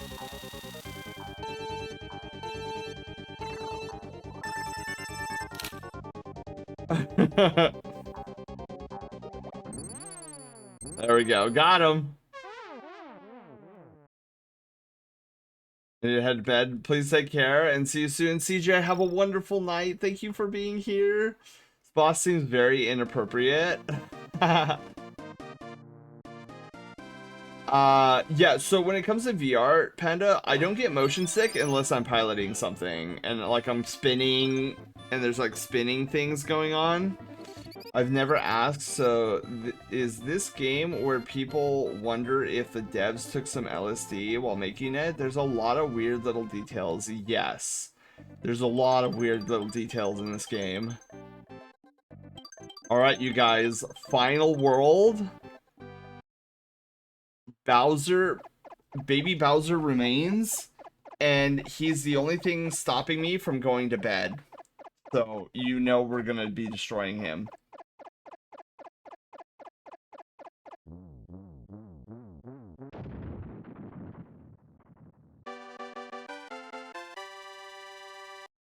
All of Yoshi's Island is conquered.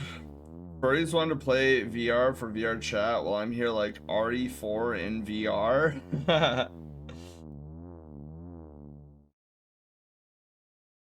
Once I get a working model in VR, I feel like I'll instead of once every 4 years going in and playing VR, I think it'll be reduced down to 1 every 2 years. Because I think that's one of the reasons why I don't, well, I would say the main reason is because, like, what can VR do for me where I can't get the same similar experience in a Discord call while I'm also doing something like tinkering. That's always been my biggest issue with VR chat. It's not like I don't like VR chat. Like I do enjoy my time while I'm in VR chat. The problem I have is that after about, I don't know, maybe 10-15 minutes at most, my brain goes like, okay, I am enjoying this conversation I'm having with my friends in VR chat. But what would make this experience even better is if it was in a Discord call and I am able to tinker with things while I'm in a Discord call.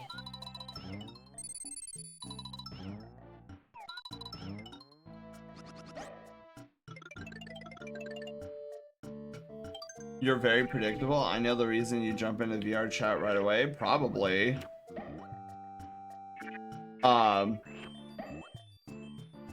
But yeah, so I have a few assets that I want to port into VR chat.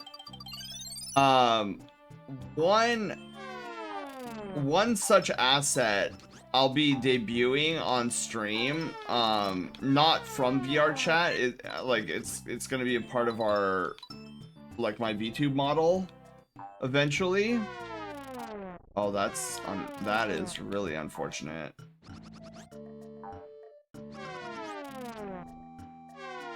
I don't like that at all. Haha. But yeah, so I have a couple of assets that I would love to have in VR chat, and eventually they will be a part of our VTuber model here on the channel, but I am saving that for an appropriate time in... God. Oh my god, can you guys stop? I know how easy it is to nudge you. Look, all I'm saying is that it's very difficult for me to stay in tuned with VR chat simply because, like, I want... So, okay, so in a Discord call... Oh, I just screwed that up. In a Discord call, I could be working on, like, things in the background while also having an engaging conversation with friends. However, I cannot have that same level of tinkering in VR chat. VR chat demands my entire presence. And it becomes very difficult for me to stay engaged in a situation like that because I am inherently introverted, right? So VR chat is great for the extrovert. It is a way for extroverts to hang out while not necessarily having to plan out a meetup every day. But for me, like after 15 minutes, I start to become a little exhausted and fidgety, where it's like, oh man, dude, I can't like pause, like I can't just take off my headset readily and be like, oh, I'll be back in like 20 minutes as I do work on some bug fixes for my stream.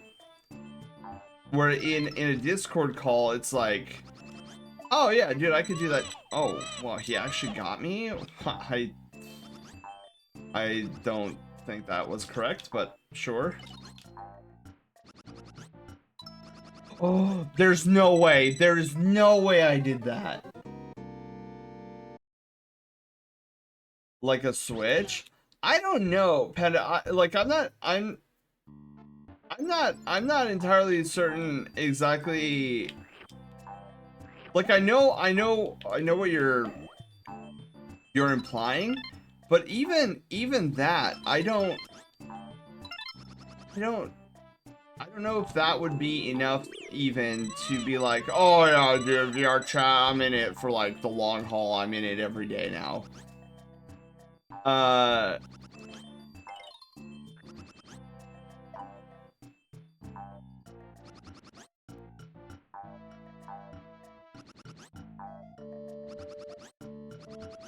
I'm just trying to focus.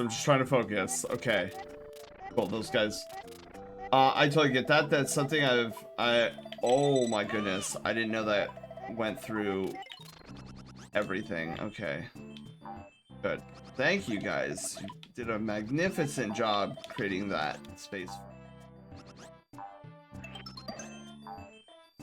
God, those things just never end. That's something I feel. Oh my goodness, Kenix! Kenix, thank you so much for gifting a tier 1 sub to Furry Cures! That's something I feel like I'd experience in VR if I ever tried it. I'd be like, this is neat. I'm gonna go play Destiny now. I've been pushing myself to be more social. I feel exhausted and depressive after a couple of hours. No, Kenix, is this specifically in VR chat, or are we talking like IRL meetups? There are so many rats screaming in my ear right now.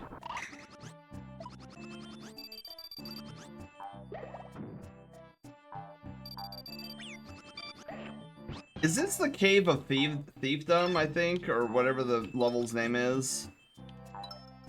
I just had that realization. I think that's what this level is, where it's all the thieves.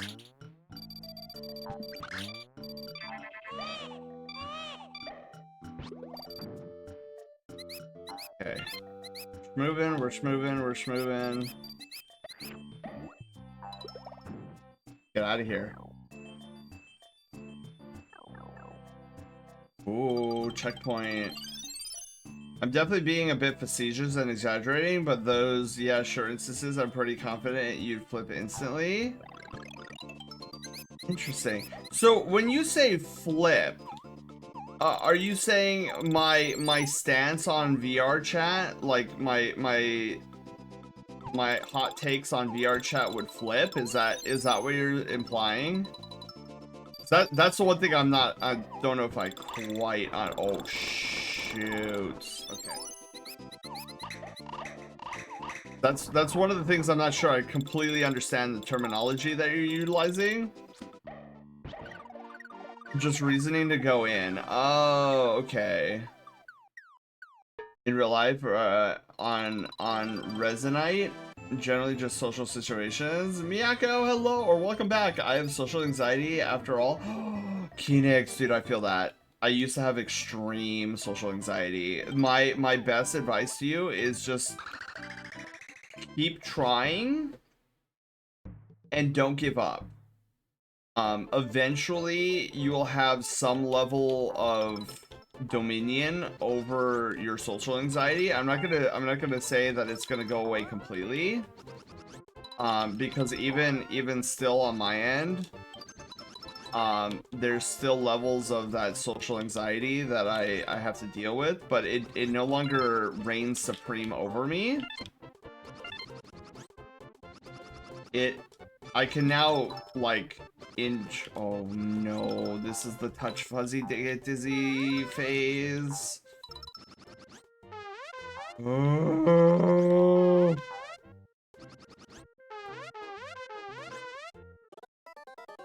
I hate that there's a moment that it stops me from doing anything and it eats my input like that.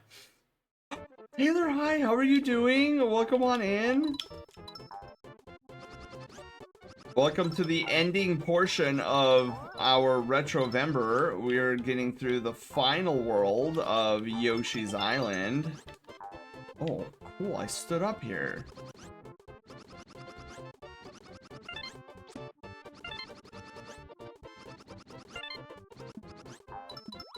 Okay. Try my best to not get touch fuzzy, get dizzy. Oh, Panda, you know when you were telling me the other day, oh my god. Technically it was the other day because it's now Saturday. Remember like 20 minutes ago you were like, is this one of those games where the developers took LSD and then they just started? Yes, and this is the prime example. Touch fuzzy, get dizzy. Like clearly you're seeing colors. Tasting them too when you touch these fuzzies. Okay, that awful part of the stage. I'm awake for unknown reasons, so I figure I'd stop in and say hi. Oh, hello. Well, it is great to see you. Hang on. Let's see this. I hate these spinning blocks so much. I hate these spinning blocks so much.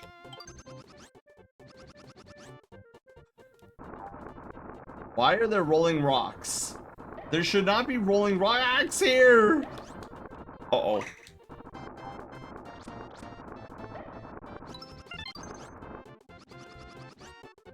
Okay.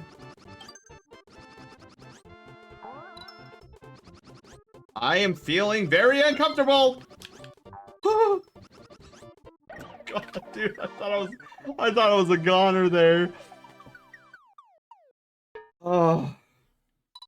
I can't remember. Have you ever played Yoshi's Island before? Did we ever do that way back when on Retro Wednesdays? I actually don't remember. Alright, final mini boss. Tap the Red Noses Fort. Alright, here we go. Already starting out with a banger.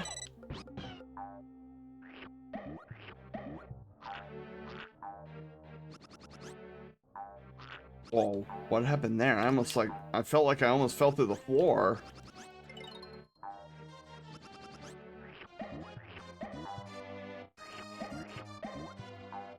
Okay. A lot of sidewaysiness.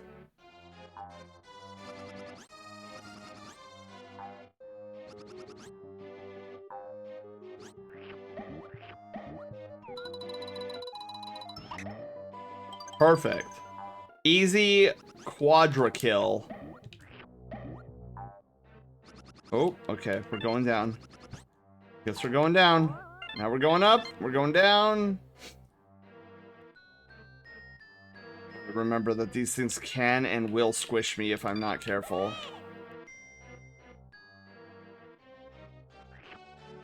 Okay. So I'm gonna lurk. I just want to say hi. Hello. Okay.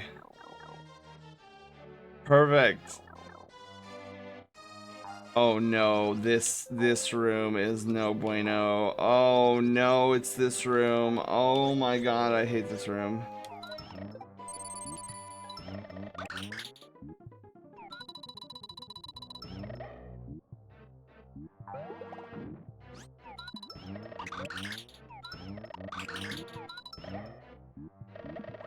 Okay, so the reason I hate this, well, specifically this next part, is because the next part is going to require us to get perfect.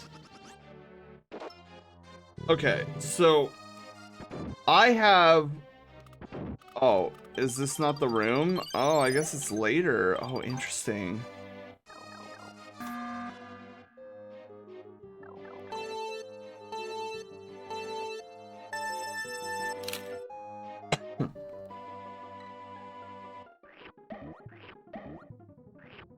Okay, let me see if I remember this. Here. So, I'm gonna have to fight that boss again, but without any egg support. And if I don't get this, like, near perfect, I think I have an egg tolerance of 1. That was good. That's not good. Okay. That is really not good. Come on, do your wiggles. Do your wiggles.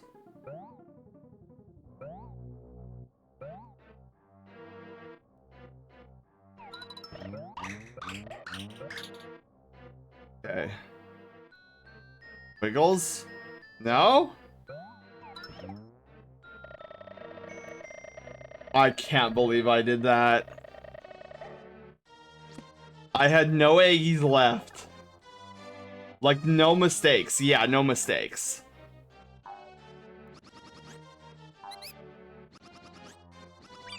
Because if I can't kill him in that room, I have to go back and hunt for eggs. And every time I leave the room, he spawns back at full HP.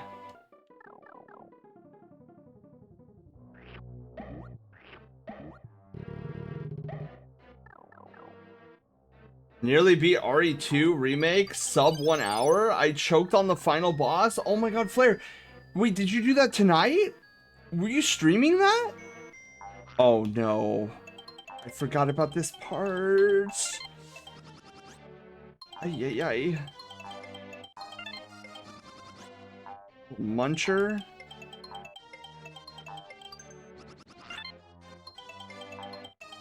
Was streaming, but I was recording. Let's go. Okay, let's get off that nightmare and into the next nightmare. My PB is still the one I streamed. Dude, that's so impressive, Flare. Because you were telling me how difficult it is to get a sub, a sub 1 hour in that game. Like, it's super competitive.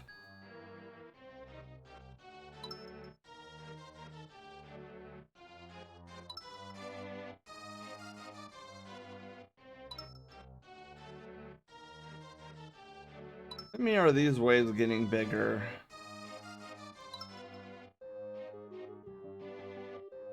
I can't tell. Oh, look, it died down. Oh no, I know that.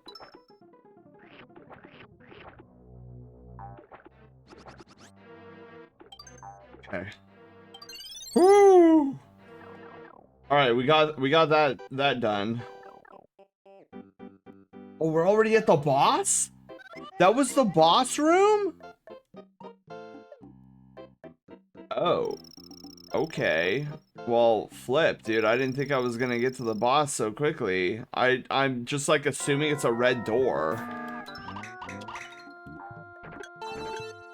Okay.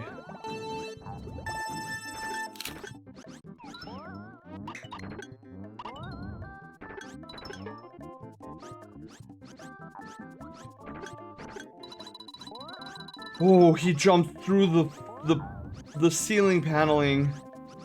Copy that. Holy moly, okay. That scares the ever-living bejesus out of me.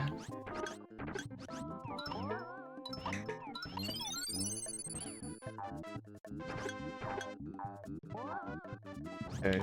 Flowers, do your things. I need eggs.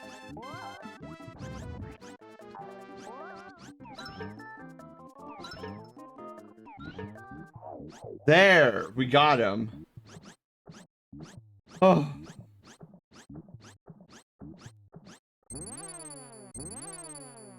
There goes his magic. Hammock's magic is no more on that guy. When something is unkillable, just get the lava out. Lava will kill all. Alright, you guys, last 4 levels. Last 4, and then I get to go to bed. Oh. I hate this level. This is by far the worst singular level in this entire game. It's not long, it's just a side scroller. Like, the cave is small. If you follow along, you realize that you're just going a giant loop for like a full minute. Like, I'll show you where the exit is. The exit's right over here, but we have to go in this stupid long loop. Of course, the lava here can instant kill you, which is great. Okay, see this? This is the exit. So we go over here, and what's supposed to happen is we're supposed to go that direction where I'm facing, but instead the side scroll goes down. And we have this whole nonsensical part that we have to go through.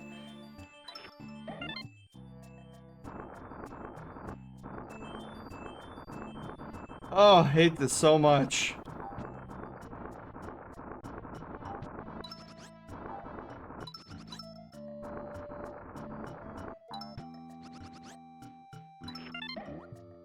Dude, getting 100% on this level is nightmare fuel. Because it demands you balance a rock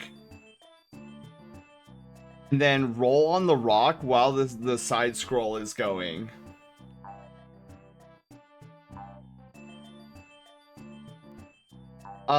I know speedrunners have a way to break the camera movement and it becomes a free roaming camera again. But sadly, I don't know that trick, so.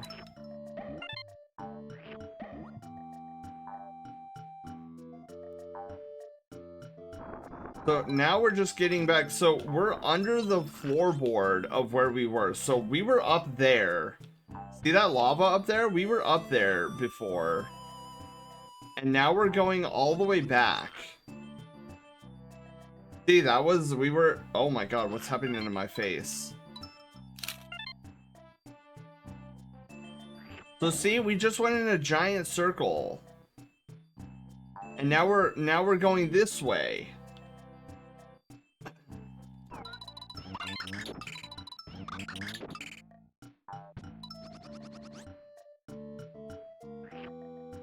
So that was like a minute circle that didn't need to exist.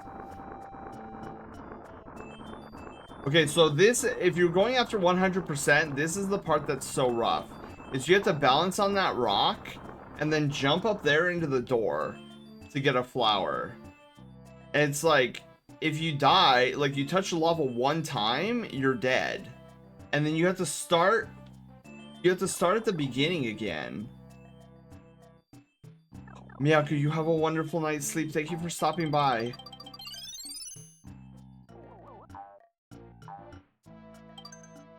Oh my god, there's another side scroller. What? And it's faster? Oh god. I mean, I guess I should be a little grateful it's faster. I don't recall if there's any... Oh, that's right. In 100%, there are red coins coming up in these poundable blocks. Holy moly, what the hairball? I don't remember that at all. I am hating this more and more as it goes faster and faster. Each one of these pegs has a red coin in it. I can't believe I did that. So that would have been 100%. So the only one I think the only thing I missed was the... I think I actually got everything except for that one flower. That's actually pretty funny. Oh, never mind. I missed like 6 coins. Big whoop. Okay, so that atrocity is done. I don't remember this one. 6, 7? Oh god. World 6 thing level number 7 is actually a pretty good level. It's got some good theming to it. Oh, this level, I remember this. Dude, if any one of my kiddos were here, they would have been like, "Oh my god, Mr. Sen said the line 6, 7." I'm like, oh. I am trying to recall if there's a trick to this.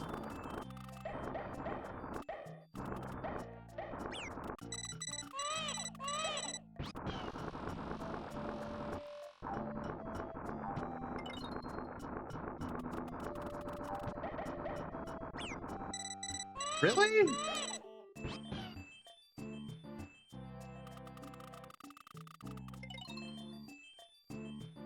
I don't know if I should be bothering with this or not, but I'm gonna do it. It made me giggle.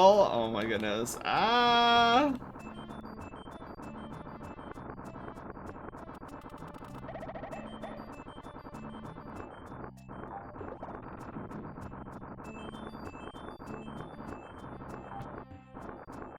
Okay. Hold still, rock.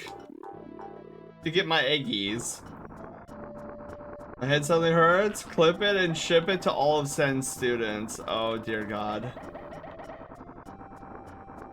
Oh, that was the right thing to do. Oh, let's go. All that work was not for naught.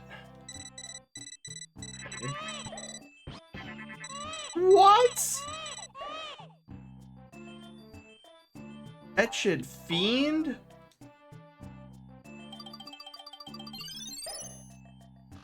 I actually got rid of that guy.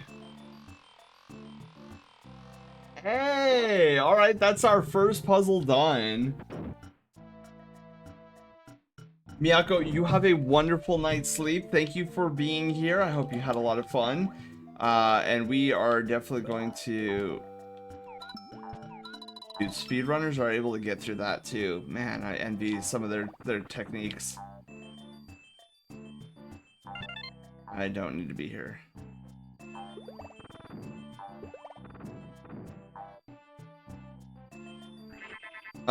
No please. So 4. I know there's a trick here. We need to find, yeah, we need to find the bridge. The bridge is out. That's what the problem is. And I need to remember how to get the bridge unlocked.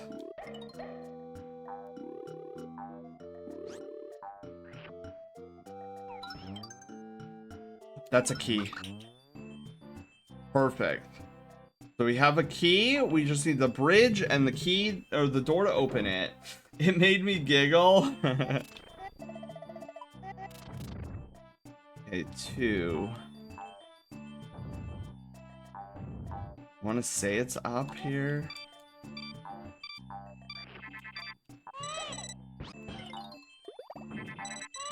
I will tear you apart, creature.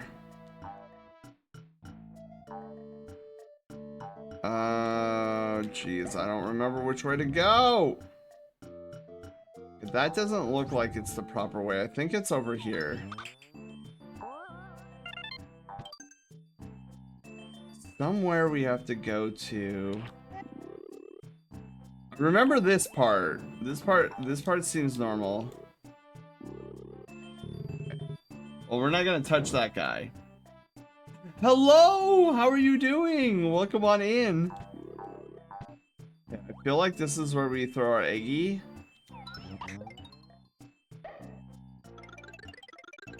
Okay, so there's our bridge. We have the key. We got the bridge. Now we just need to make it there in one piece.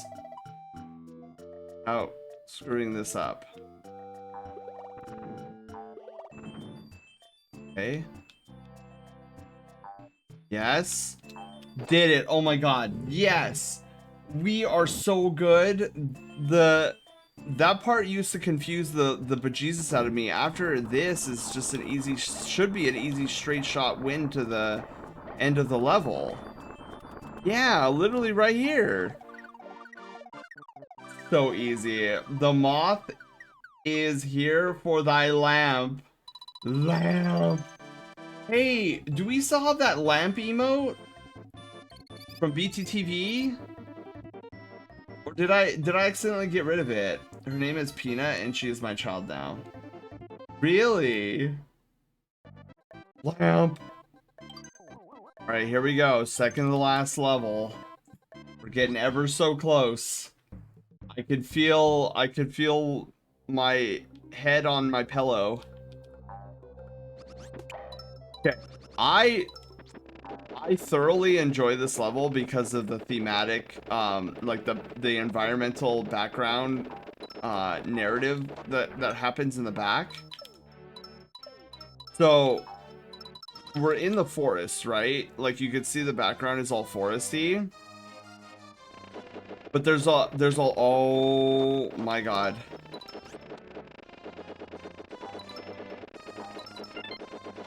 But there's a lot of like stone tile in the foreground, suggesting that we're getting near, oh flip. We're getting near like some sort of structure.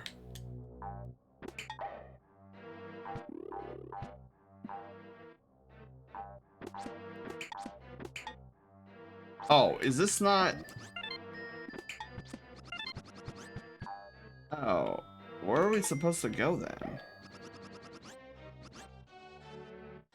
Oh, over here. Dude, that tripped me up so hard just now. Okay.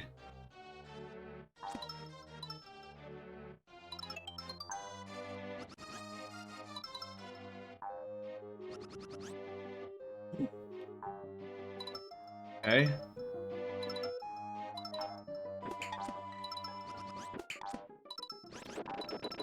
Okay, forgot about that part. I really forgot about that part.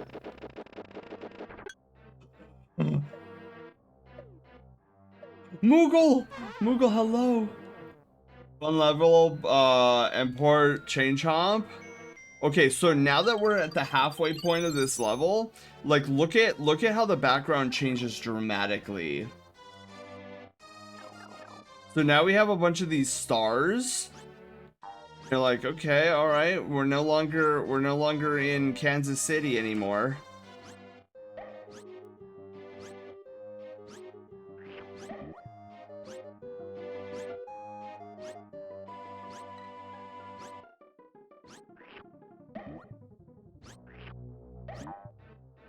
Okay. And the next scene that we go to is when it starts getting cool.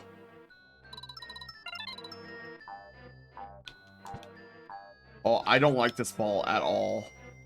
Ball sucks. I remember playing this back in the day. Yeah, dude, I grew up with this. So it's a staple part of our Retrovember event where we play games from my childhood. Okay.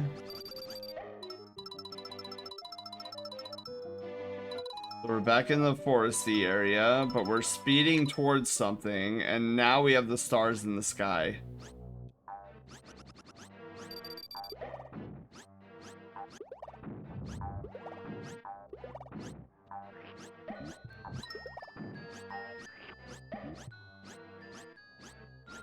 Oh, and the other thing okay, so there's a lot of storytelling in this level. Crap. Okay, I see why they put that there.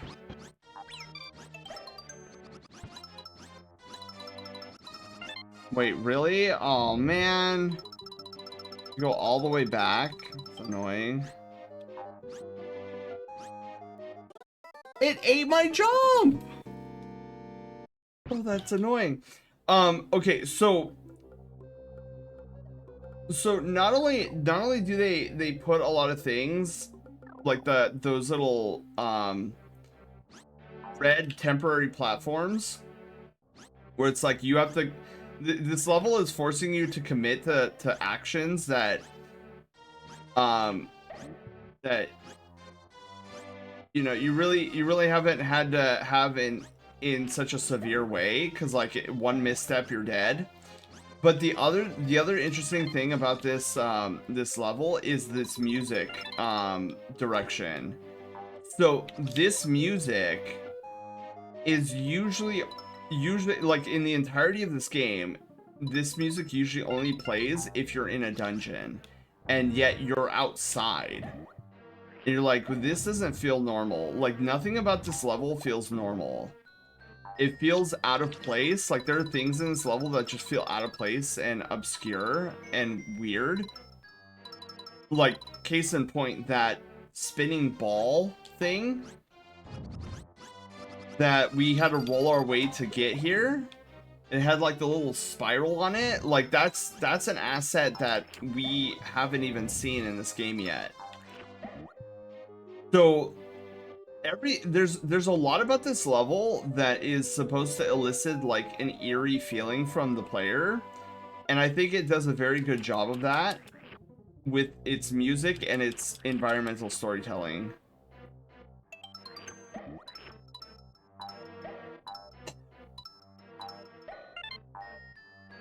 Like even having the background be like this beautiful set piece, you're like, in any normal circumstance, this would be a beautiful night sky. So why is it not?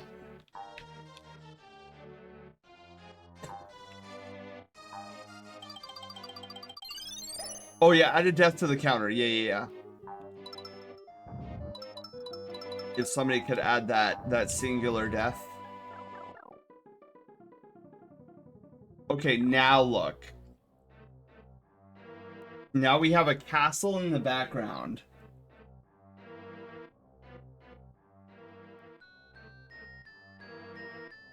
Here we go. Since I'm sipping some soup, cleaning off paint.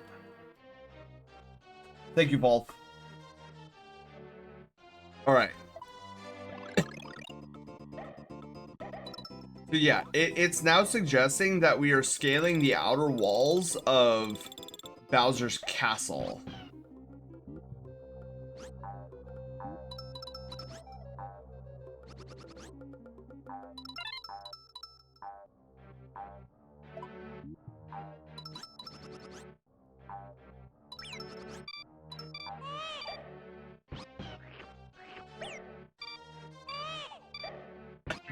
And the reason I like this environmental storytelling so much is because this is the first time where like the level before is actually like, oh yeah, no, we're actually going to Bowser's castle right now.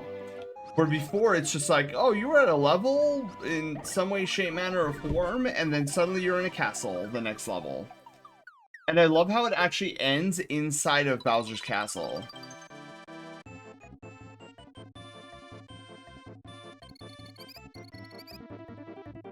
All right, final level. Let's do this thing and bring it home. This is the most like the sound team, like the music or the composer, like went complete ham with the final boss music of this level. It is crazy. There is no reason for Baby Bowser's fight to go so hard on his theme.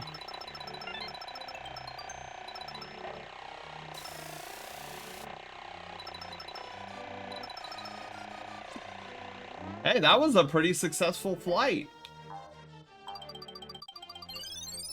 Oh, Sen, I just remembered. Have you seen Lord Czar recently, or heard from him, I should say? No. Did he message you recently? Alright, number 4. Let's hope this is the good door. There's a good door. Oh, it's the good door, dude. We did it. We got his treasure room. So door number 4 is the treasure room. Yeah, there's like 2 bad doors, a boss room door, which isn't that bad, and then there's the treasure room.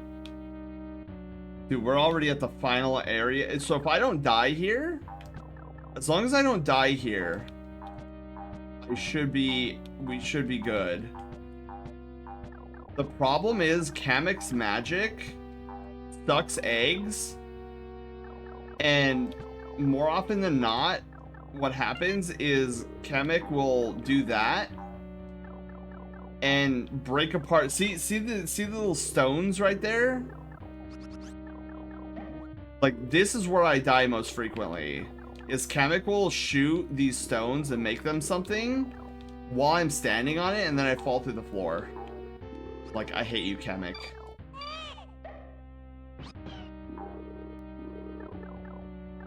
Like that. I very much dislike that.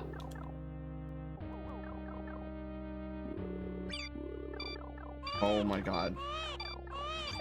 Kamek.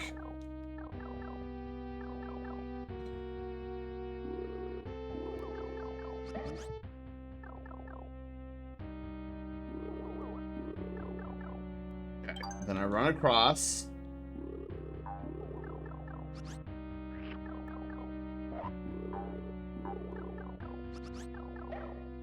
I will wait here for all eternity if I have to. Okay, give me this. Oh. Blazing, hi, how are you doing? All right, in we go. All right, you guys ready for this boss fight? Let's do this. You are not welcome here. Yoshi, please hand over the baby. Oh dear, what'd you do? Young Master Bowser wakes! Kamek, it's too noisy in here. I want to go sweepy bye. Oh dude, that guy just got... Kamek just got wrecked.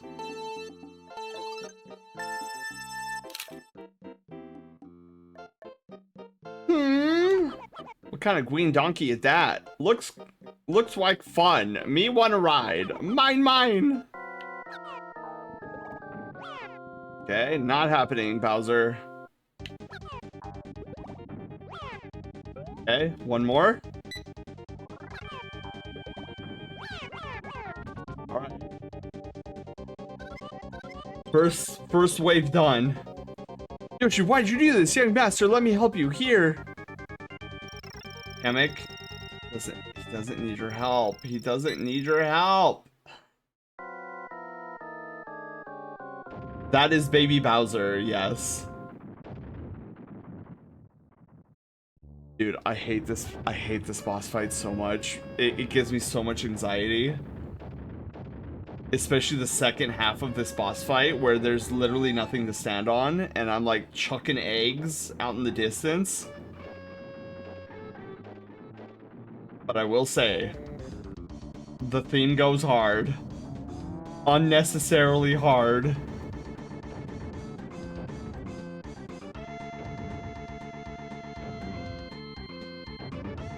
Okay, give me Eggy. Oh, that was way too low. What am I even doing with myself? I was also way too low.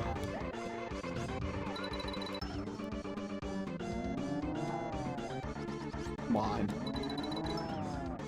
That's probably too high.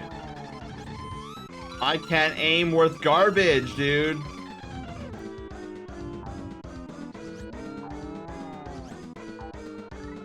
Where are the eggies?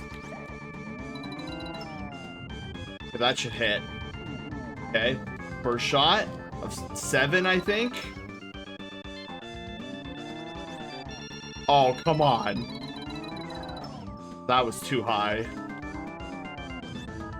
You have to be so precise with these eggies when he's at a specific distance.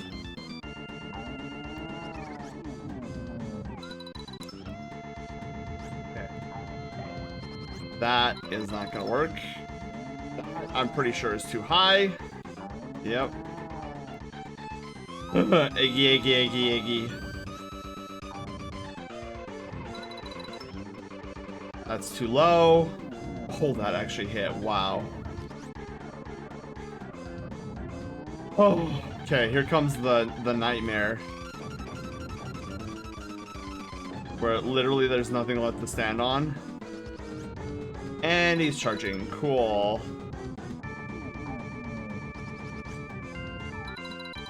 That's way too high. No? What? Eggy! Eggy, please! Okay, I need another Eggy. I can't believe I did that. It first try, dude. Let's go. I got the good door and I beat Baby Bowser in one shot. Dude, got him, man.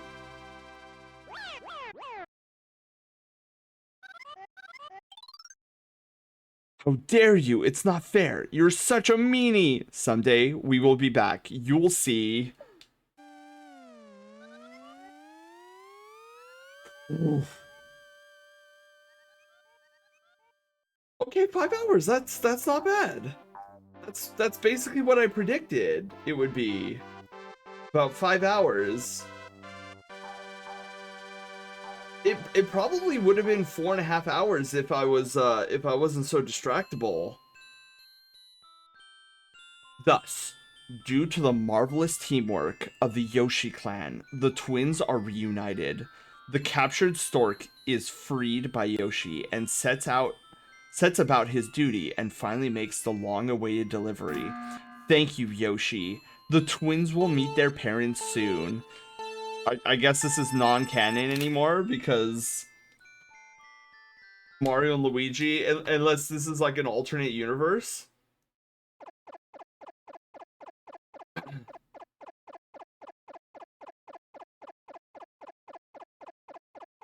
You know, that's something we never get the answer to. Why did Kamek want Mario and Luigi to begin with?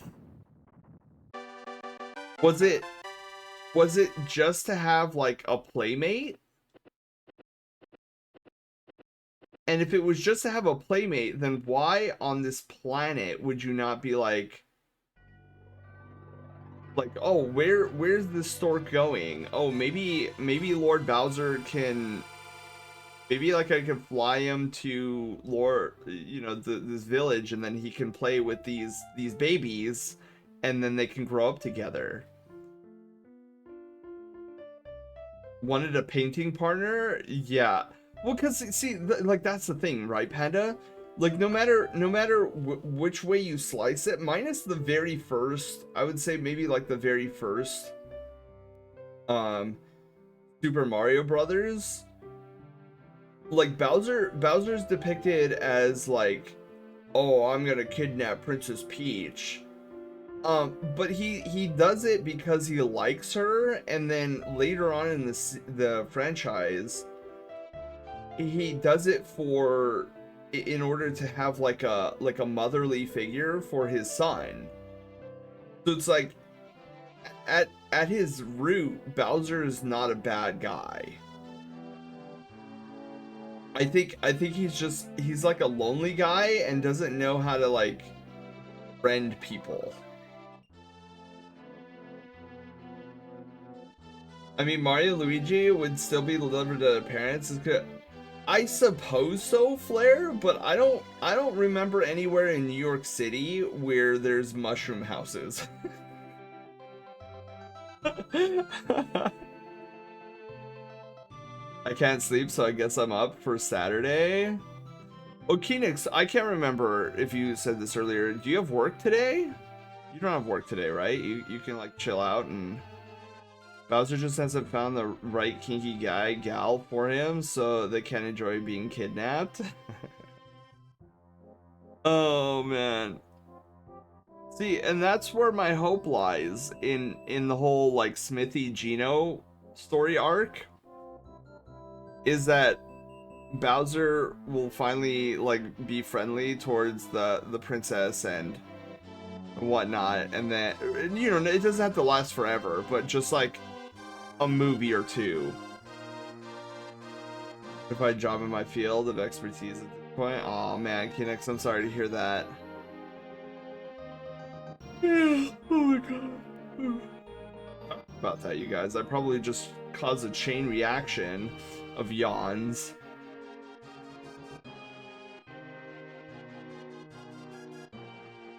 Blazing, I know you're probably sleeping, but I just now saw that you're going to bed. Have a wonderful night's sleep. Thank you for joining us tonight.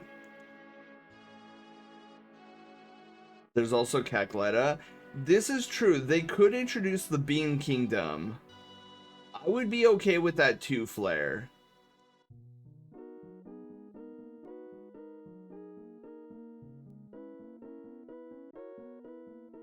They could be an antagonist. So too could Antasma. I think Antasma was a great villain. What is the Mario and Rosalina relationship like as a random thought? The Bean Kingdom? What is that? The Bean Kingdom is a neighboring kingdom to the Mushroom Kingdom, and they are filled with beans. As stupid as that sounds, they're a bunch of bean people. What was I saying? Oh, I was gonna answer your question, Panda. So Rosalina, like the relationship between Mario and Rosalina is mostly like Rosalina being like, oh, this Mario character is kind of cute in like a childlike way. Like, oh, pet. Because somebody put this most brilliantly. When I was watching a bunch of reactions to the Super Mario Galaxy movie, and this one reactor, you know, really hit the nail on the head. Rosalina is like the Mushroom Kingdom's version of the Scarlet Witch. Like, you just don't mess with her. Like, she has like these crazy powers, and she is not afraid to use them.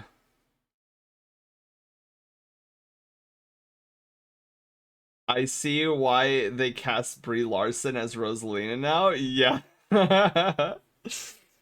Yeah, she's basically an unstoppable force because like in the Mario Galaxy series, in terms of the games, Bowser never once tried to uh like was never once successful in trying to take Rosalina. At most, he was successful in disabling her ship, but that's as close as he got to harming Rosalina or like taking her. And so in the Mario Galaxy games, it's implied that Bowser seeks like this grand star power to reshape the universe so that he is the one on top. At least that's what it's implied. Like he's not even after I don't even think he's after Peach in those games. He's strictly after making these galactic generators. In theory, I've heard the theory I've heard is that Rosalina is Mario's niece magically displaced at a time. I that's one theory, and then I kind of like I'm sorry, I kind of like the idea of MatPat's game theory on who's Rosalina's true parents. So MatPat suggests that Rosalina's parents are Luigi and Peach. Maybe Mario can use his Star-Lord charm and leave Peach for Brie Larson's Rosalina. Then you get a situation like in episode 5 of Star Wars, Panda, where Princess Leia kisses Luke, and he's like, "Wow, that's amazing," and then finds out later that it's his sister, and I'm like, "Oh man, that must have been awkward."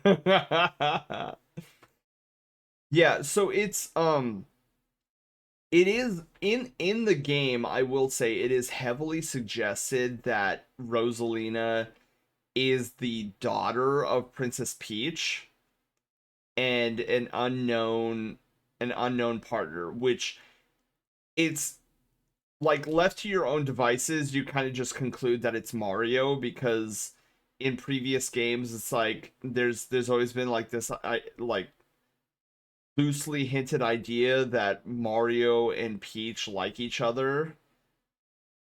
So it's kind of inferred as the audience that, oh, she's talking about Peach and Mario. But I like Matt Pat's theory that it's Luigi and Peach that that is the are the parents. And so yeah, so the story behind Rosalina is that she was a small child, and her, I think it's like her mother just passed away or something, or like she was stargazing and remembering her mother. Um and then suddenly like she's swept up in like this cosmic event that takes her into outer space, and then she's like all alone, and these little Luma creatures come to greet her, and all these Lumas are like, "Oh, you're our mama." And then like this little girl's like, "I don't know what you're talking about." But then she realizes that without these Lumas, she's all alone, so she kind of befriends them, and as she grows up with them, she takes on the role of protector of the Lumas. And somewhere along the way, she gets like crazy cosmic magical abilities that helps her protect her Lumas. And then again, somewhere down the line, when I would assume when she's like an adult, she either builds or finds this giant starcraft called the Cosmic Observatory, which is her main base of operations. And the thing is like no joke. The thing has like some pretty solid defenses on it. And yeah, so she's just like this cosmic entity now.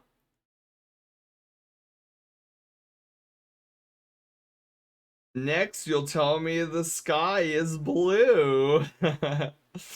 Future Mario midlife crisis scene. You know what's funny is because Matt Pat suggests that in his theory of Luigi marrying Peach, like Mario gets in his theory, Mario gets super depressed because like he likes Peach too.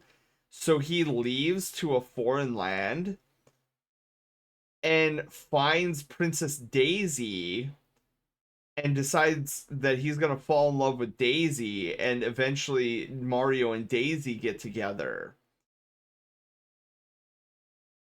And I'm like, you know what? I'm okay with this theory because I don't really care for Daisy, I don't really care for Mario, but I do care for Luigi and Peach. And I'm like, this seems like a good outcome for my my biases. That's such an unhealthy sounding relationship. Daisy is from Super Mario Land from the Game Boy, not to be confused with Pauline, who the girl Mario saves from Donkey Kong in the Donkey Kong game. Yes. Anyways, I just realized there's like no music playing and nothing is happening on screen. So let's put on some tunes. Ooh, Phendrana Drifts from Metroid Prime 1. I dig it. So yeah, Panda, you can see why I totally subscribe to um, Matt Pat's suggested theory. I got drunk and depressed and then fell in love with this other princess who totally isn't reminding me of the princess I loved. I'm sure there's a real love there for sure. Hey, I didn't say it was healthy. I just said it was, he went far away from the Mushroom Kingdom, and I was okay with that.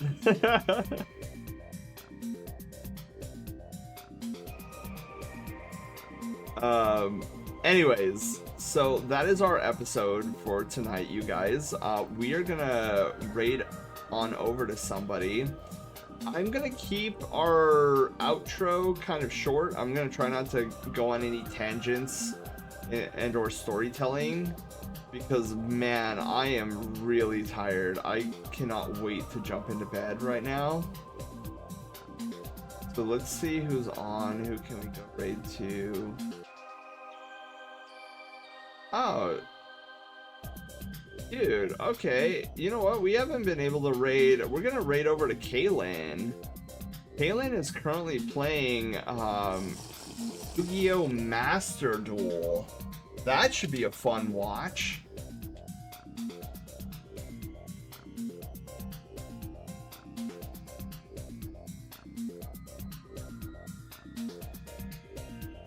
Thanks for the stream, Sen.